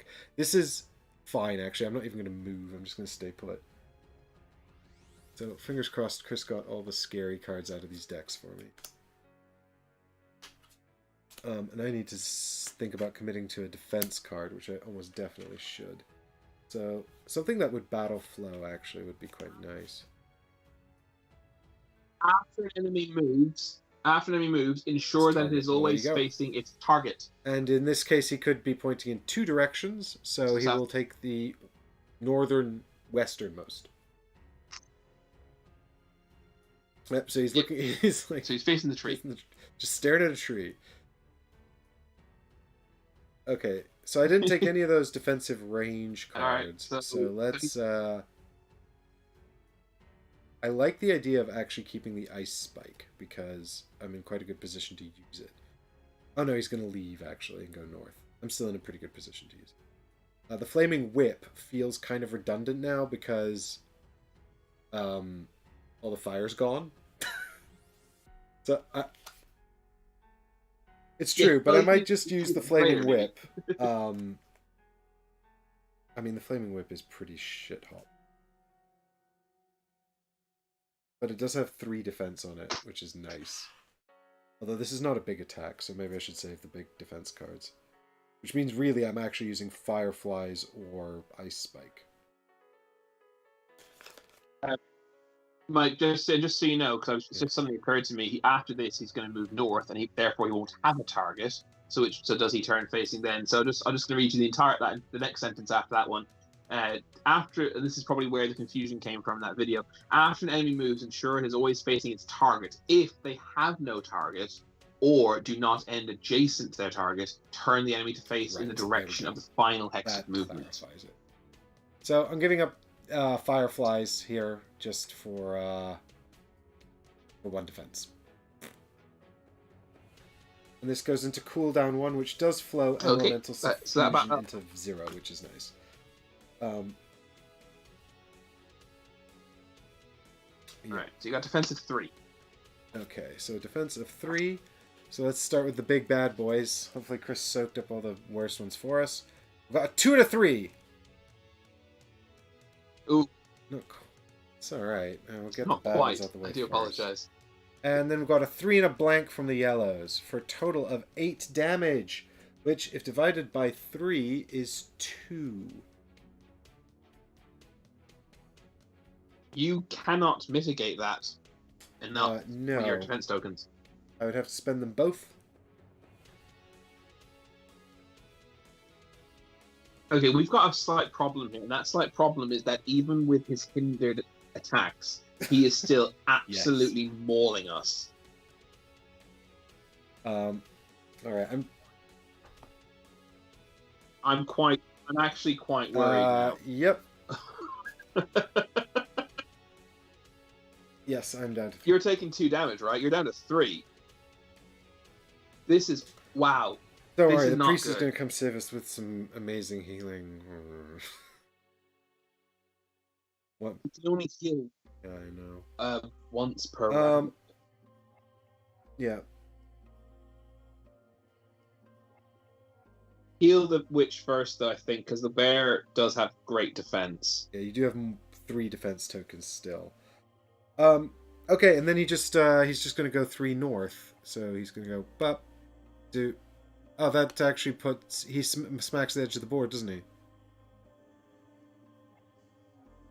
He does, yeah. He Yeah. does. Well, He doesn't. Yeah, he he can doesn't mirror move any bounce further back damage when he goes. Yeah. towards the south. Does this mean he faces south?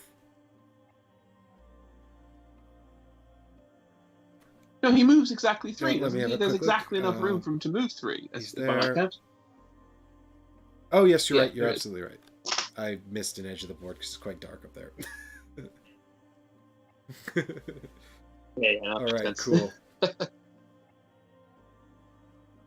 You know what? It's crazy. It's a good Oh thing my we God. have Has two anyone eyes ever on actually this. played this correctly? We've got not just 2 eyes, we've got all the chat as well helping us out. Yeah, thank God for chat. Thanks, guys, for all your help and support. Okay. Yeah, it is, as you can see, the movement rules are a little finicky, but it still likewise. it doesn't all diminish my right, enjoyment. so that's the end of Backhand, and his next card will be Hurl, which is the exact same but the other way. The other one. Well, we've been very lucky that all 3. I don't know if all 5 of his stage 1 cards use his right arm, but we're very lucky that this one moves in north. doesn't This is northwest version of Hurl, if that matters, Chris. It matters. No, I mean, with respect to which direction. I don't know how many copies of but no, Hurl there's only he 2 has, notes. so. Yeah. Only 2, I believe. Yeah, I have the right one anyway. But yeah. So we regenerate 6 animus with our full Oathsworn characters, and 2 with our other ones.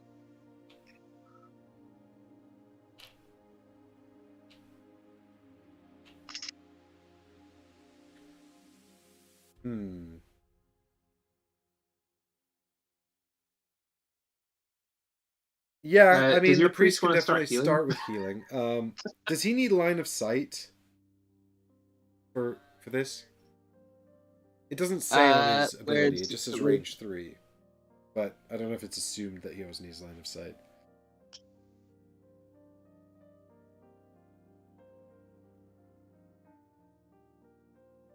Huh.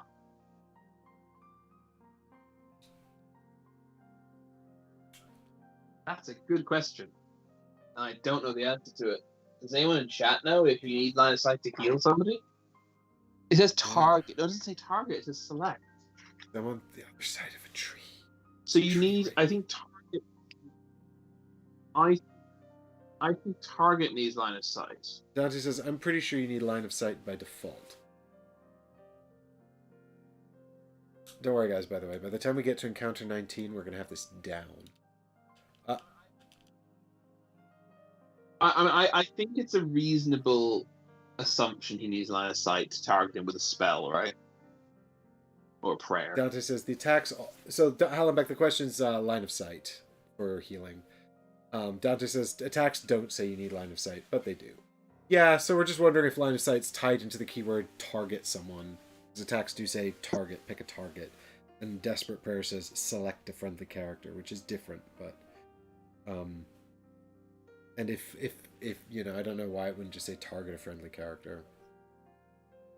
It says unless otherwise specified, an attack can only be made against a target that is in range of the attack, etc., etc. To measure the distance, ranged attacks always require line of sight. I mean, I think rules as written, it doesn't need line of sight, but I think the spirit of the rules would say it does. That's kind of where I'm at with it. Do you want to follow the letter or spirit of the law? Of the law because it helps me. But that's okay. I'm happy to rule in the spirit of the game here and say it needs line of sight. I don't know. It doesn't feel quite right because they could have just easily solved this by using target, pick a target. I'm glad Where on earth is the priest's deck? I was going to grab the priest's cards. Oh, here they are. To see if the desperate prayer card for the full character Oh, yeah, maybe makes okay. it clearer. You mean the sort of the thing that this is approximating. In the meantime, I've got to come up with a plan. Yeah, here. exactly. Here it is. Oh, it doesn't help. The card just says the same thing. Select a friendly character within range 3 and perform a basic check. So it was a clever thought, but it did not help.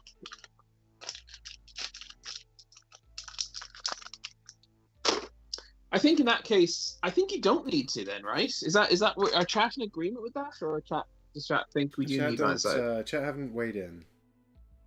But if it says for attacks, if it specifies attacks that have a target near line of sight, then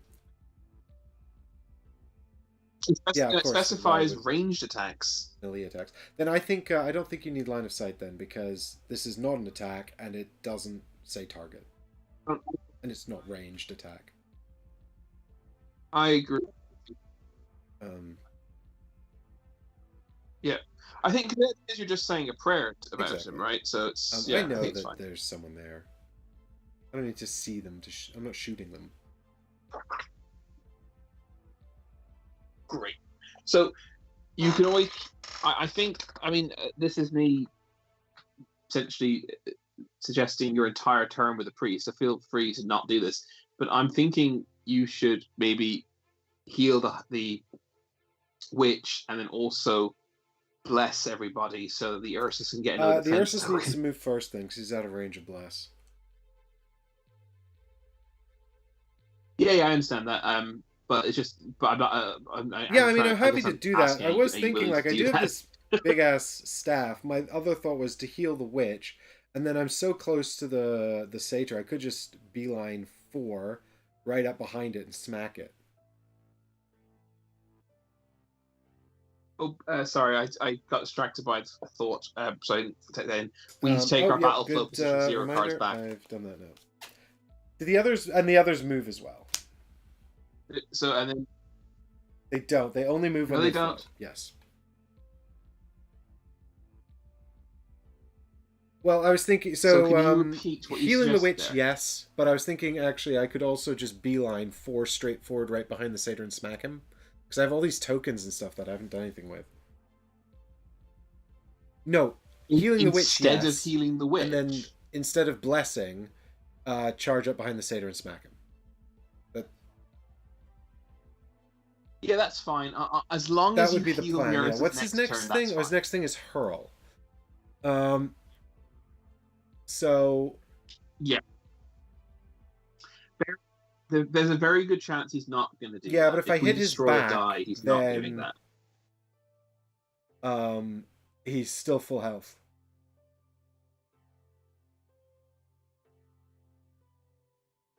If I hit him on the rear, he's 6 health. Full health.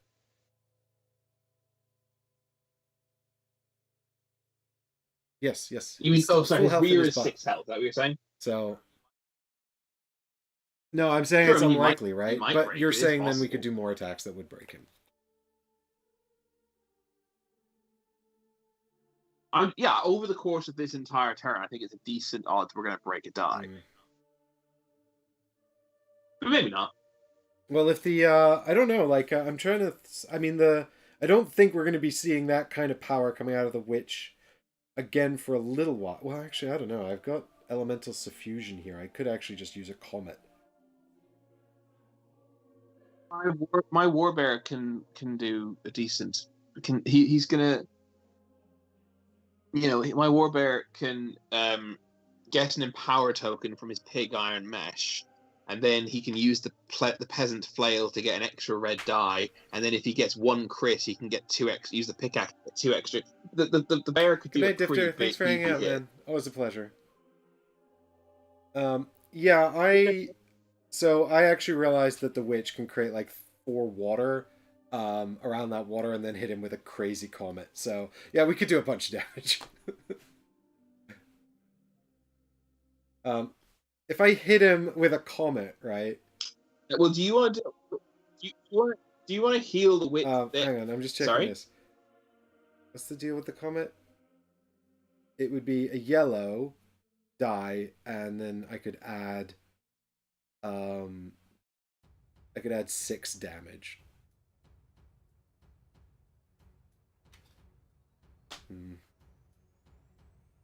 Yeah. You could add 6 damage. So it'd just be whatever I roll plus 6. Well, the 6. Like, yeah, just add. No. Oh, right. 6 Not to the 6 overall wounds, number. 6 damage. Yes. Yeah. Yeah. And that's pretty good. And that's half. 6 is a couple of damage already. So, do you want to do that comet thing first? Because the Ursus Warbear is quite far away. So, I can get to him, I think, with my extra tokens. But he might move towards me. Well, sure, but I don't want to break him again because then he's going to come and smack the witch. I'll heal the witch and then let her take another hit. Heal the witch first. That's what I said. Well, why don't you heal the witch and then see how much health you give her? If you get her back to 6, I don't think that's going to happen though, definitely. because it's 5, so to get her up to 6, I'd need 15. Well, okay, let me put it this way: if you're afraid of the witch killing a die and triggering a reaction, therefore, then All right, don't. Let's start with healing the witch. Then she's on. If you're afraid of the witch triggering reactions, then you might as well throw the witch figure away right now. But I am afraid of her dying before we've got enough mileage out of her. Yeah. Why don't you heal her? Because that's definitely we're locked into that decision. I'm so doing do it. that. It's and we'll just see it's where difficulty 5. It's difficulty 5, right? So, and I need a success. You get 1 reroll. You got a reroll. 1. All right, let me think here. Yep.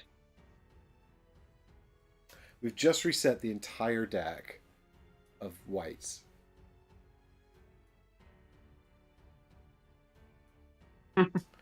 So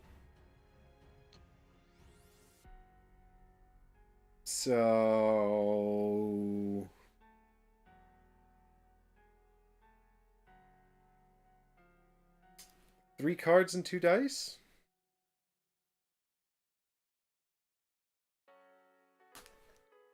Don't look at me, sunshine. The first time it was a question, the second time it was a statement. Alright, let's see what our odds are like before you roll the dice. What? 1. Blank in there, I reckon. 1. 1. Oh, come on. It's not misses. Okay, that's fine. It's not misses. A 1 and something else? It's 2. That's a grand total of 6. 1 success. Well, it's not nothing. Yeah. Is the difficulty 5? Well, yeah, you're not going to get 10, so... I need crits. Well, I mean, unless you got a crit. You could re-roll a 1, and technically all you can lose is the re-roll token, right? If you get a crit, you could get 2. What would you be? Although you need double crit, wouldn't you? Actually. Yeah, to get to 10. Yeah. Yeah. Oh, the one I'm on 6, so the one that would take me back down to 5. I need double crit. Yeah, and then something else. You're on 6. Then you need another. Yeah. So forget it. Which goes back up to 4. So here's kind of my thinking, right? Like, I'm thinking maybe the priest runs up behind the satyr and smacks him, but if I put him on the right flank, he can hit one of those. It's the left flank. If I put him on the left flank here, I can hit one of those 5s, do a bit of damage, and then the witch can come in with her comment on its butt. Then we get a bunch of dice sort of down. And possibly break him, but he'll hit the priest then anyway.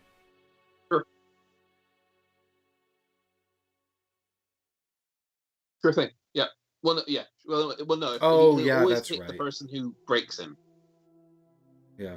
So this is kind of why I'm saying to you, you cannot if you're gonna have the attitude that the witch might break a 6 No, die, no, therefore I that's don't not want the to attitude. attack it, then just ping I her off the forgot table. that he always attacks the person that breaks him. I was trying to be strategic.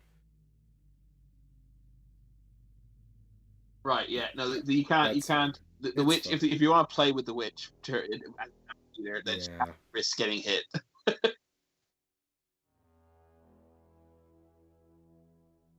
5 to its target. He's not gonna do that if you break something, Mike. He's not. That hurl card. Oh That yeah, hurl because he's card going will to not be enrage, played isn't he? as a reaction. Yep. Okay, fine. Let's just get on with it. Oh god, a level 2. Good god. Well, fuck it. We'll just do it. Let's go. Um. What was the level 2? Can you finish that thought? I'm inverting their action, so I'm going to comet him in his butt, and then I'm going to run up and smack him with the priest. Yeah. Good morning, Okay. Ralph. So. Hey, Ralph. So here is. So I need 5 animus. So I only 1, 2, 3, 4. Oh no, but I'm counting on spending. Oh, maybe I can't do as much damage as I hoped. There may be a cat Looking cameo in a suspicious. moment. Skimble is he's playing with a die off camera. Or do I need this? Maybe I don't need that. Hang on. 2, so I can spend 2. Okay, it's only plus 4 damage as well. So that's actually not that big a deal. We'll be fine. So let's go 1, 2, 3, 4. He's in range already. 1, 2, 3. Yeah, this is fine. I don't even need to move. Let's just hit him with a comet. So we'll create 2 water here and here. So those are in the north, in the western spaces to the north and south of the existing water. Don't. Oh, Skimble, hello. Good boy. Oh. He tried to chew one of the Good, trees. father.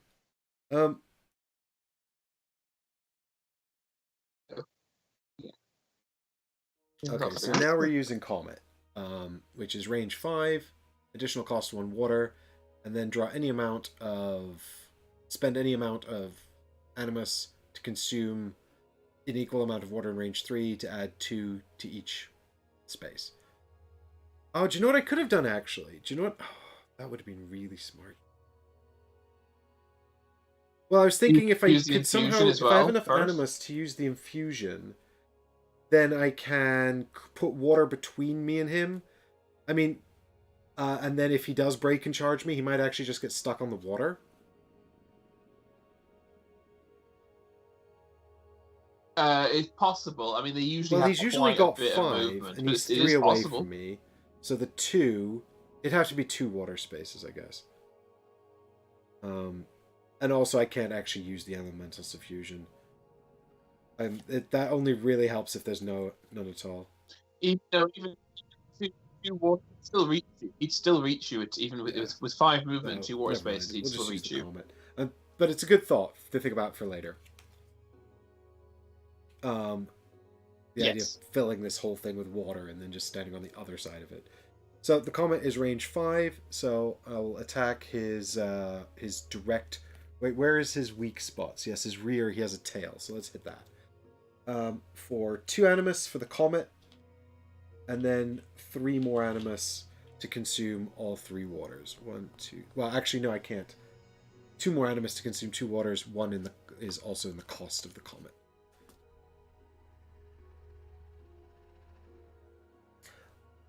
I can see, though, actually, like, this could be a massive hit. Like, you could just do an absurd amount of damage. Yeah, I mean, creatures will get higher defense. Yeah, but I mean, if you like sort of spent like a lot of time setting this up, and then just spent like 1 turn playing a comet and consuming all the water, could be pretty bonkers. Yeah. So we're doing attack. We have might yellow, so we're going to get 1 yellow. Right, we agreed yellow dice only because the cards earlier were not in our favor. So we're adding 4. He's got defense 3. So how many... Could we empower this maybe? Just go for some big dice. You have an Yeah, empower let's token. do I it. don't see So a if we reason not add... to use it. How many... It's 2 steps up for this. So if we actually... We could just use the empower token to add a black and a yellow plus 4.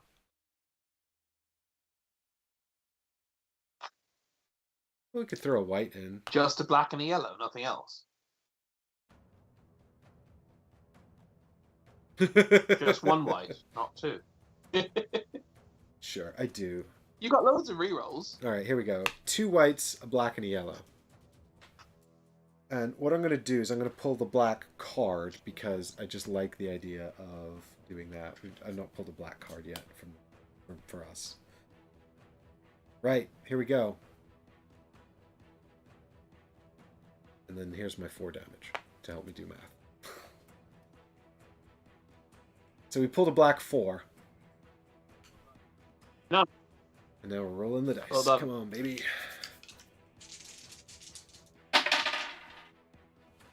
So we got 2 2s on the whites, 1's a crit, and a 2 on the yellow. So here's another 6 damage plus we've critted on yellow. On white. Critted on white. So here's a white card. It's a 2 crit. So here's another white card. It's a 2. So that's 18 damage. 6. Yeah, which so is... I broke him. Yeah, I broke him. Oh, that's 6. That's 6. I told you. I knew you'd break him. The way you were trying, the way you're planning. But also, going, I did just crit into a crit.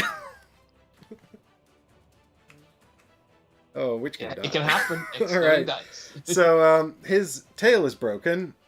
At least we're taking out his weapons, right? I feel like that's got to be a good thing. So his tail is broken, and now he's going to enrage, which means we're going to get rid of all these level 1 cards. Bye. And we're going to go straight over to level 2, and here's the attack. Instead of targeting the closest, he's going to target someone else. No, because it doesn't matter what the target says on this card. We're going to ignore he attacks whoever broke him. Which was a comet, really, so he's just angry at space. Yep. Loathing. Yeah. The word hate does not do justice to what you were seeing in those yellow eyes. Sorry, I was seeing. So first he's going to transfix, and in this case he's going to transfix the priest, and then he's going to move 7 to the Oathsworn with the least amount of hallucinations and target them, which it's also still the witch. Ignore that, Mike. It will be. And then he's going to hit her, and then move 3 south past her. So he's actually going to go and smash a wall, I think. Yeah, the word hate does not do justice to what you're seeing in those yellow eyes. He really did not like a comet up the butt. Like, there's no greater way to piss him off. I mean, it's very rude. He turned around to leave, and you drew him back by smacking him in the ass with a comet. The height really of rudeness. Rude. So he's dead mad. Yep, here we go. This one's the priest. Horrifying scream! A blood-curdling scream fills the air. Ah! You look around for the source and realize it came from you! Draw 2 new hallucinations and give them to the 2 nearest Oathsworn to you. These are resolved immediately in any order you choose.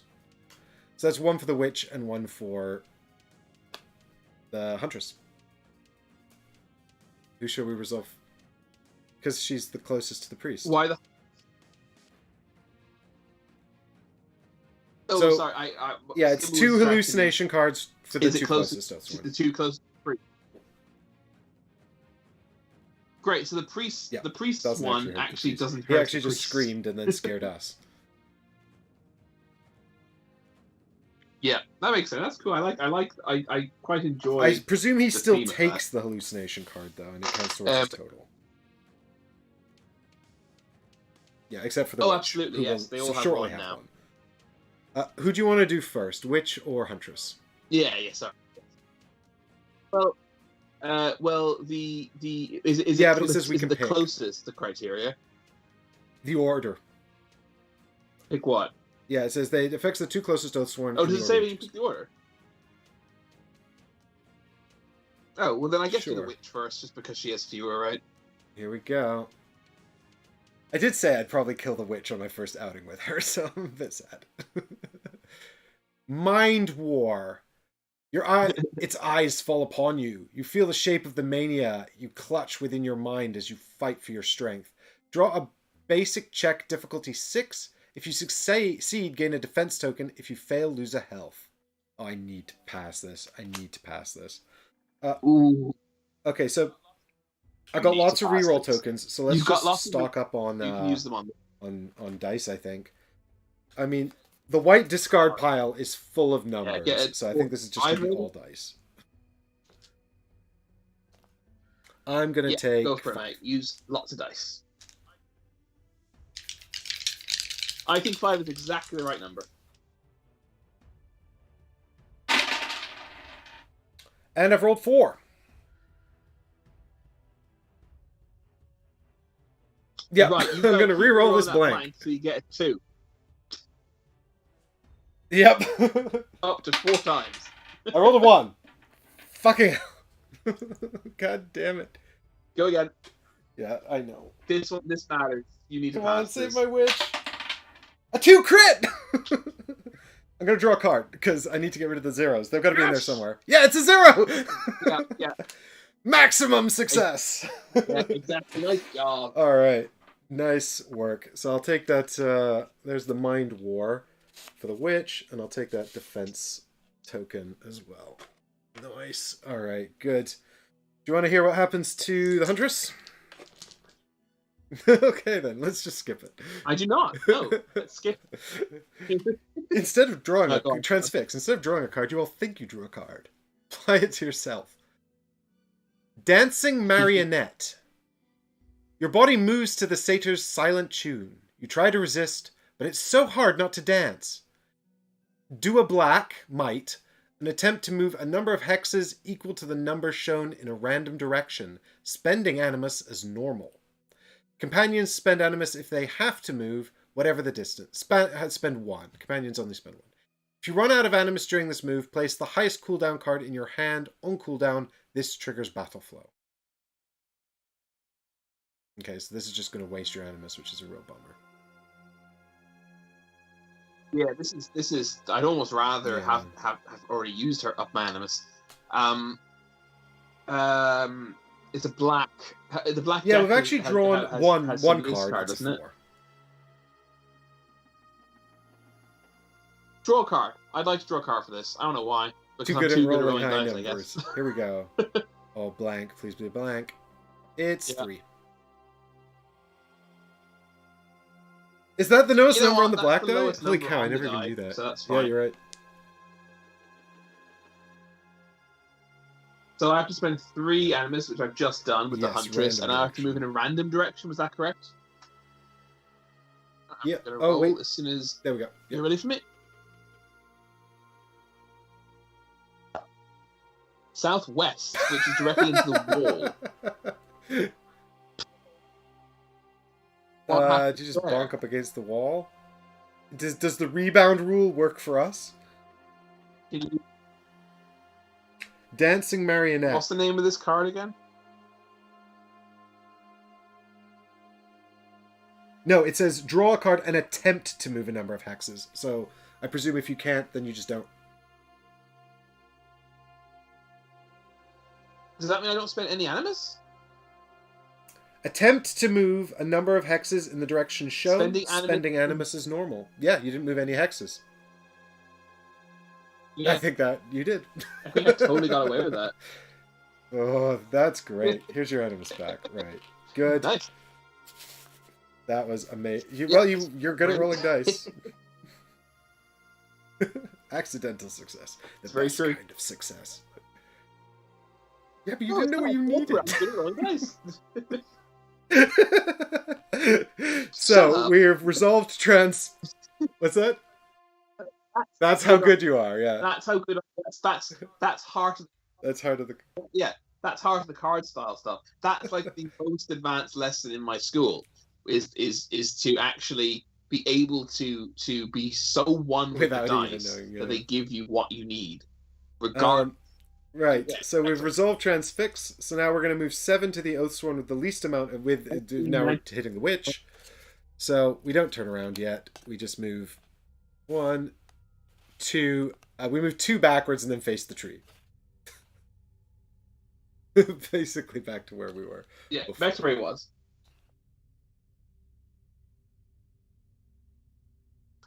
He then hits you with. He loses the black die because Yeah, he's still using that right hand. Like destroying that turn 1 is incredible. Like thank God. Yeah, yeah, because he's still. Yeah, like I said, he's still. If he stands on despite me that. and I can't be displaced, do I collide with? It doesn't count as like being colliding with the tree.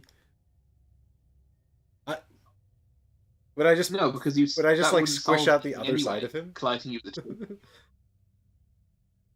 tree. You'll go to wherever you Well, can after go. this, he's going to move I'm 3 not south. entirely sure what you're talking about. Oh no, but he ignores me, right? He sort of does a 1, big leap. 2, 3. It's only if he lands on me. Yeah, it's only exactly. It's only after. But he will destroy this wall, right? Yeah. He's going to destroy the wall, though. Sorry. Yeah. Oh. He's going to destroy the wall.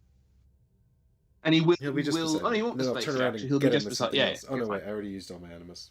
I'll run away and hide. Okie dokie. Right. Yes. So it's 2 red cards and 2 yellow cards. Do I want to use a defense? Yes, I do. All right. Let's have Yes, a you look do. and see what I've got in hand. I've only got 2 meaningful defense cards. I mean, your flaming whip card requires 2 fire to use, so that's. I've got elemental that's going to take time to be useful anyway. So I can get 3 fire on the board next turn. Here's another thought, though. It has 3 defense. It will flow my comet, so I'll get my comet back sooner. So let's use the flaming whip as defense. There we go. Okie dokie. And so now I'm on 5. And he's done. Here's 5. And a 3 and a blank. So he's done a total of 8. You'd have to use all 3 tokens, and it would still be a damage. So it's damage. The interesting thing about that is though we haven't seen a single blank red yet, so I think he is stacking. I think he's maybe got some bad attacks coming.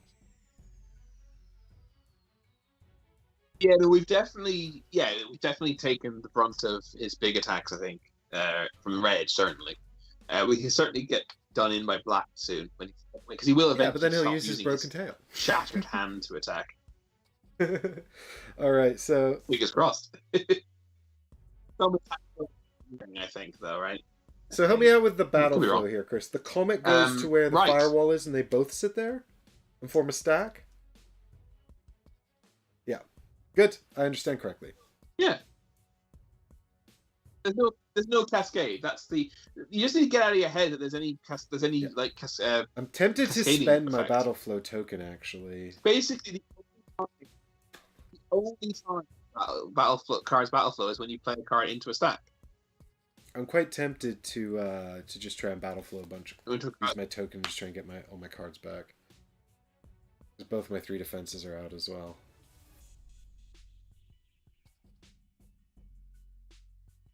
I've forgotten if the token battle flow is 1 stack or 3 cards.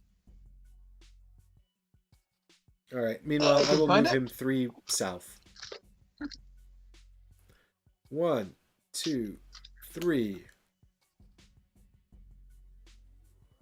Battle flow all cards on a cooldown position once to the next one. Oh no, sorry, that's not ability cards. Hang on. Here it is.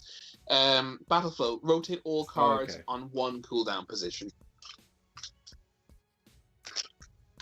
Okay, so I could actually use the battle flow token now to put Comet and Firewall into position 1, and then I could play a position 1 card and get all of those cards back.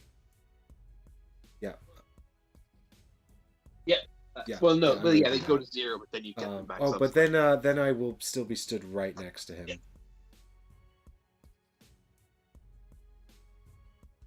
That's probably okay because I think it's likely we'll break another We've got spot. Here's his next attack card.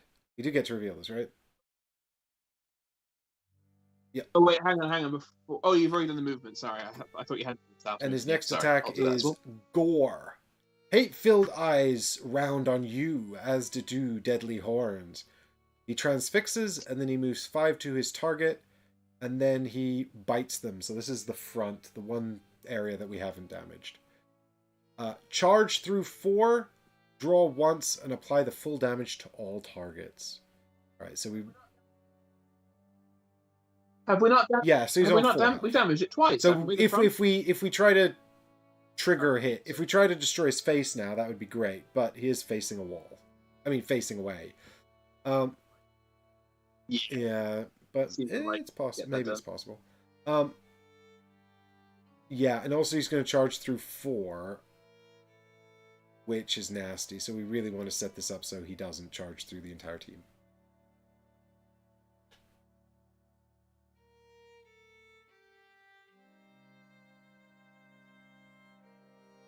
Hey, Ralph. Yeah, the witch is still alive for the time being.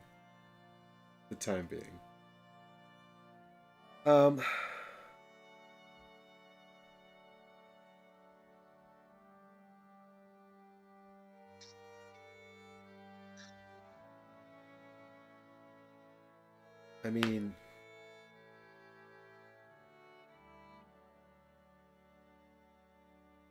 what's the plan? You still got all your animus with the Huntress.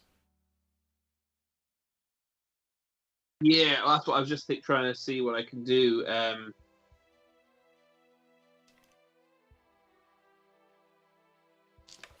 could do that, and then I could.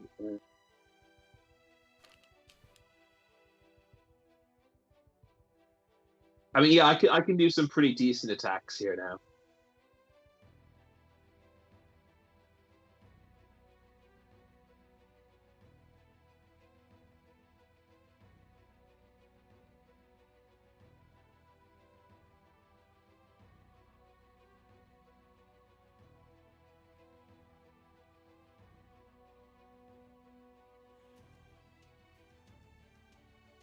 Ooh, hello. Okay. Right. I mean, I think that's a good move, because then when he does his next attack, he'll be weakened.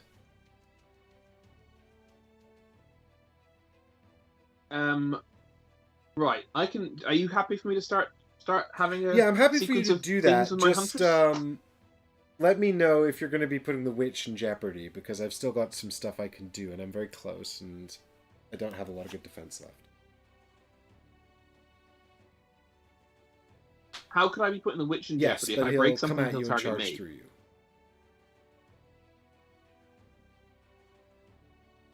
If you're stood... How will that hurt the witch?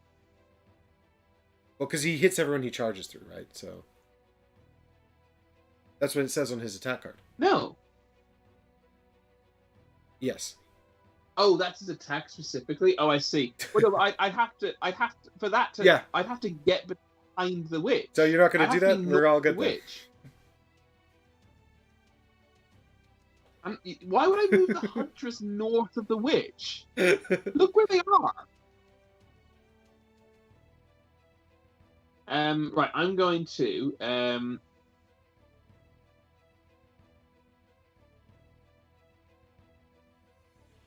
Okay, so the first thing I'm actually going to do is I'm going to play my... The order of this is frustrating. Managed to keep the bear safe by keeping it over here.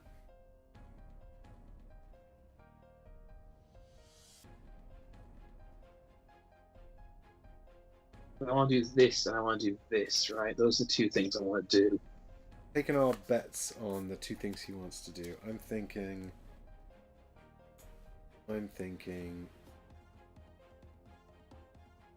Wow, your wind strike card has a lot going on. Yeah, I this is what I'm gonna have to do. This is the frustrating thing. I'm gonna have to do it. There's no two ways about it. It's just disappointing. I'm gonna have to put the wind strike card first. Maximize this. So I'm gonna put the wind strike card first. I'm gonna spend one animus to use it to send a falcon to a new target. I'm gonna send the one that's on. So just to clarify, if it just says target an enemy or target an ally, then the falcon has to come from me. But in the appendix of the rules, it specifically says the phrase "send to new target" means I can redeploy them from anywhere to anywhere. So I'm going to use this to recall the falcon on the priest to me. Yep. They're both with me now. Then I'm going to use 3 animus to play Ryle and Rake. Okie dokie. So Ryle and Rake says move 1 if using melee weapon, which I'm not. Then send 2 falcons. So these both have to be on me. Because it says send. So send 2 falcons to a target and then turn to face me. So I'm sending both of them onto the satyr. Yep. And then I'm turning the satyr to face me. This is the good thing about having the standees, is they can sit on his base. I'll face him southwest instead of northwest, so that he's not going to charge through you. Right. Then I do an attack. So I'm going to target the. I can target either his broken arm or his front. So obviously I'll target his front. And then he'll also gain a wound token, and if he has 2 or more, he'll remove a health. So if I manage to do this twice over the course of the game, he will do extra damage. So I have 1 yellow.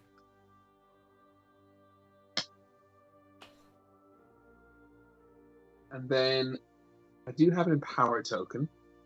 I'm looking for what, 12? Yeah. No, his face is 4. Oh yeah, 12. Yep. Yep. I think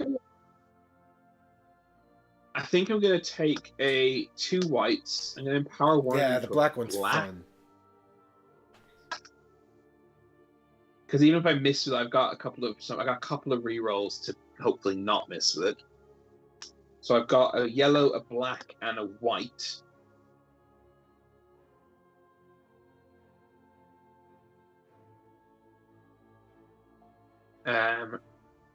I'm going to take a second white. So I got 4 dice. 2 white, a yellow, and a black. Okay? Yep. 2 white, a yellow, and a black. And we're going to go all dice. I'm going to go with this. Here we go. Well. Yeah. Technically, the but crit's I'm happy with the excellent. crit. So I'm pretty sure the rules say you can resolve the crit first to see if you want to spend rerolls. Okay, cool. In fact, I'm 100% sure of that. So do I want to draw black? Just black, one. We've drawn we've some drawn black cards 2, already, and it was a haven't 3 we? and a 4. Yeah, I'm going to roll another die for the crit. Oh, and this is... Yeah, no, that's fine. Here we go. Oh. Ooh.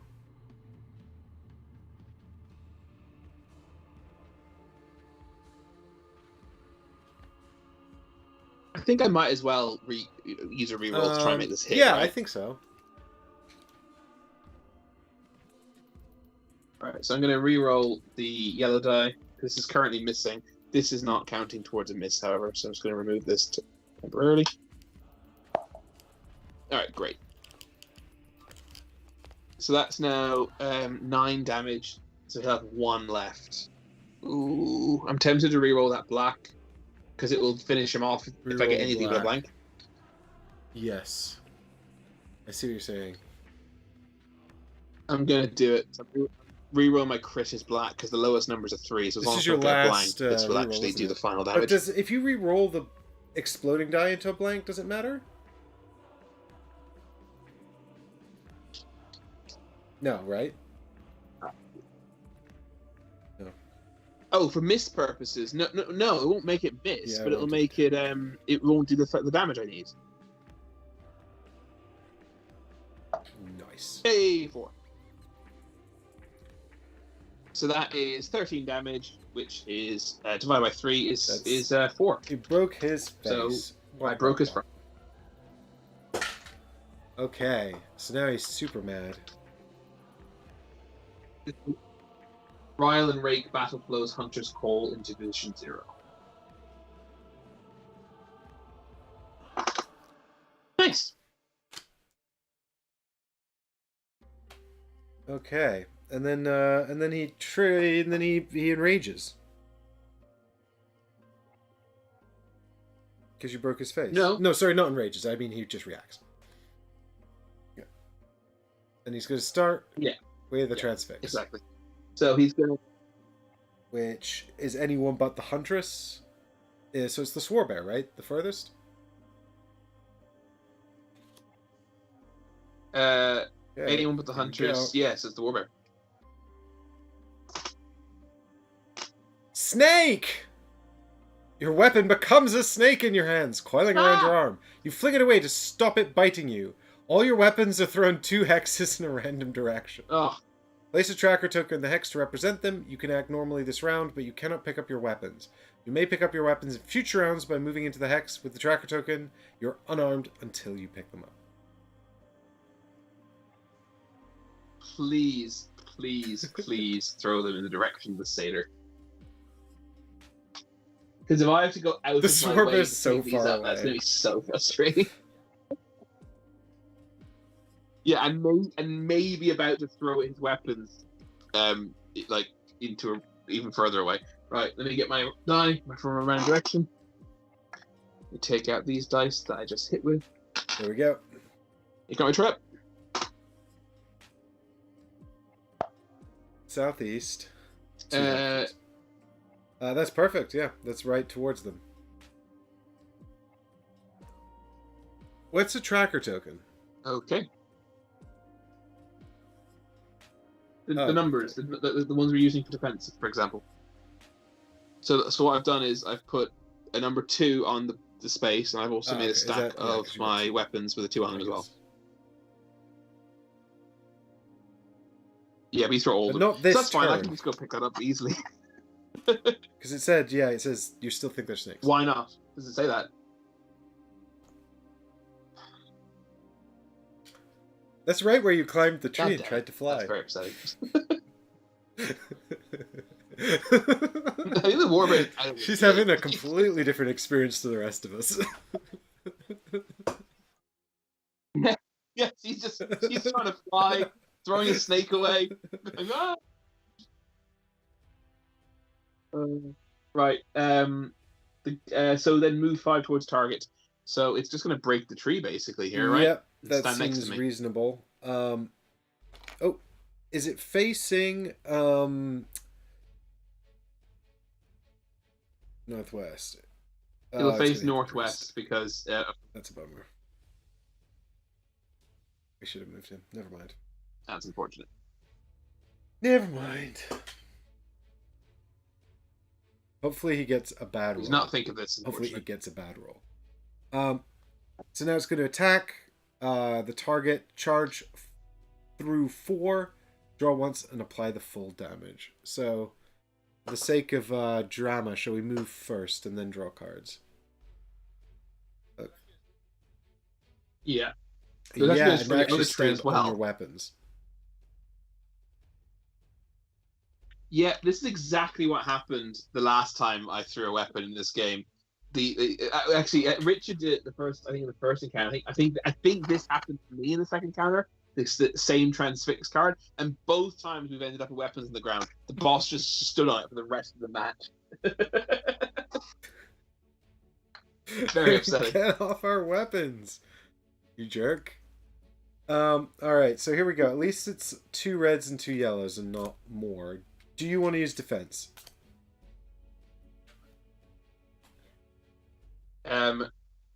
Yes. Okay. Oh, by the way, he takes a wound token. I forgot to do yes, that that's with right. Ryle and Rake. He doesn't take damage for destroying trees, though, does he?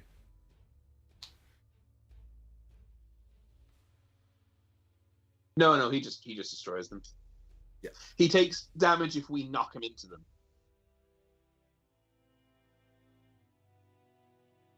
So I want to keep that. I'm going to use swoop. I think. Yeah. So swoop's being played into battlefield position 2. Got it. For 2 defense.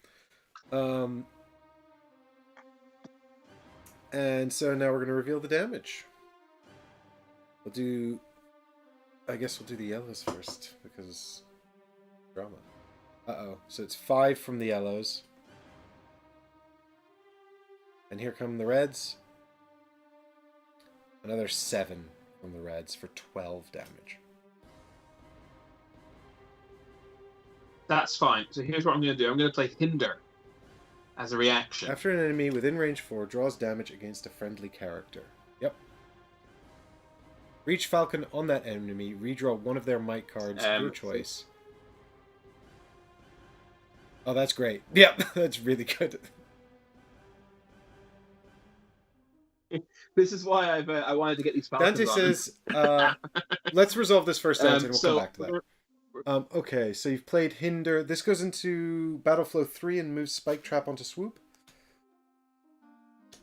Okie dokie. And then Yes, I guess you'll so. redraw the 4. Do we do it now? Like one at a time? Redraw the 4. Yeah, and but do we also, resolve redraw this 2. redraw? He has Like, two could you Falcons redraw on. the card he draws now?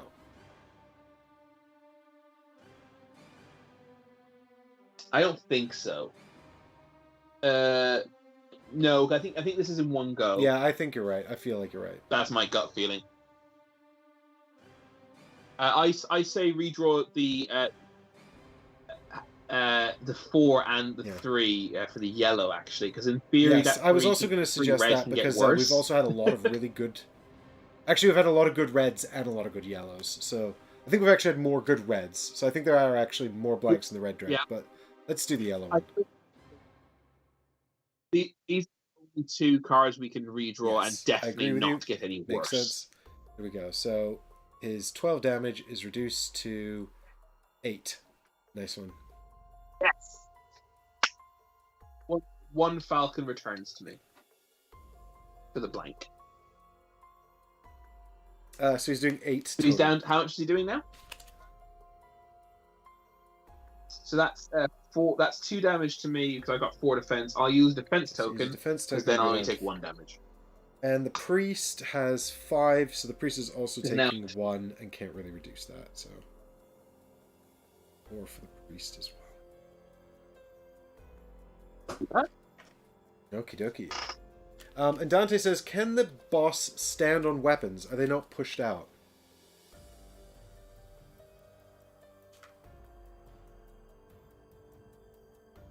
I'm pretty sure they can. Ooh. We need those weapons back.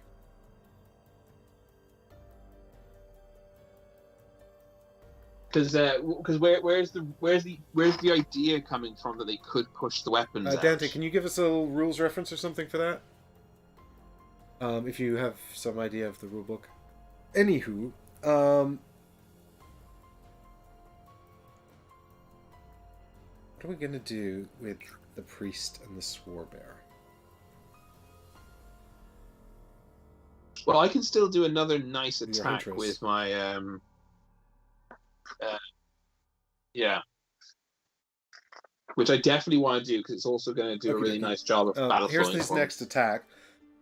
Whether or not he gets to do it is another matter because he's about to enrage. Mind Break. It knows you are the least affected by its strange powers. Pointing towards you, you feel it reach into your mind in an attempt to snap your will. All Oathsworn draw and resolve a hallucination card performed in order of the Oathsworn with the most to least, and then it moves 5 towards the closest target and attacks them. Wow, so there's lots of hallucination. The hallucination hasn't been terrible yet, but it can be worse than it's been for us. But like you say, he probably won't do that anyway. So, are you okay with me just going ahead and doing this? Yeah, I mean, we don't know what he's gonna do. Well, I could move exactly, the priest, so we might as well just whack him. in case he turns around and charges again. I mean, the thing is, I've got 3 bonus actions with the priest and an animus. So it's not like the end of the world if, I spend a token to move 2. And actually, if I move just, I could move a space southeast and then another one east or northeast. And then I'm sort of actually possibly closer to where he might end up and still... and still out of the way if he charges.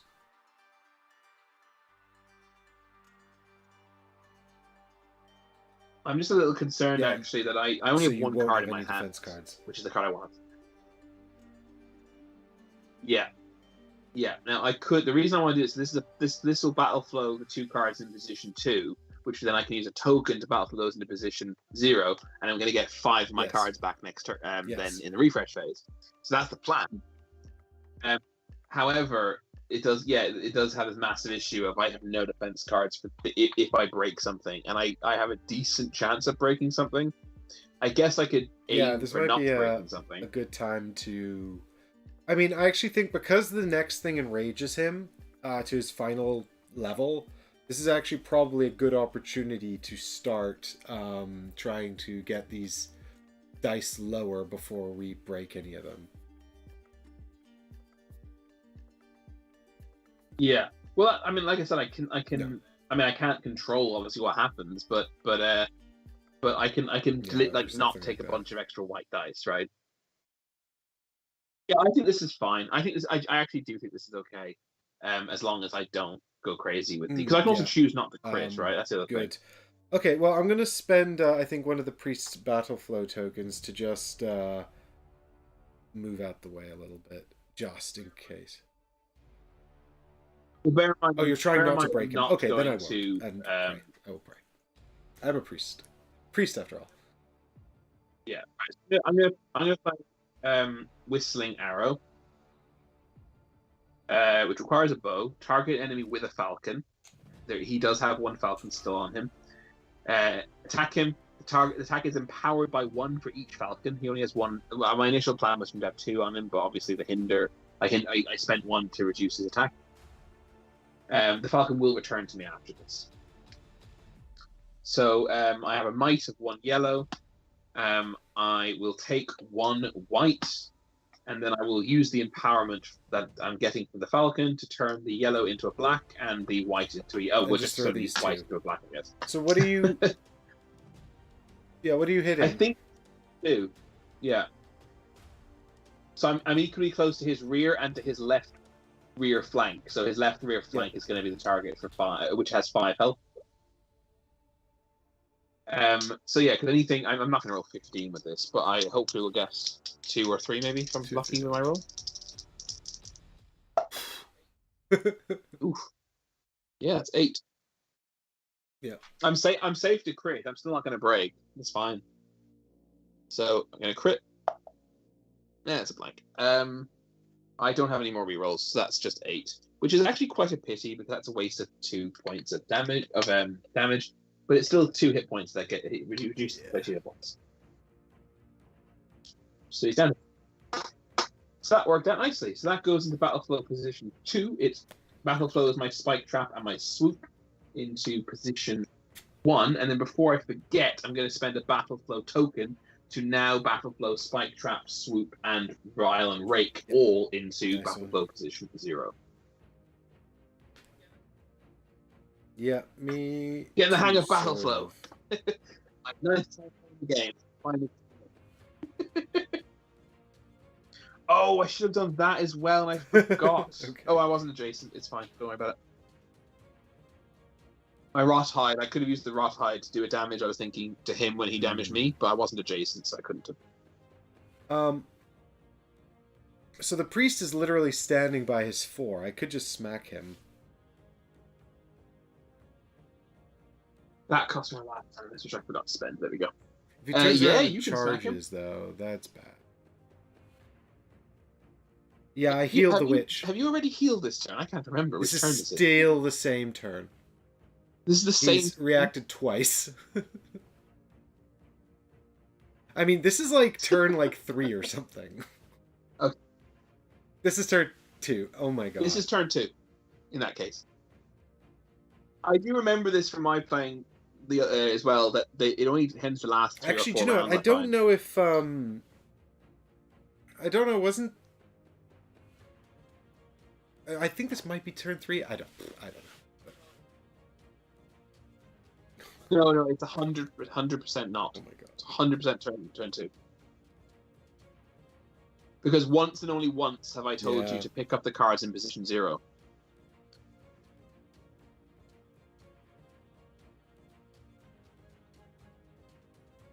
So do you want to whack him then?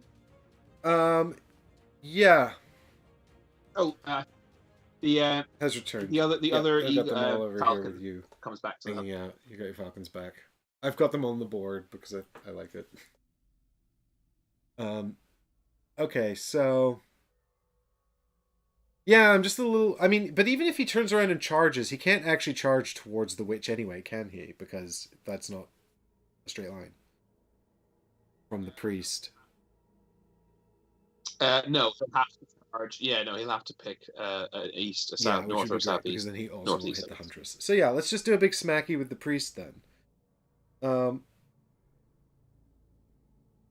And I'm kind of tempted, actually, now that I don't have to move, to use Blessing. Do you want to do something with your Swarbear?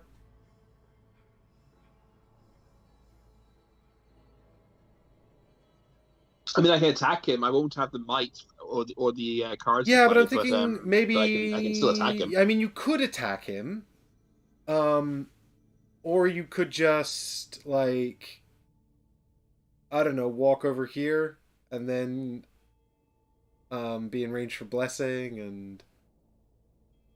Well, actually, yeah. Well, I was thinking of doing a Blessing with the priest. Are you gonna do?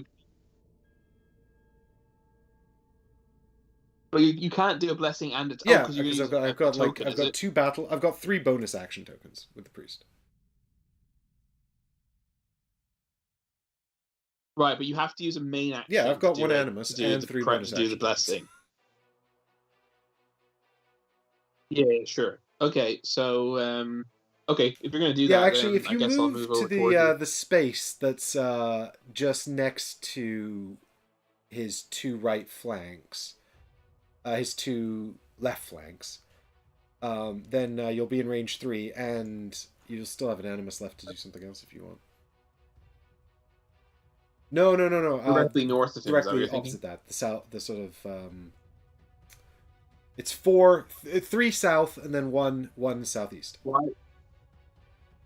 Well, because then you're still in range 3 of me. Why? Why can't I go to? Why can't I just move southeast then northeast? Oh, I mean, you could. Yeah, you could if you wanted to do that instead. Because then I can use a battlefield token instead. I can attack him. Fair enough. I'm just. I don't know why. Well, why would I use the Animus when I can for 4 movement? I don't need I don't know why you're having me. Walk I'm worried about you breaking him silly. and then getting squashed because you've only got 3 health.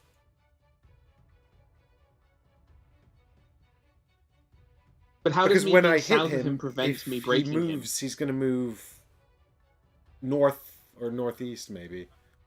No, he won't. He won't. If he charges through, he won't hit me in that position. I don't know. I'm behind the giant standee. I can't see. All right, cool. So The thing that prevents me from breaking him is me not attacking him, not me right, being I've south done of him rather blessing, than so you north can of have him. whatever you want. I'm taking empower tokens. I'm taking I'll defense tell you what. because I'll take. I'm I think I'll take an terrified of empower on the dying. priest and then a defense on the witch. I've taken a defense on the bear. I'm going to take an empower on the huntress. I'm less scared of the Okay, huntress. good. All right, and now that I've done the blessing, I shall do an attack. I'll spend a battle flow token because why not? Actually, I'll spend this one double animus token. Feels bad, but I'll do it. Yeah, Yeah, I know, but it's all it it's just good feels for him. bad to use It's two animus for for this, you know. Yeah, I know it's not animus, but it's just yeah. I don't know why they feel like they're better than the battle flow tokens, but I don't think they are. Actually, I just think that I understand battle flow less. But it's all irrelevant because you're thinking of what's better and what's worse in the Yeah, context of a full exactly. Oathsworn, which the priest is. Yeah, but I'm allowed to have my Their identity. misthoughts. Right. So I'm hitting him in his four spot. I get one red might. If I want to break him, then it's 12. You're gonna get a free reroll with a white Yeah, so I could useless just spine if you add wish to take it. some whites. I could even empower and just get some really good dice. I do have 2 empower tokens, so I might as well use one. I think So you might actually, as well we use could just one, add right? a black then. So now we've got a black and Yeah. a red and 2 whites. 2 whites. Okay. And I'm thinking, let's just roll the dice. Actually, let me check the white bin. The white cards might be quite good. No. Let's roll the dice. I hit you in the back, strange satyr. He always seems to be facing in a way where the camera doesn't quite get him. Yeah. Uh-oh. Oh, dear. It's a 3. Right. It's the worst What's the possible black? roll I that's can't see not the all black. blanks. Right. Oh my god. You've got lots of so you can flip the spine to get a free reroll on one of those Let's white do that dice. first and see what comes out of it. So you just turn it face down. You still have the red might from it, but there's no battle flow, so companions only get to use item cards once. Excellent. So I guess reroll the red now? Actually, how much... well, you know, damage is damage. Let's reroll the red. You have to get rid of one that misses before you can even start thinking about other stuff, right? I guess go again. Reroll the red again. Yeah, I think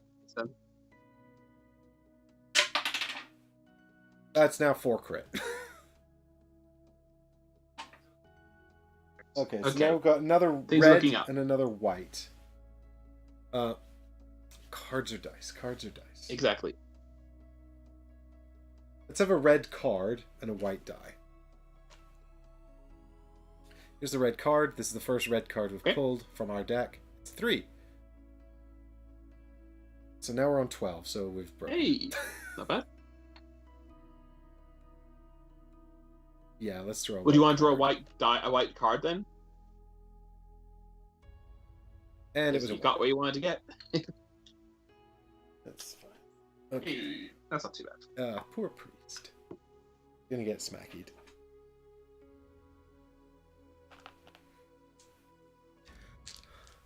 Bah, bah, bah, bah, bah. At least we've taken out all of his faces. So there go his level 2 cards.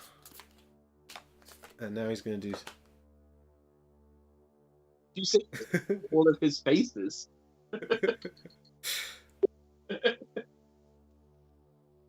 Mike's brain shutting down. Mike's brain Fractured tired. image. Your vision blurs as the satyr seems to fracture into 3 copies of itself before your very eyes.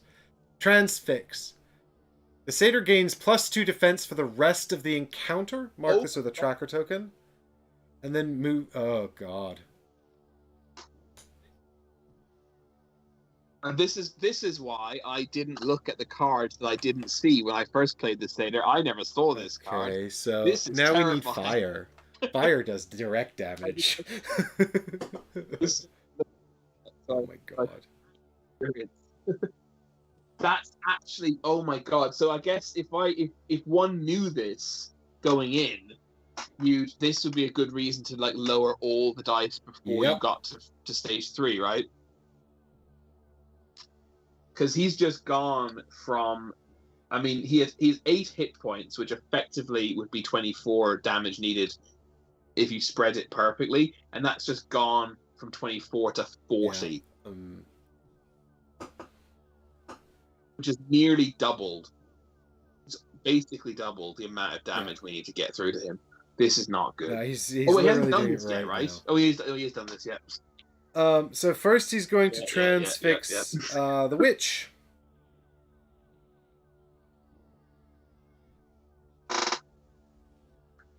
Is it the witch? The witch and the priest are tied. So keeping track of the hallucination cards. All Oathsworn suffer knockback 2 in a random direction. Roll separately for each character.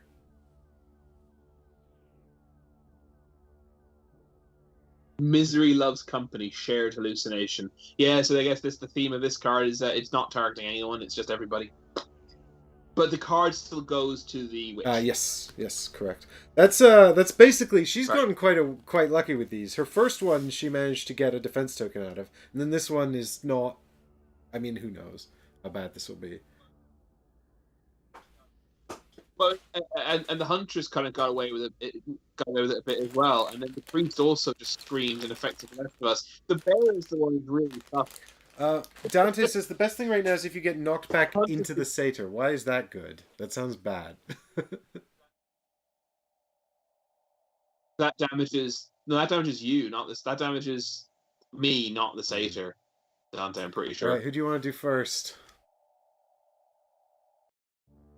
Oh wait, no, I think you might be right. If you go into Dante says he also loses HP. Anyway, shall I do mine? Yeah, I think that might be right actually. I'll double check that, but I think he actually is right. Well, you say the best thing, Dante, that'll happen, but we'll also take. Yeah, but he's got really high defense now, so the more direct damage we can do. Honestly, this might be a decent exchange, right? Don't know if it is, but so okay. Do you want to bring up my dice tray? I'm gonna do my huntress first, then my bear. Here we go. Huntress goes northeast, which is going to go stand next to nothing. Wait, how many spaces? Yeah, there's 2 spaces. It's 2 spaces. Two spaces, is it? Stand next to the witch, and we're gonna go again then with the war bear. Wow. Everyone's just going northeast. So that's same. Okay. And I guess I'll roll for the witch. If I could just also have northeast, that'd be great. It's southwest. Yeah. Fuck. I collide into you. And we both... Yeah, so I'm pretty sure Dante's right and we both take damage. But I will just check while here's the priest. For the priest. Can I use a redraw to reroll that?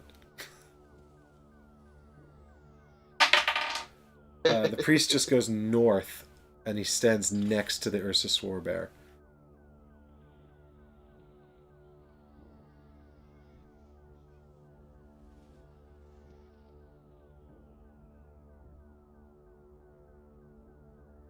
So if a character will be knocked back into a hex-containing obstacle, the character loses a health from the If a character would be knocked back into a hex-containing another character, use the same rules as being knocked back into an obstacle. Right, except the witch doesn't because of her padded clothing, right?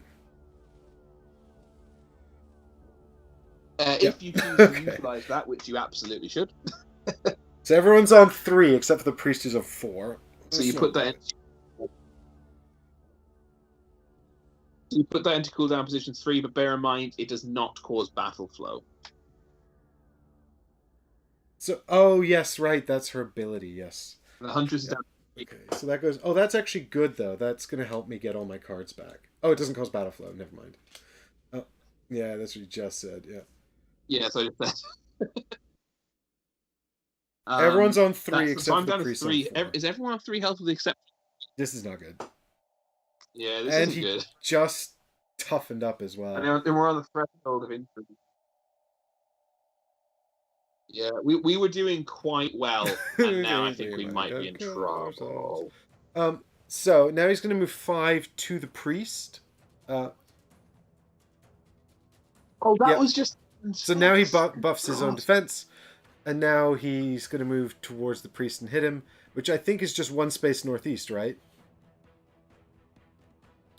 And then he's going to face. That's correct. Yeah. Oh god, it's I've moved your weapon, northeast. which he's still standing on.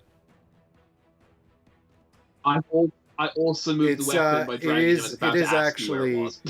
Do you see the tree next to it? So it's like Yeah.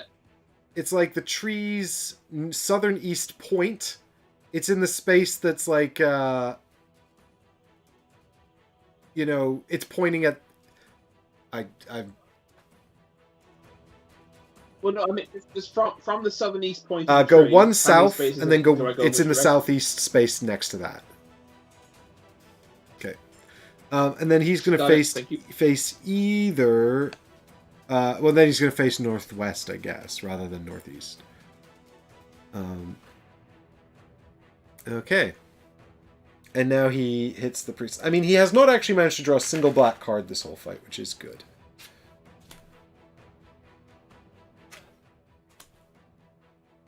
Yeah, that's kind of remarkable, right? Can you bring up the board? Do you close up of the satyr? Because in that confusion of the weapon, so I've gotten this confused. is his his face. This is this die is where his arrow is.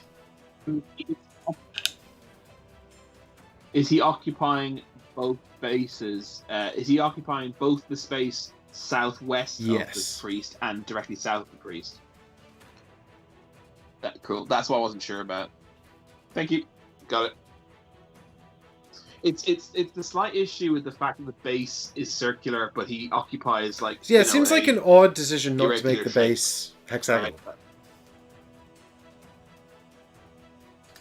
Yeah, it confuses me quite a bit. But so we've got 2 blanks for the yellows. And a blank and a 2 for the red. He does 2 damage to the priest. Which, actually is... Yeah, sorry. Yeah, he does nothing. So he complete whiff. Nothing.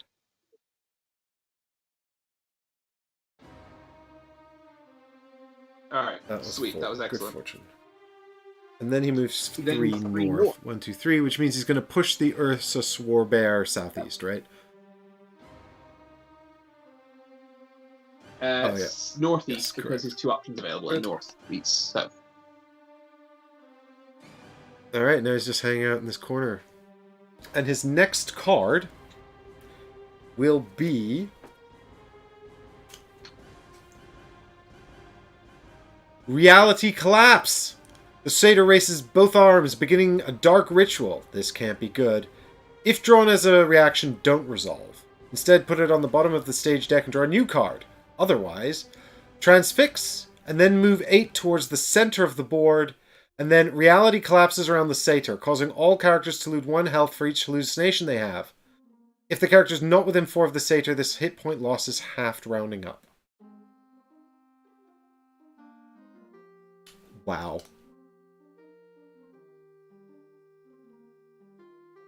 Okay, the last time I fought the satyr, we clearly basically skipped. Like we clearly killed its stage 3 very quickly. But no, I have not seen any of this, and this is awful. Okay, so I think the idea of avoiding injuries is injury basically cards gone. Yeah, I mean, I'm just thinking like. Yeah. I mean,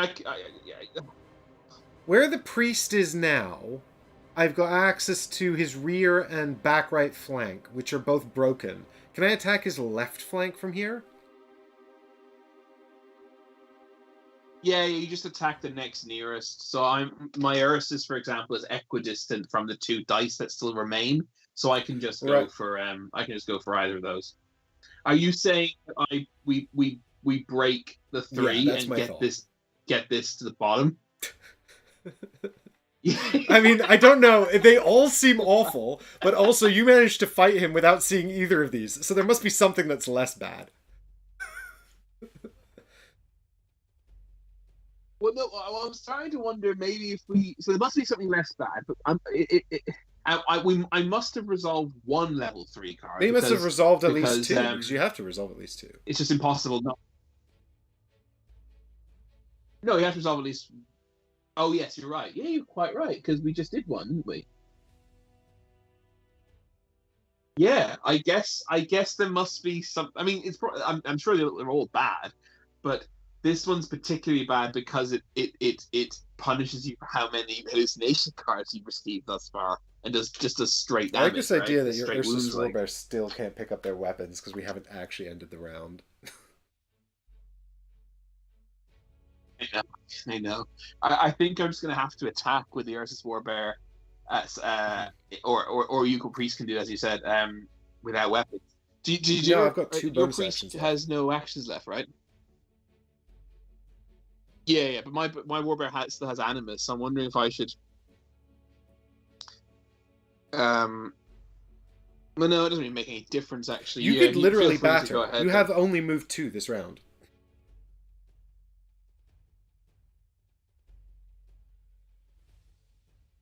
Yeah, I know. I didn't use an Animus for it. So yeah, I mean, why don't you try and destroy that 3, and then with my bare fists, get it? Bare fists. The bear can try and damage the last eye.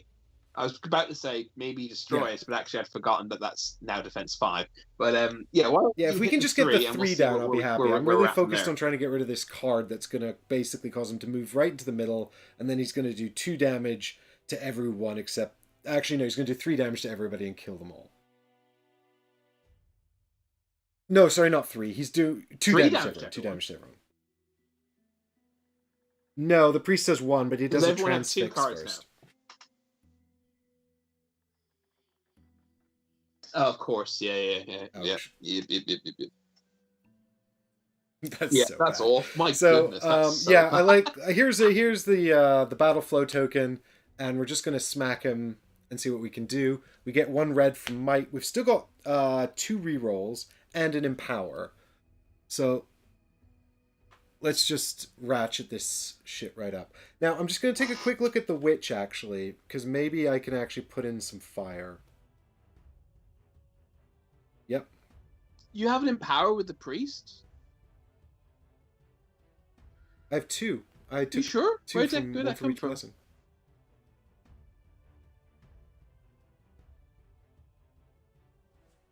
Yes. Yes, You that's why I only have definitely 1 left. used one just now on the last attack. Oh, okay. Yeah, I probably just didn't give you the set one from the second blessing in that case. I mean, That's he's probably only what done happened. 1 attack so far this whole game. Um, Yeah. I'm just having a look to see if there's something useful I can do with the witch. I don't think so. Okay, so if I spend an Empower token, I like making these bigger, so we'll just take a black die. And then we need to get Yes, you got red 15, and black. which isn't... I mean, look, the Warbear will definitely be able to finish it off with her fists if necessary. So try and get 15 if Well, you let's can, do but 2 you probably whites. I can't. feel like So with don't 2 worry whites about and it. these 2, we can do 10, and then you can probably do 1. Yeah, We can do that seems 10 reasonable. damage, which is 2 damage, and then you can probably do 5 damage, which is 1 damage. I've started Wounds, using yes. the term Wounds is a wound much to better be. call. Right. These cards over here, what's the situation? Damage divided by defense, and that turns into wounds. Good That's shot. how I'm I thinking. think we're gonna have a red. No, a red card. No. Black card. No. Oh god. All dice. Have at the satyr that's facing away from the camera again. Oh, they all went off screen. Oh, it's so bad. Move the camera. They're both blanks. So I do, yes. You still So you still we'll have two start off by rerolls, though, right? re-rolling the black one. Oh god. Yeah. Come on. Oh no! Still blank. Oh my god. Do it again. That's twice now I've re-rolled a blank into a blank with the priest. He's not good at Oh. fighting. I don't think the odds Draw are... a card if you want.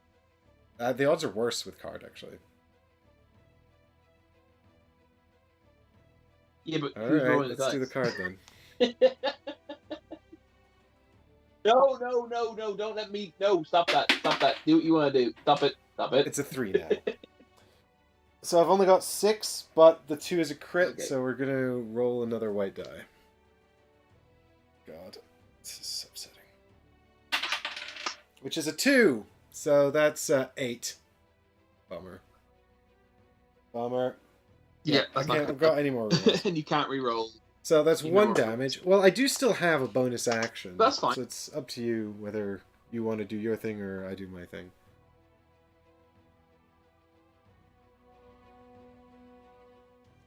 I think I will do... I think let's...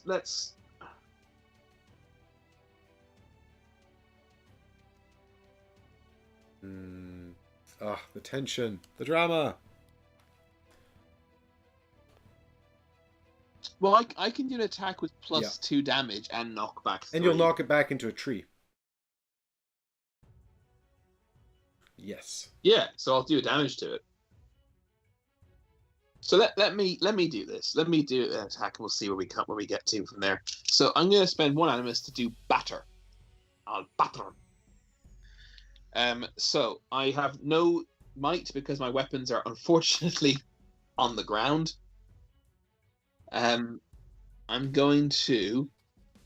So I'm going to get. No. I've got an empower token here, don't I? Oh no, I don't. Do I? Oh no, sorry, that's it. I'm going to flip my pig yes. iron mesh to get an empower token. And I take a black die from a So white one die black die with that so empower far. token. Yes, and I'm looking for. I mean, technically 5 would actually do because then I'll knock him back and. Actually, well, something I'm not 100% sure of is if I knock him back, both of his remaining dice will collide with the same point true, of the it's a tree very odd simultaneously. situation. So does he take it to the north, which is not the one we want because of the rule of north and west? Or do we get to decide in that instance? Let me check the knockback roll and see. Or if anyone in chat knows, feel free to inform us. Knockback. Well, actually, though, if he goes... Yeah, I mean... How is this calculated? Because if he goes back 1 space... Or, I mean, if he moves in that direction, he actually has to sort of... Is it about the first point of contact? Well, if the point of contact is simultaneous. Yeah, but what I meant is, like, if you think about his base as as 7 hexes instead of a round thing, he actually the rear left strikes 2 parts of the tree. Okay. That's not relevant. He strikes the. It's not an obstacle one of obstacle, 3 right? parts. Understood. It's an obstacle that he's hit. Just, you know, we need the wins here, guys. It doesn't say in which I just case said we need some wins you here. always. We need to do some What did you say damage. last? I mean, we've done so much damage. It It does. It doesn't say, and it makes no reference to this situation. Therefore, Dante we have says, to I would default say to you North and decide, West rule. but no, I think Chris is right. I think we have to default to the golden rule. Well, Yeah, because it says it does say, for example. So, for example, now that the warbear attacks, I'm equidistant from the two targets. That specifies in that instance I decide which die I target. So it doesn't specify for a collision. Therefore, do you want we have the to assume priest to spend his final North and bonus West. attack first, then, and try and get him down to 1 there?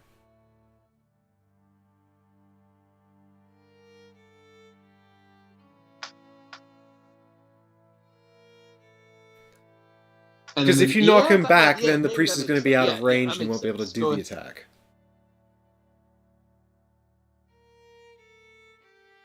Okay, cool. So we'll spend the priest's last battle flow token from here. Do one more attack. I need 5. I've got no rerolls. All I've got is a red die. And I guess 2 whites. What's that? You could well. Yeah. You could well just miss this. I mean, 5 defense is rough. Yeah, this is why he's only able to have it for the maximum of 2 dice. Actually, that's not true. Technically, if you were really slow in damaging him, he could get to this card before you've done any much damage to him. But I'm going to go with heart of the cards. I'm going with 1 red card and 2 white dice. Okay, let's roll the white dice first. So I got 3 there.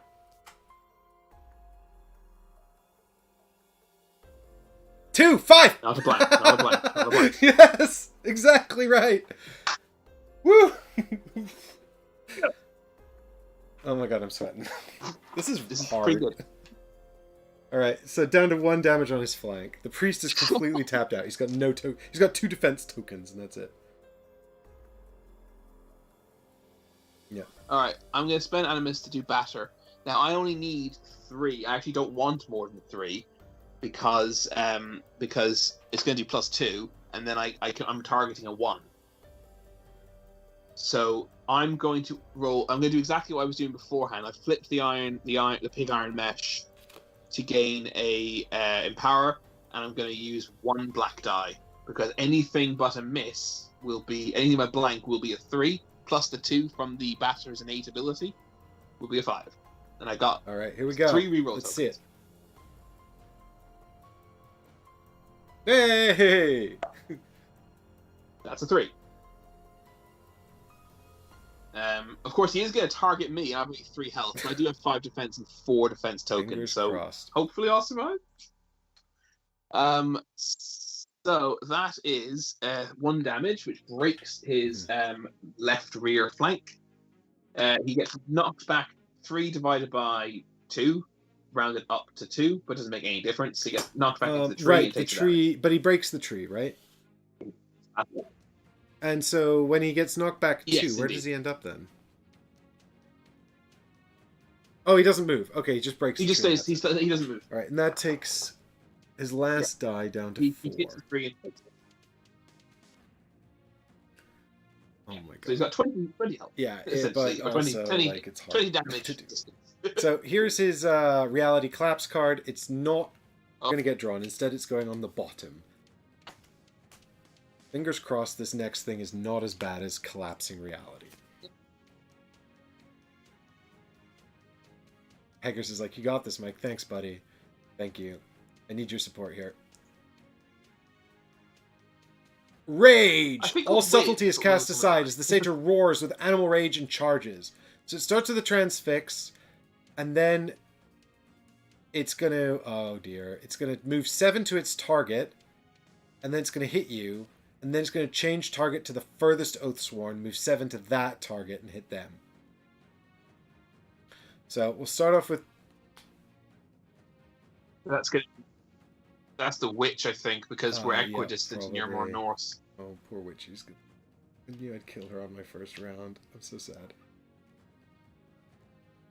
Actually, I do have Yeah, it's some fine. It's fine. cards We'll in be fine. hand. The witch might be okay. God, it feels like a year ago that I actually was using her, and it was this round. All right, so here's the transfix, which is for the hunter. No, the priest. This is for the priest. He's got one card. They're out to get me. They always wanted you dead, and they're going to make sure of it unless you get them first. Do not spend Target the closest Oathsworn. You must move into range with your weapon and attack them using 4 might cards. Using your might and add white cards if needed. This attack will not miss or critical, and the victim may pay a defense card as usual. After this, you can act as usual. You cannot use interrupts to help the victim of this attack. Oh dear. So I'm going to actually just move 1 space next to the Swarbear and hit the Swarbear. This is terrible. The bear could Don't worry, Chris. I'm going to pull all cards. White cards are dreadful. We've been avoiding them all game. I'm confident this is going to be nothing but blanks. And then I have to pull a... Yep, so here's the red card. Yeah, you have to have a red. Okay. Well, the satyr made me do it! So there's a blank. So mad at Another you. blank. A 1.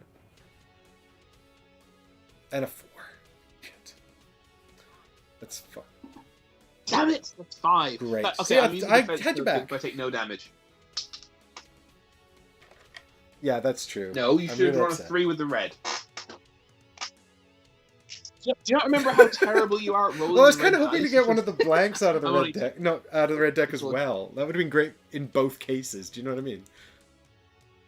That could have been a lot worse. So here is the... I mean, the priest so far is...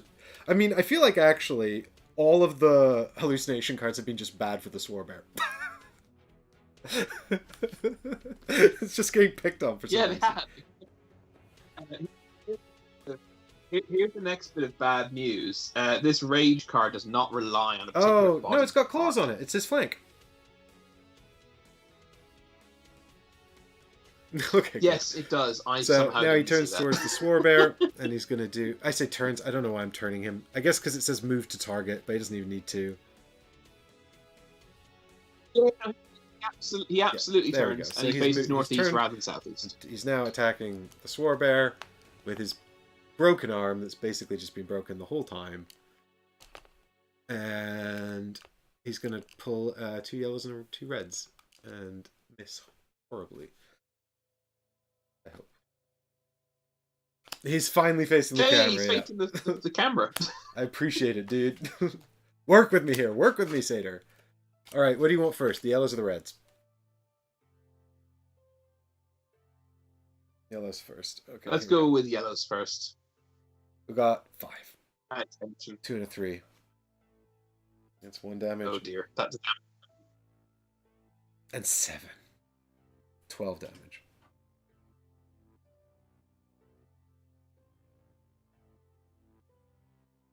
I mean, I have 3 defense tokens. I could use them all.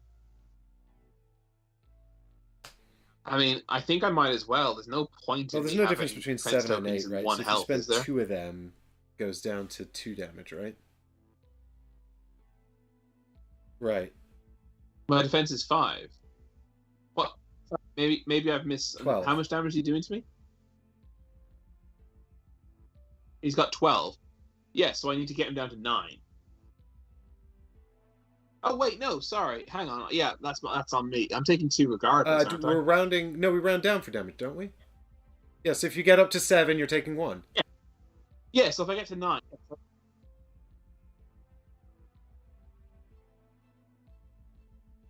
Oh yes. Yeah, sorry. What am I doing? I'm thinking of a defense token reducing the 12. Well, we have been fighting this satyr for a long time. I mean, actually, we've been literally fighting this satyr for like 4 hours. How is that possible?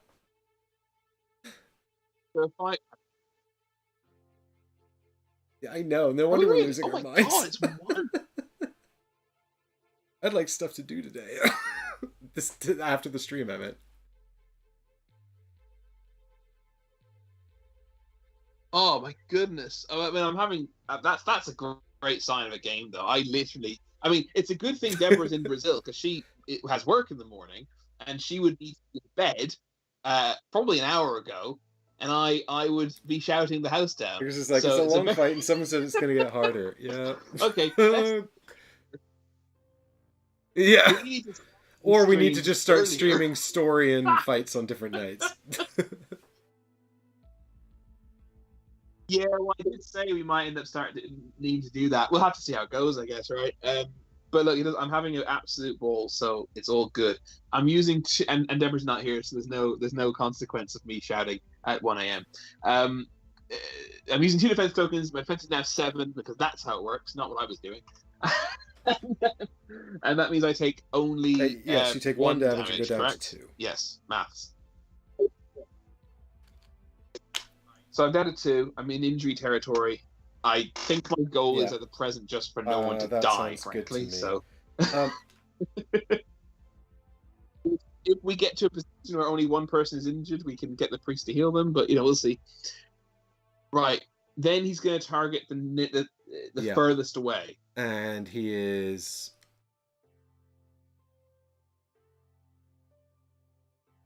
He's 5 from both the witch and the huntress, so I presume he's going to target the witch. Yeah. 5 away. They're equidistant, right?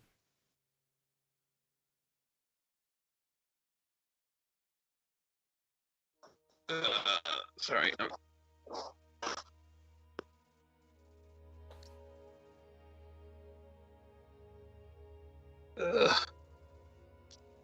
So, I think he's going to move 7. So I think it's going to be... He's here. It's going to be 1, 2, 3, 4. I was just replying to a message from Deborah because she needed to know something, and I was like, oh right, I didn't realize it's been quite so long. So apologies. So everybody. He's in the space. His center is in the space that's 2 northwest of the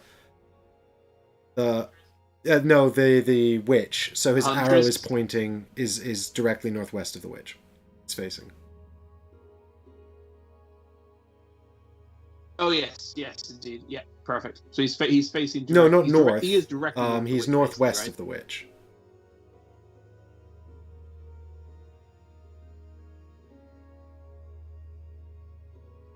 He is actually directly south of the priest.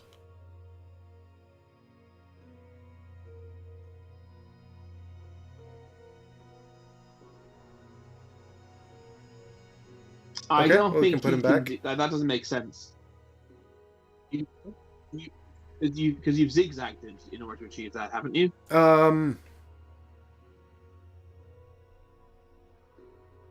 Yeah, that doesn't make sense. I'm pretty sure.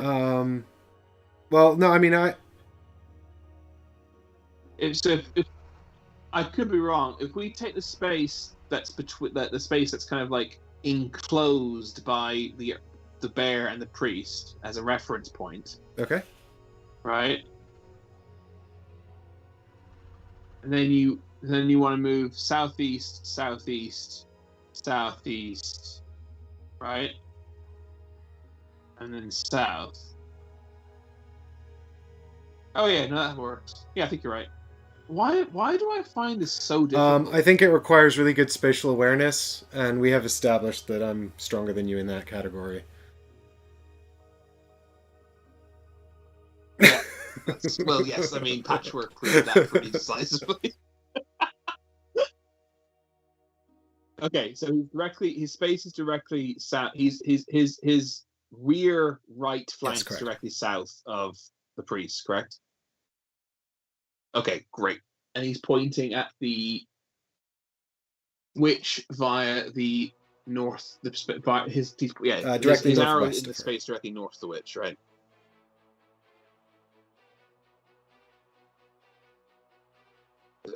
What? No. Sorry, sorry. I wasn't saying pointing to the space. I was saying his arrows. No, in you've the got him space one more directly north of the space witch. to the northeast than I have him, actually. I have him one space southwest of where.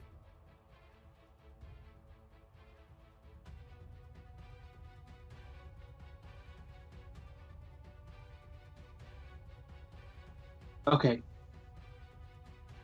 But I mean, Got- I'm not sure which of these two spaces. So his you've arrow got is the to be space. in. So I say, when in doubt, put him in the northmost space, and I'll just leave him where you have him.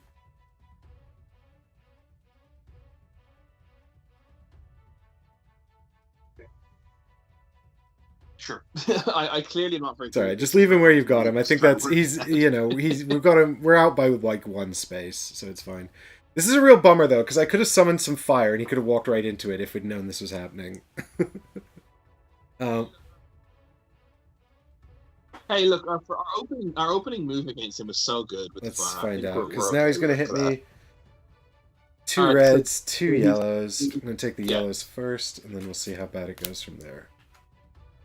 Alright. Oh, defense! Yes, I shall play a defense 2 card.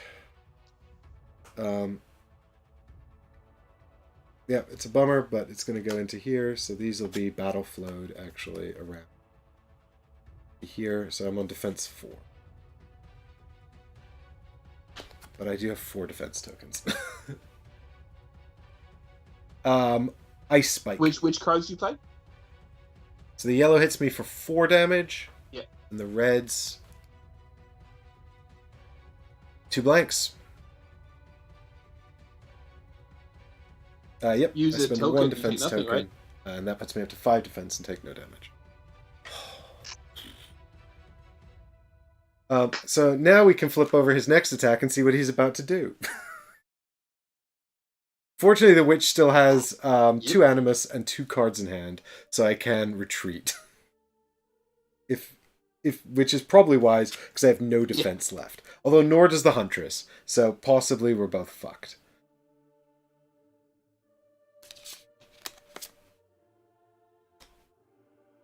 Alright, let's take a look and see what the next card is. Oh, hang on. This guy's out of here.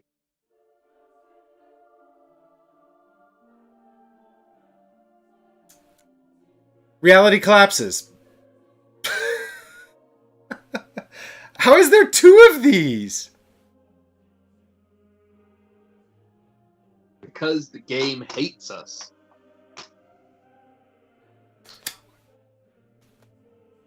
So that will kill the bear if it happens. Because we can't. It will happen. Unless we. Well, we have to do 20 damage to him now. Right, and all we've got left is your bear has 1 animus, and then the witch has 2 animus. And that's... The huntress can regenerate 2 animus and has an empowerment and can battle flow almost her entire hand back into her hand because from position 0. So I might be able to do something nice with her. Okay, I can summon it's a not fire. looking ideal.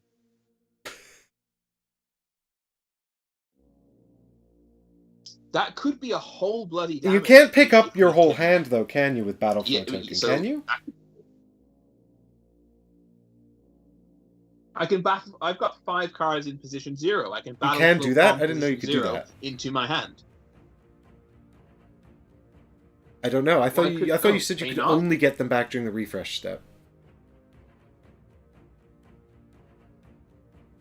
I definitely never said that. That's not to say that what I'm trying to do is correct. Well, let's have a think here, because I think I said that because of the number of times I've had to I just can't seem to get my head around battle automatic. You know.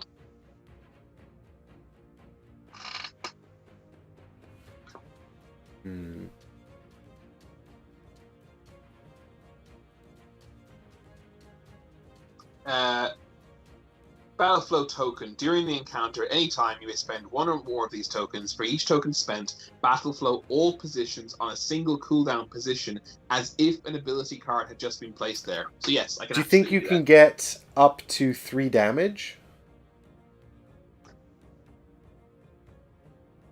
I'm gonna try, mate. Like the bear is dead without like. There's nothing we can do to save the bear other than kill it now. So I'm gonna try. I'm battle flowing. Use my battle flow token.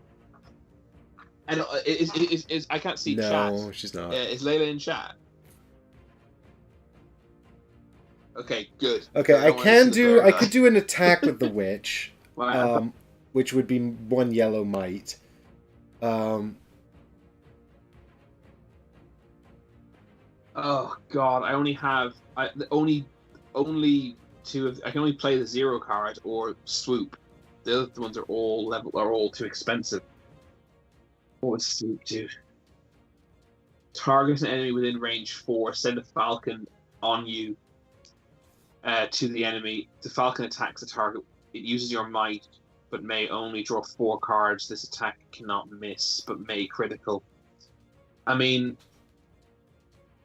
that's the. I mean, it's something. I mean, it's not. It's attack's an attack, right? I'll be doing that. So I'm gonna use my animus token to move 2 animus from the huntress into the ready position.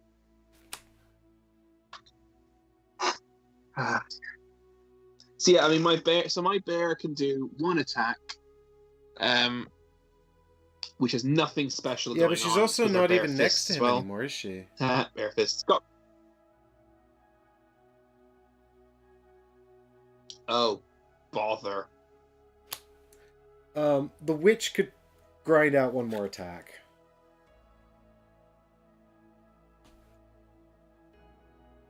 Oh no, the bear can't even attack. Yeah, which is a bummer actually, because it's still got 3 reroll tokens. Yeah, it's really There's not. no way. We don't have any way to do knockback, do we?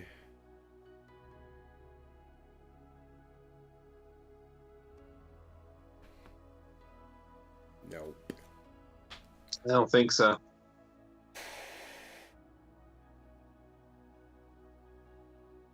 I mean, if I think exploding 20, dice, lots of 20 criticals. worth of criticals.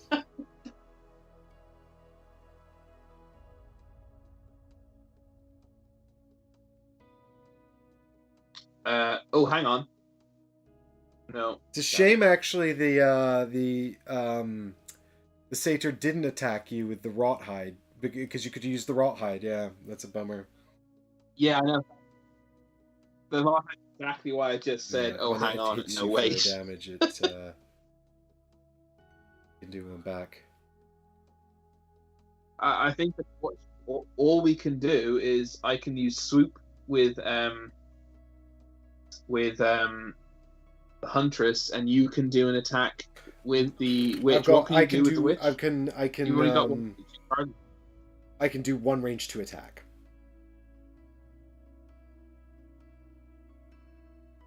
What's that using? Just my regular elemental attack. So I have 1 yellow die. I have 2 rerolls. Nope, don't. And you've got an empower token, right, as well? Oh, maybe that's the mistake I made then. Maybe I gave the witch an empower token that was meant to go to the priest, right? Well, it makes sense. Okay, it sounds to me like we have kind of got 2 circulation. Then you have a battle really middling attacks to try and effectively squeak out 10 damage. Yeah, if we do 10 each, right? Like 10 damage.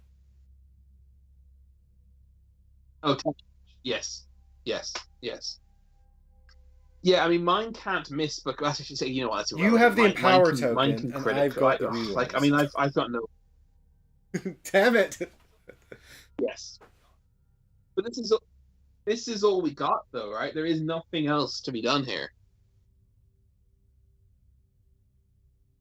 It's the fact that the goddamn bear hasn't got a. The good news is, though, Chris, you can use the animus to get the bear out of range 4 of the satyr when he moves to the middle, and then you don't actually die. Because you take half damage, so you'll survive on 1 wound. This is why you get paid the big bucks. But let's try and kill it first, because that would just be better. All right, let's. Okay. Otherwise, we're all taking injuries. Yes, that's fine. Yeah, there's no need to move first because either it dies and it's done, or it doesn't die and it doesn't react. So yeah, let's Yep. Who wants to go first? I've got the re-rolls, so I think I'll go first because my turn will be less dramatic. You've got to basically just get it with like one throw. Pretty much. But I can't miss, so as long as I get a crit, I can just explode Yeah, dice so forever. this is so what I'm going to be doing here is using elemental suffusion to do a range 2 attack. This is definitely better than creating one fire, right? Because he could move on to the fire and that could kill him. Yeah, you're relying on me. It's totally You're relying on me to unrealistic. get Yeah. So 15 here we damage go. 2 otherwise, right? animus, With 4 dice. elemental suffusion, 1 yellow die, and I can add as many whites as I want. I need to get 10. This has a 3 on it, which means I need to get 7 with whatever white die I throw. So I probably need about 5. 4 or 5 white dice. How many blanks are in the white card deck? There's 6 blanks in every deck. I'm literally doing math now to save our lives. Maths for the oh no, the white cards are terrible. Don't touch them. I think the yellow cards are also bad. These decks are death. Stay away from these decks. Oh, actually, these are not even our cards. Hang on. I mean, it's still not good though. Yeah, I think we're just throwing dice. 4 whites and a yellow. You've got rerolls, so maybe you should. I can only use 4 dice. My attack limits me to that. You possibly should. You've got 2 rerolls, right? Yeah. So I mean,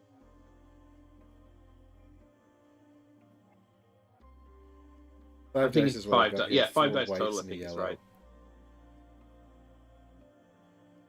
Yeah, you've got. Yeah, I think that's good. I think that's good.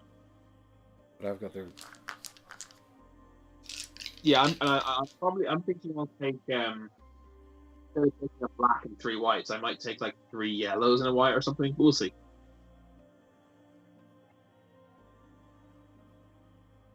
Increases the chance of a better crit, right? Yeah. Maybe a red. Anyway, let's see what you can do. I think I need another white one. If I'm gonna reach 10, I'm just thinking about the Really?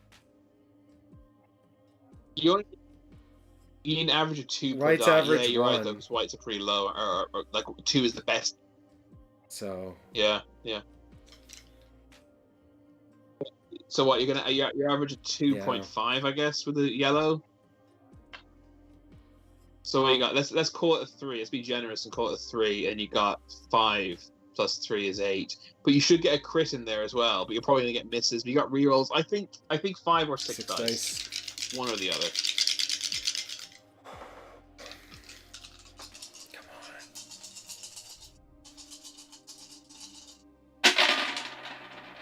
oh, it's not terrible. Oh, it's yeah. All right. Yeah, it's blank. What's the yellow? We got I don't see the yellow. a crit, a 2 crit on 2 Okay. 1s and 3 blanks. So here's the first reroll token to reroll the yellow.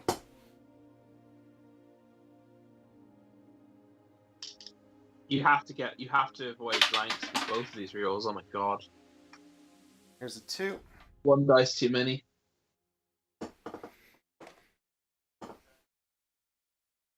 I'm really concerned. But we're not you even rolled 1 close to dice too 10 many. though. Like That's a good point. Yeah, but even 1, but this thing is terrible though. Oh, so it's so that's nearly got a us on crit. 7. It's so nearly a crit. So I think we're fucked, but let's keep going. Well, who knows? Maybe I can do 50. So You never know. there we go. Here's your crit. Come on. Exploding dice. Nope, that's blank. All right, 1 damage. 1 damage. All right. Okay. I 2 animus to use swoop. Which battle foes whistling arrow. Target any enemy within range 4. And send the Falcon to him. There you go. Falcon goes to him. Falcon attacks the target. He has your might, but may only draw 4 cards. The attack cannot miss, however, but may critical. So, I'm going to take 4 yellow die and 3 white dice. That's what I'm allowed. And then I'm going to use the Empower token. So I think I should turn all of them into yellows, actually. What do you think? I assume our yellow situation is I don't want yellow cards, or do I? No, well, I mean, we've only got 2 yellow cards out, and it's a 3 crit and a 3. So, probably not.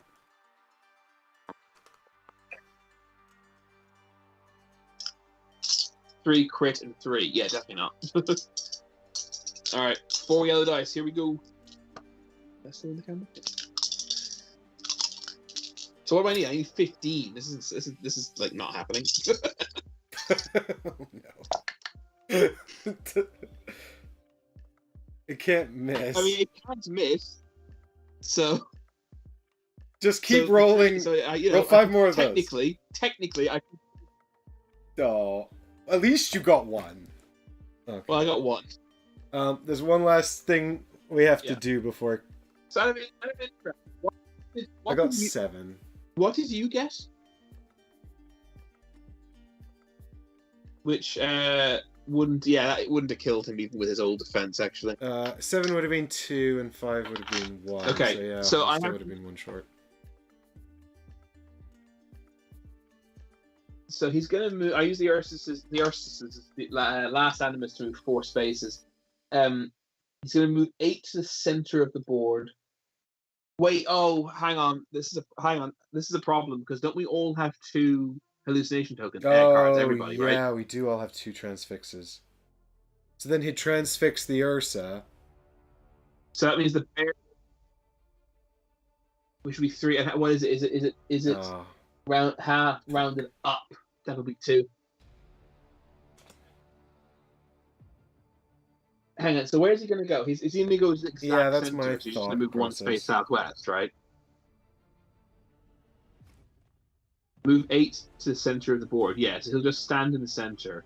So I need to be 4 away, but also not be targeted by transfix. I don't think that's possible. Yeah, I don't think you can be 4 away and be the furthest and not be, because everyone else has just stood right next to him. Yeah. Yeah, we'll just have to hope, I guess, that...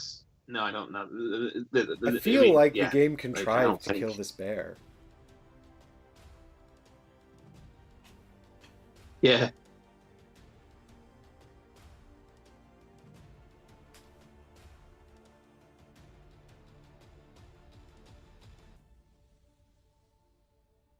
God, yeah, the bear's been hit by everything. It's so frustrating because the bear's got like rerolls, defense. God's sake, if he just had. If he just not redirected his second attack.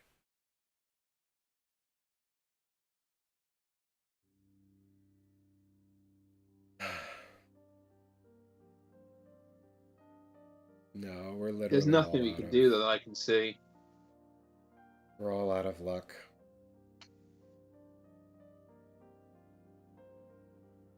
I think this is it.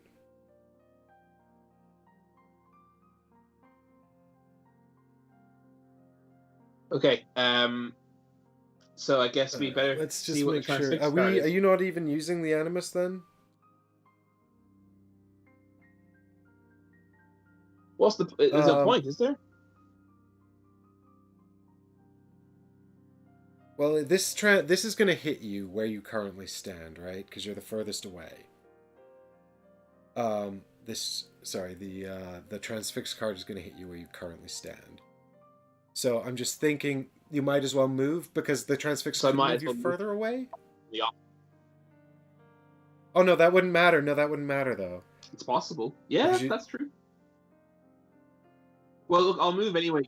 Look on the off chance the transfix this one somehow doesn't target me, or Sure. we'll see. 3, 4. So I've just moved northeast basically. So I'm 2 spaces away from the Just northeastmost tree. straight to the top edge of the board. Okay. Yeah. All right. What's the transfix? A card, rather. Piggyback! You remember how fun piggybacks are! Why doesn't anyone do this anymore? Whee! Do not spend any animus on this action. The closest friendly character you must spend animus if possible. Then they suffer knockback 2 in a random direction. Then place yourself in the closest empty hex to them.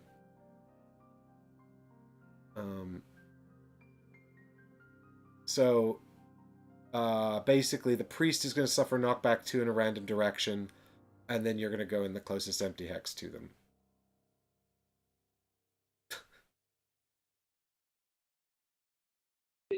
So here's a funny thing.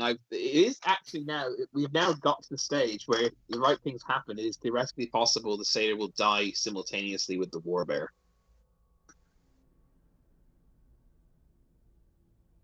Oh yeah, because the Rothhide.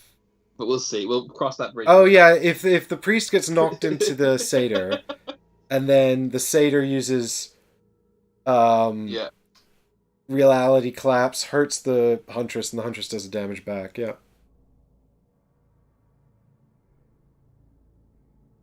Yeah. Well, let's see if that. So I think you better roll the die, right? Because it's your character getting knocked back. Here we go.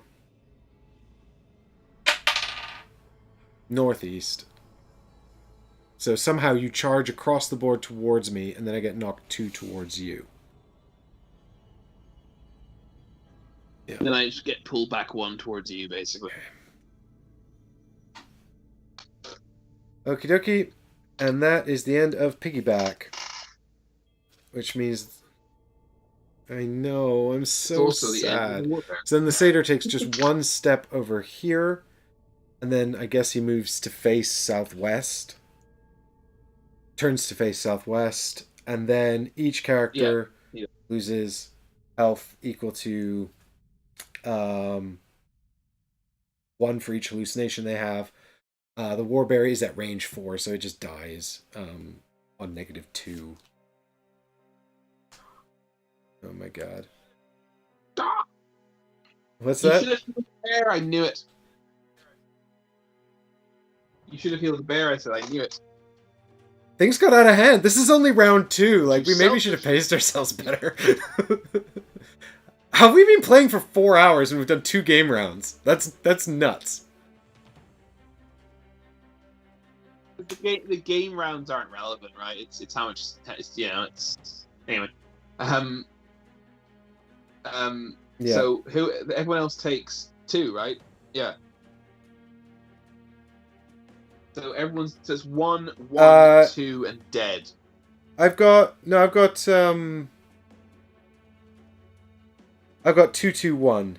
2, 2 dead. Oh, sorry. You're Huntress on 1, Priest and Witch on 2. No, the Witch is on 1 too. Oh, did I? When the Witch and the Huntress knocked into each other, I don't think you reduced her health. When the Huntress and the Witch knocked into each other?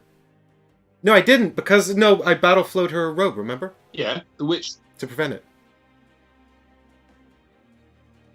Oh, so maybe I had already knocked your health down? No, I think you probably had. Hopefully it won't Hey, matter. Froggy, yes, of course I remember you. That was awesome, good fun. Thanks for checking in on the stream. I guess we're streaming late enough now that it's a reasonable hour your time. Thank you for the donation. That's so incredibly kind. Thank you. I can't. Just hang on, we'll drop that into the stream. There we go. Thank you so much. That's so nice of you. This has gone on so long.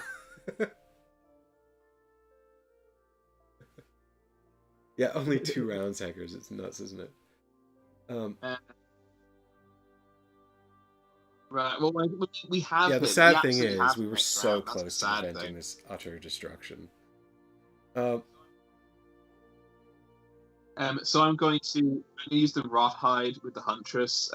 After the reaction, after losing taking a wound or losing any health from an adjacent enemy, Exactly. So the enemy rot hide armor loses a comes wound out or takes and does damage. damage.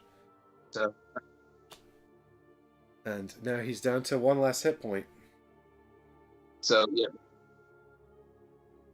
Yeah, it's like it's yeah, over so I now, mean, I basically. think He's absolutely dead. what we do is we basically, well, I mean, I think we could go through the rigmarole of bring out an ally, but it's so late. Maybe we just kill him. Well, the ally comes in from any board edge. I think he'll be dead before. If we somehow fail to kill him with all our actions, we can bring the His ally. next move is Wave of Dark Light, by the way, which is the last card other than the Reality Collapse we already buried. Well, I wish he'd done that. Yeah, this one is actually like, I wish he'd done this rather than either of. This is like the least bad card in his Wave Through deck. Yeah. Yeah, I'm pretty sure I we wish had he'd done this this last rather than either of the last two cards. Oh my god. Okay, so we get to regen our Animus and we get to pick up our card flow 0. I mean, I think the obvious thing to do is to start with the priest healing the huntress, right? Okay, that's fine. So successes on 3s. So 2 successes would be nice, because that would get you right out of Injury Town. So I mean, is he not? I mean, I don't want to say this because obviously it's my character who's dead because he's being attacked non-stop. But technically, is he not better trying to heal the witch or himself because you have a higher chance? You only need to heal one to get them out of injury territory. Yeah, but isn't, like, on this mode, isn't 1 health 2 injury cards?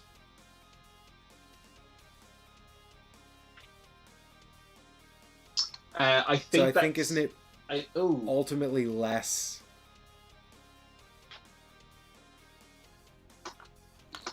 Maybe I'm not sure. I'll check. Here we go. I feel like if you took 2 injuries, that would be worse than, you know, us preventing 1. No. I think you're thinking of you lose 2 items if you were knocked out. No, it says on hardcore mode, all Oathsworn with 1 or 2 hit points remaining also gain an injury card from the injury deck.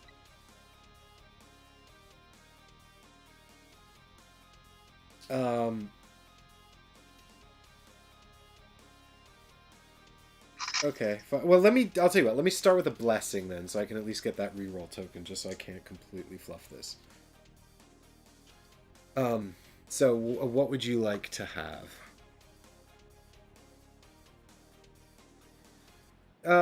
Does it matter? I don't know. I guess not. Honestly. Empower. Which also Empower. I'll take Empower token because we're just trying to kill it. We're just trying to do 5 to it. That's it. We're done. Like, this is over. Yeah. You're gonna heal it, and we'll obviously. Okay, kill so it. I guess I'll heal. I mean,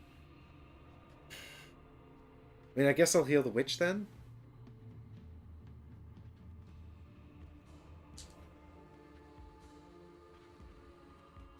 Yes, sure. I mean, yeah. I don't want to get to that. I don't want to get an injury though. I know. I'm so. I've lost my bear. I'm so upset. And Froggy in with another super chat. Thank you so much. That's super nice of you. And at a hard time, we've just lost our favorite character as well. So we're extremely grateful. Well, no, it's the coolest character. It's a bear with a giant halberd. It is. Yeah, the bear is pretty cool, I must say. We will mourn your will. I can't believe it. Do you know what? I blame Layla because she wasn't here. They weren't here. And it was also like by such a margin. Like it was so. Yeah, If it was one such a space, like oh margin. my god. I think actually we could have probably done 10 on those 2 rolls as well. And also, if I'd had the halberd, Oh, I could have attacked should've it with a taken that range halberd. one. Well, I mean, you would have dropped it anyway. You didn't have any weapons, so. They were all snakes, True, remember? actually, it was Right, here we go. This is the the I'm gonna heal the what witch, do you need and I to just need heal 4. who?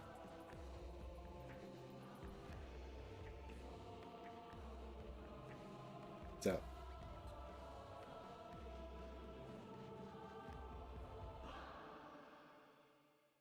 Something happening on Chris's end there. Yeah, we got you. I'm back. My phone died. Can you hear me now? My phone died. It won't matter. You won't need this camera Well, anymore. I just rolled incredibly well. This is what I needed when last round. I just rolled 7 on 4 white dice, Chris. And I got 2 crits. Who are you trying to heal? Because when you couldn't hear me, what I was trying to say was I said I was how much you healing the need to witch. I heal need each 4 for person. success. And how much did you need to heal the huntress? 3. I needed. So I would have needed 6. Yeah, because I was about to try. Well, that's fine. That was my first instinct, so I'm happy to heal the huntress. So there you go. You get to go. Good. Actually, I'll just keep rolling because why not? Yeah, you might as well. Oh, look at that! Now I've got. It's mocking me. It's actually mocking me. I'm on 11, and I have another crit. Yeah, this is. It's literally like stomping on. That's 11 right there on 4 white dice. It's just showing that it's in control. That's the random dice game is in charge. What so was just how went much up to health 4. is that? What was the difficulty of the test? Yeah. So by 3 to 4. So I'm now the healthiest. Great. Do you want to kill the guy? Get revenge?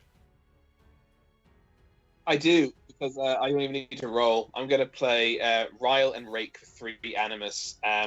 Move 1 if using a melee. Send 2 falcons to the target. Turn it to face any direction. I'm going to make it look in my eyes as I kill it. I then attack. I choose to roll no dice for my attack and therefore do no damage. I then give it a wound token. If it has 2 or more wound tokens, which it now does, remove them and it takes a wound. Dead. It's dead without any damage required. Did we at least save Tam? I would like that. Should we read the epilogue and find out? Story time. My favorite part. We need the victory fair. Unfortunately, Heggers, I don't even have that. I'll tell you. I don't have it. I don't. All I've got is like this. Should. Actually, you guys won't even be able to hear it. Hang on. Well, no, because I feel kind of sad. I feel saddened. Yeah. Here, check this out. Okay. Right. Let me know when you're ready for me to. Cracking. Let me know when you're ready for me to. Cracking. All right, crack on, Chris.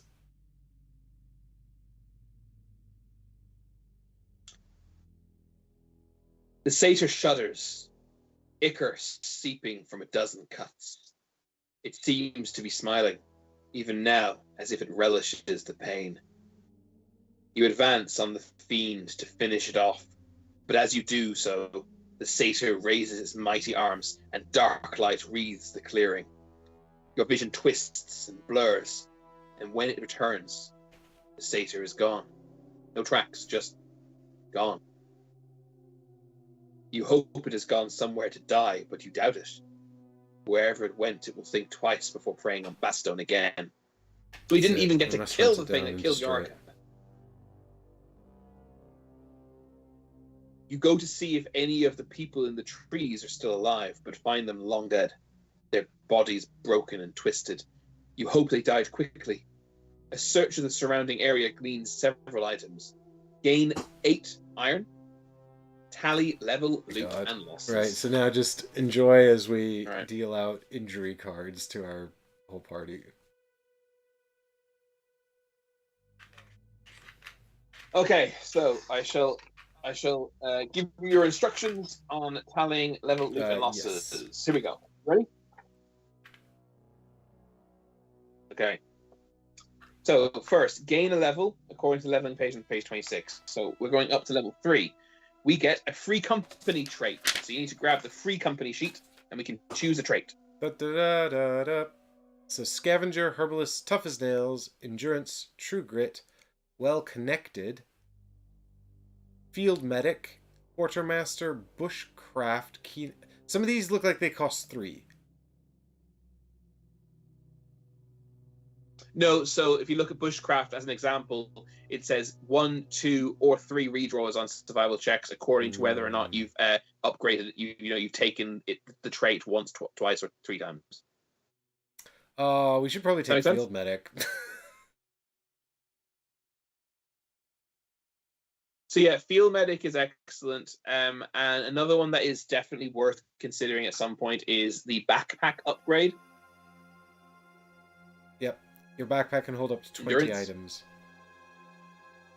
So I think field medic early on means it'll be cheaper to run. Yeah, well connected is also very good because well connected will save us a lot of money. Sending a runner to a as chapters banksmith go or on. apothecary no longer costs an additional iron. Yeah, there's some serious. There's some multiple ones that really compete for your first one. You know definitely. what I mean? But I do think also field medic has the added advantage of us being able to get rid of these injuries that we're about to take.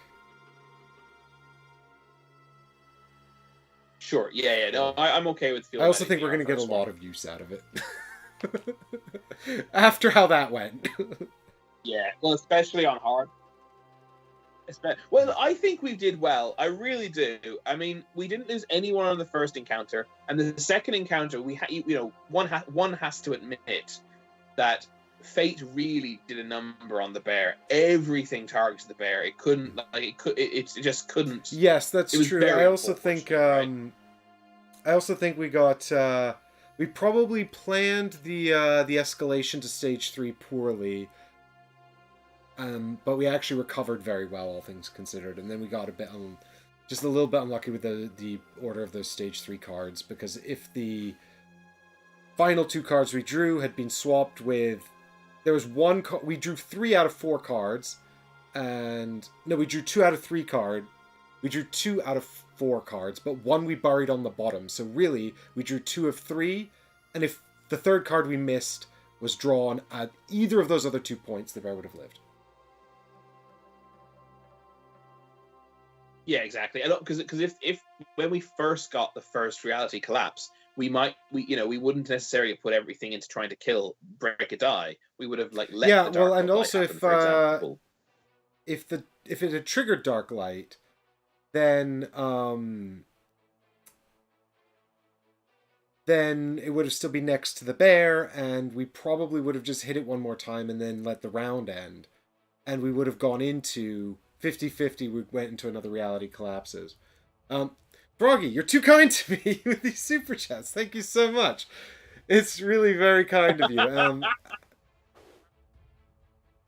I think whoever replaces the Swore Bear will have to be named Froggy. Thank you so much. And I hope you come back next summer. Yeah. Huh? Or another. Or let us know if you'd like us to use a different name for the next character. And if you come back next summer, we'll do Go Ape again.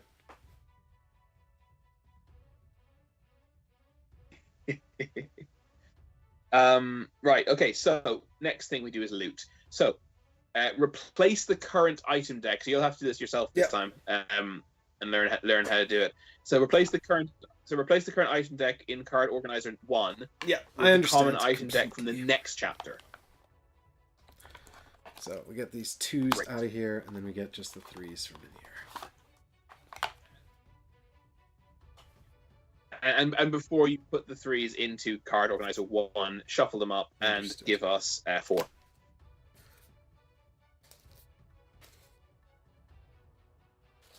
There we go. And the 2s can just go back in with these others? The 2s can just go back into card organizer 2, is it? Yeah, 2, yeah. So now we're going to give these a good shuffle. I'm going to try and do it quickly because it's so late.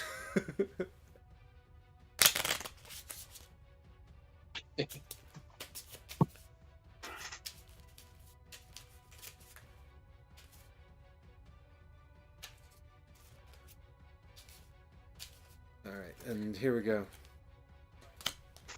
Like, Deborah's 4 hours behind, and she's going to be going to bed soon. And she must be like, where are Tell you? her that you had an epic battle with a satyr, and also, you know. Alright, so are you paying attention? Here's what we got. Yeah. Amber Stones. I am. Of course I am. If there are no enemies adjacent, battle flow 1 card once. Or if you're a companion, move 2. Yeah. That would have saved the bear. I mean, I think we've established that it was so tight, basically anything could have saved the bear. Here's a shiv. Yeah. It's a one-handed dagger.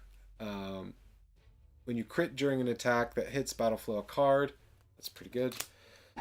We've got Aged Cloth Robe. If there are no adjacent Oathsworn, gain 2 Animus. 1 if you're a companion. That's pretty good. 2 defense, so. And then we've got the Heirloom. 2 yellow might. After it's a reaction, after damage drawn against you, gain 1 defense against that damage. It's pretty good too. That's a pretty good card, full stop. I agree. Actually, I think it's possibly the best of the one we drew.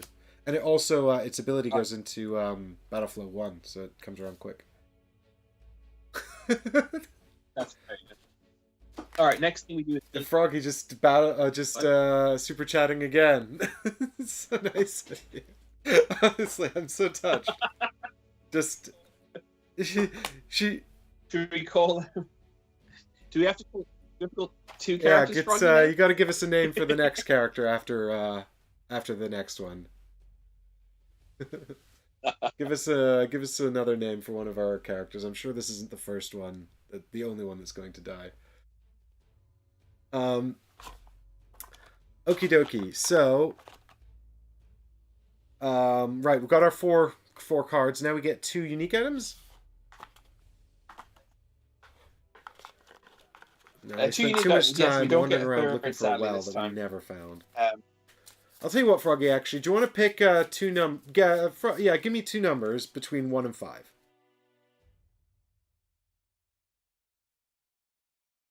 Choose our fate. You're still watching. I hope these are good, Chris. We really need some good stuff here. Nothing will null the pain. God. If Layla comes back, 3 and 5. Cool, here we go. That one and that one.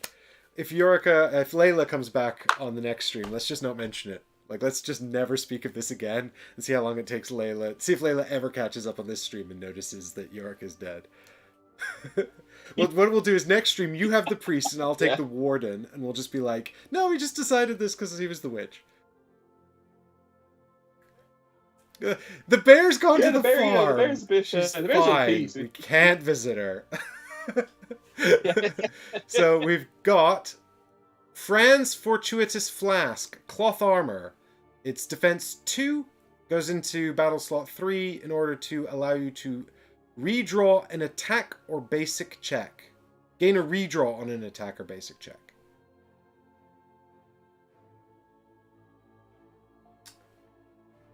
Yeah. Cool.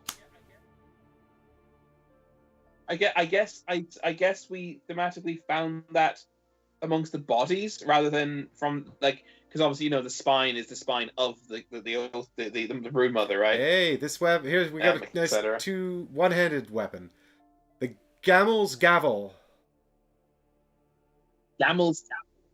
Oh, that's what Tam had. That's the hammer Tam had. So this has got 1 yellow might on it. Do you remember Tam's belt was hanging? It was hanging a few branches lower than him. Tam's hammer with the hammer in it. Remember 5 hours ago I read that to you from a book. I can't believe Tam died. I really thought we'd get this nice story where they all came out of the transfixion and we could save them. And it's like, no, they all just died.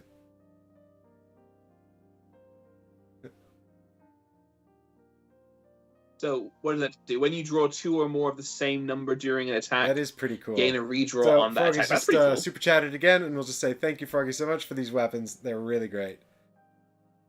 And we are super happy to have Gamel's Gamel. It'll remind us of Tam, the poor boy who's no longer with us. It's kind of a dark game.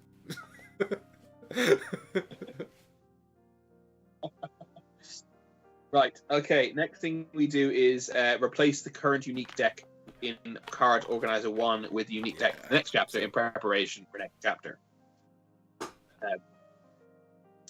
So we've tallied level, we've tallied loot, now we need to tally losses. Okay. Yeah, just, let me know when you're ready. These unique items. Alright, those are the mysteries for next No time. worries. Excited to unlock them. Okay, so hit me up. For each unconscious, dead if playing on hardcore mode, Oathsworn, mark 1 tick on the knockout track of the free company sheet. Add 2 or 1 tick if the difficulty is set to Journeyman or Pilgrim. We're just on regular difficulties, so ignore that. And ignore 1 or 2 ticks if the difficulty is set to Grim or Dread company. We're just on the standard difficulty, so ignore all that. So one mark off on that track, that skull track, please. And you also have to mark off the Ursus Warbearer. Say it too many times, she'll summon a Layla and she'll yell at me. Hopefully, I have to do it in such a way that it's like not all that noticeable.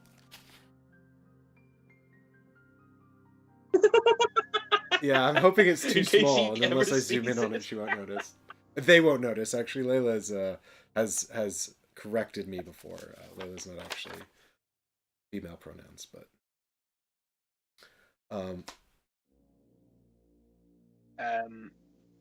good to know. Right, all unconscious Oathsworn gain an injury card from the injury deck. Ha! Joke's on you, game. She's dead. If playing on hardcore, which we are, all Oathsworn with 1 or 2 hit points remaining also gain an injury card from the injury deck. I guess it is worth. You were less keen on playing on hardcore. I guess it's worth noting this is the last time you can if you want to try and convince me not to. No, play I hardcore, enjoy it's your the last incredible opportunity stress. to do that because. So here are our 2 character names for the future from Froggy. 2 simple names, Froggy and Summer. Of course, we'll happily adopt those for our next 2 characters. Which I think will be a Warden. We'll have a Warden in there, so the Warden has to take one of those. Maybe the Warden should be called Froggy, because the Warden pairs with the Witch. You know what? Summer would be a good name for the Ranger. Oh, yeah. Yeah, because the Ranger is a tree creature. Let's do that. That's my Witch and my Warden, Froggy and Duck. Yeah, they were... Yeah, that makes sense. So, Dan told cool. me off earlier for shuffling this too loudly. So, what do you think the odds are that I shuffled the only 2 remaining curative, only 2 curative cards we've bought to the very top? I think the odds are pretty small. I think the odds are relatively small in getting any curative cards right now. Top. This is for... Who's this for? Who's this for? Who's this for? It's the curative card! Alright, and this one's for the Witch. No. It's the curative card! I did not! I did not! Are you kidding me? I shuffled...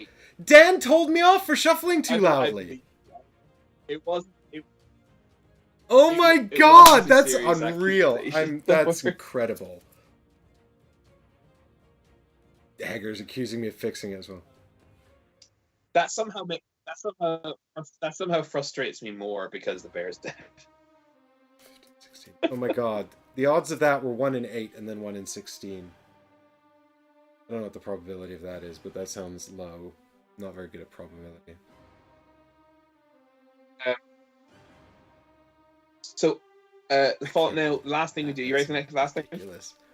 When I drew the curative for the priest, I was like, I'm so bummed out. I wanted this for the witch, and then I was like, well, we've got field medic, so it's okay. Now I'm annoyed we picked field medic. I'm sure. We'll be grateful later, I'm sure. Okay. The last thing it says is all Oathsworn lose one item that they use in the encounter, 2 if they went unconscious. So one thing I'm not actually sure about, I guess the bear went unconscious for the purpose of this rule, so I guess we get to keep one of the bear's items. That'd be a reasonable thing to think. Are you saying that the bear loses 2 items? The bear would lose 2 items for being KO'd in regular difficulty. Because we're in hardcore mode, she's not actually unconscious, so rules as written, she loses no items. But that obviously seems unreasonable. I would say we lose 2 items, that seems reasonable. Therefore get to keep one of her 3. I think we should keep the pig iron mesh. That makes sense. We just picked up a new one. One-handed weapons. What do you think? So they just go back into the level 2 common items deck? Yeah. Yeah, exactly. They just go back into level 2 common items. I think for the witch, I'm just going to get rid of her armor because we just picked up a ton of good cloth armor. Yeah. The knockback armor. But the gnarled branch is basic as hell. The gnarled branch is basic as hell. Oh, yeah, I suppose the anti-knockback armor is level 2. And it's worth more money. Okay, fine. Yeah, let's get rid of her stupid branch and get a better weapon.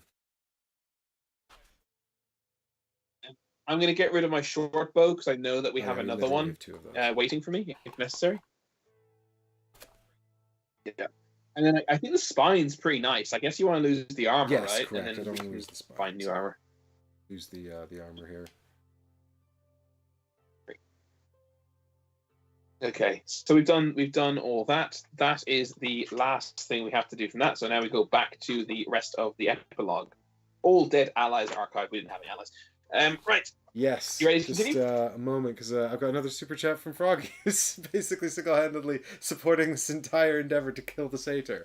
Thank you so much, Froggy. It's so kind of you, and I hope you'll come back and see your characters introduced on the next stream. Or at least check in with us for episode 3 of Oathsworn if you don't catch us live.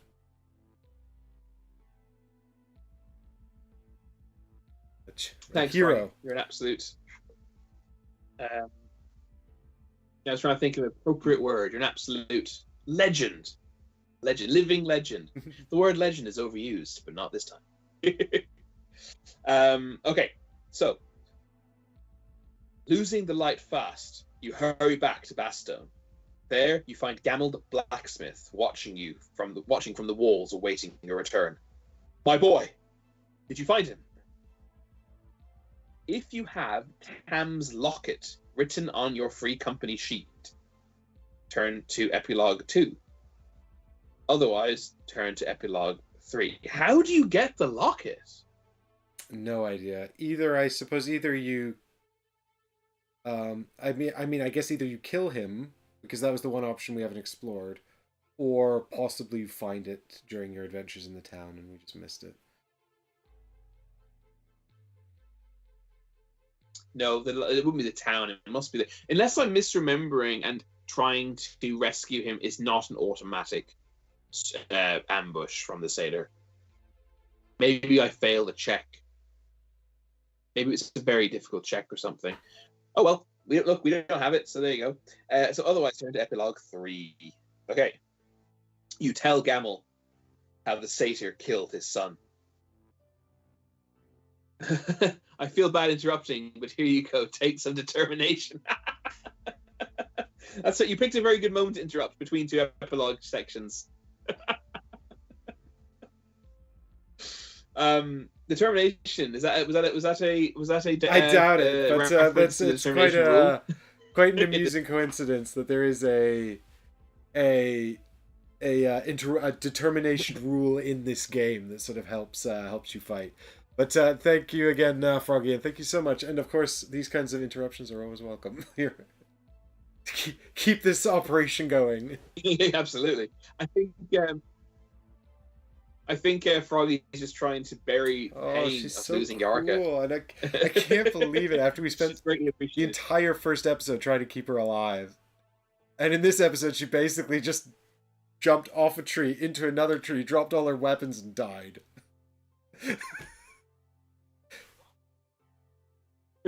She didn't drop her weapons. She Yeah. threw them away, thinking they were snakes. It's worse, much worse. Okay. You tell Gamel how the satyr killed his son. An uncommon anger rises in Gamel, and brokenness pours out of him. I knew he was gone.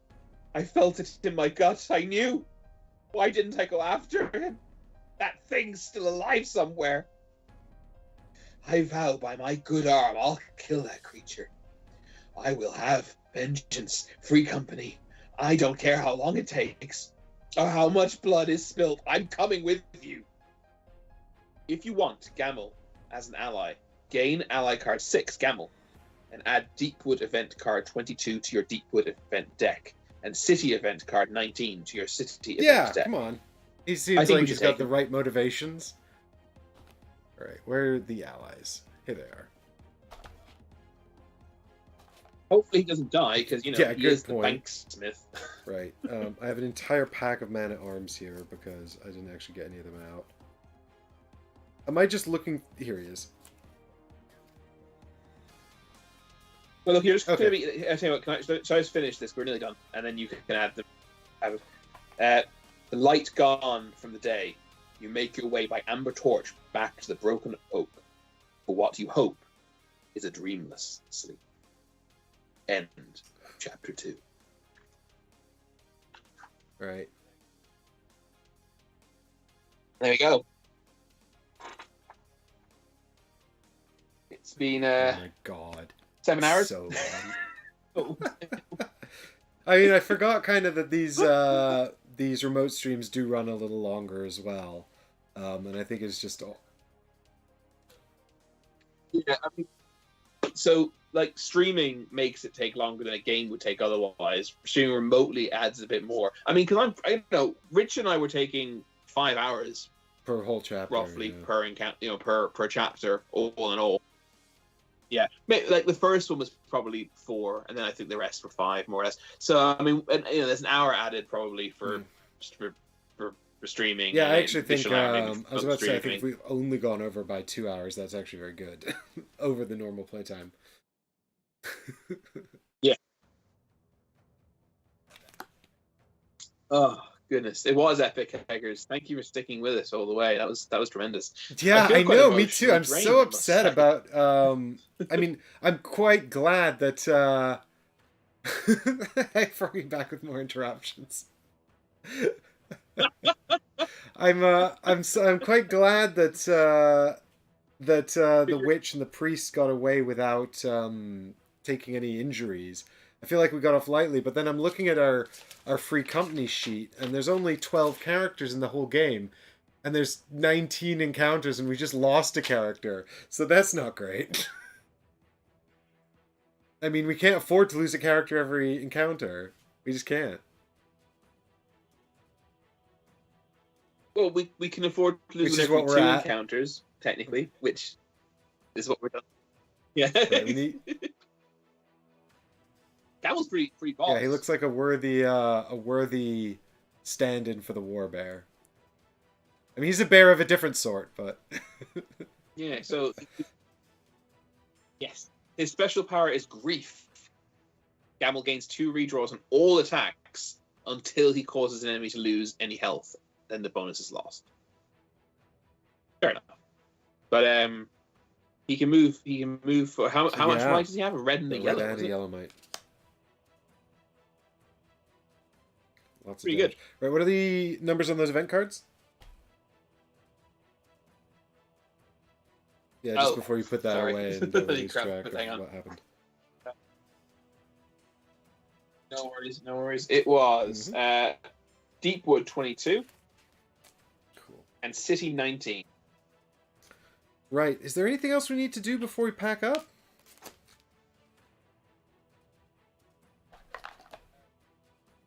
No, just pack up now. yeah, that's it. Yeah, it's a big There's a lot of mess. packing to be Fortunately, you done. don't have to do We'll that. off camera. Froggy's back again with one last chat before we sign off.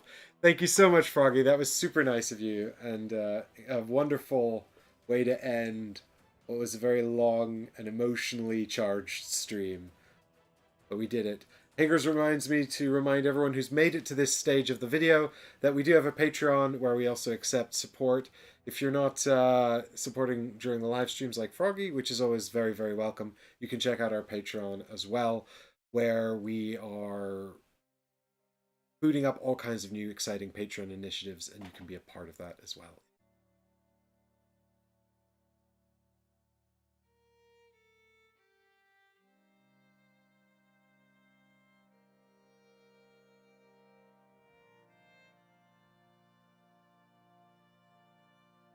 I did it. I came back. Chris is in chat as well, I think. Am I back? I did it. Okay. The internet went down. After this Herculean effort, the internet went down right at the last minute. So I think this is a good time to call it a stream, and just say thanks to everybody so much for your support, and to play the Patreon credits. And thanks again to Froggy as well for just bombarding our stream with super chats. That was really, really nice. And we'll be back for the next episode. So make sure you keep your eye on the channel and you subscribe so you don't miss it. Turn on those notifications as well. All right, here's the credits. Thanks everyone for watching.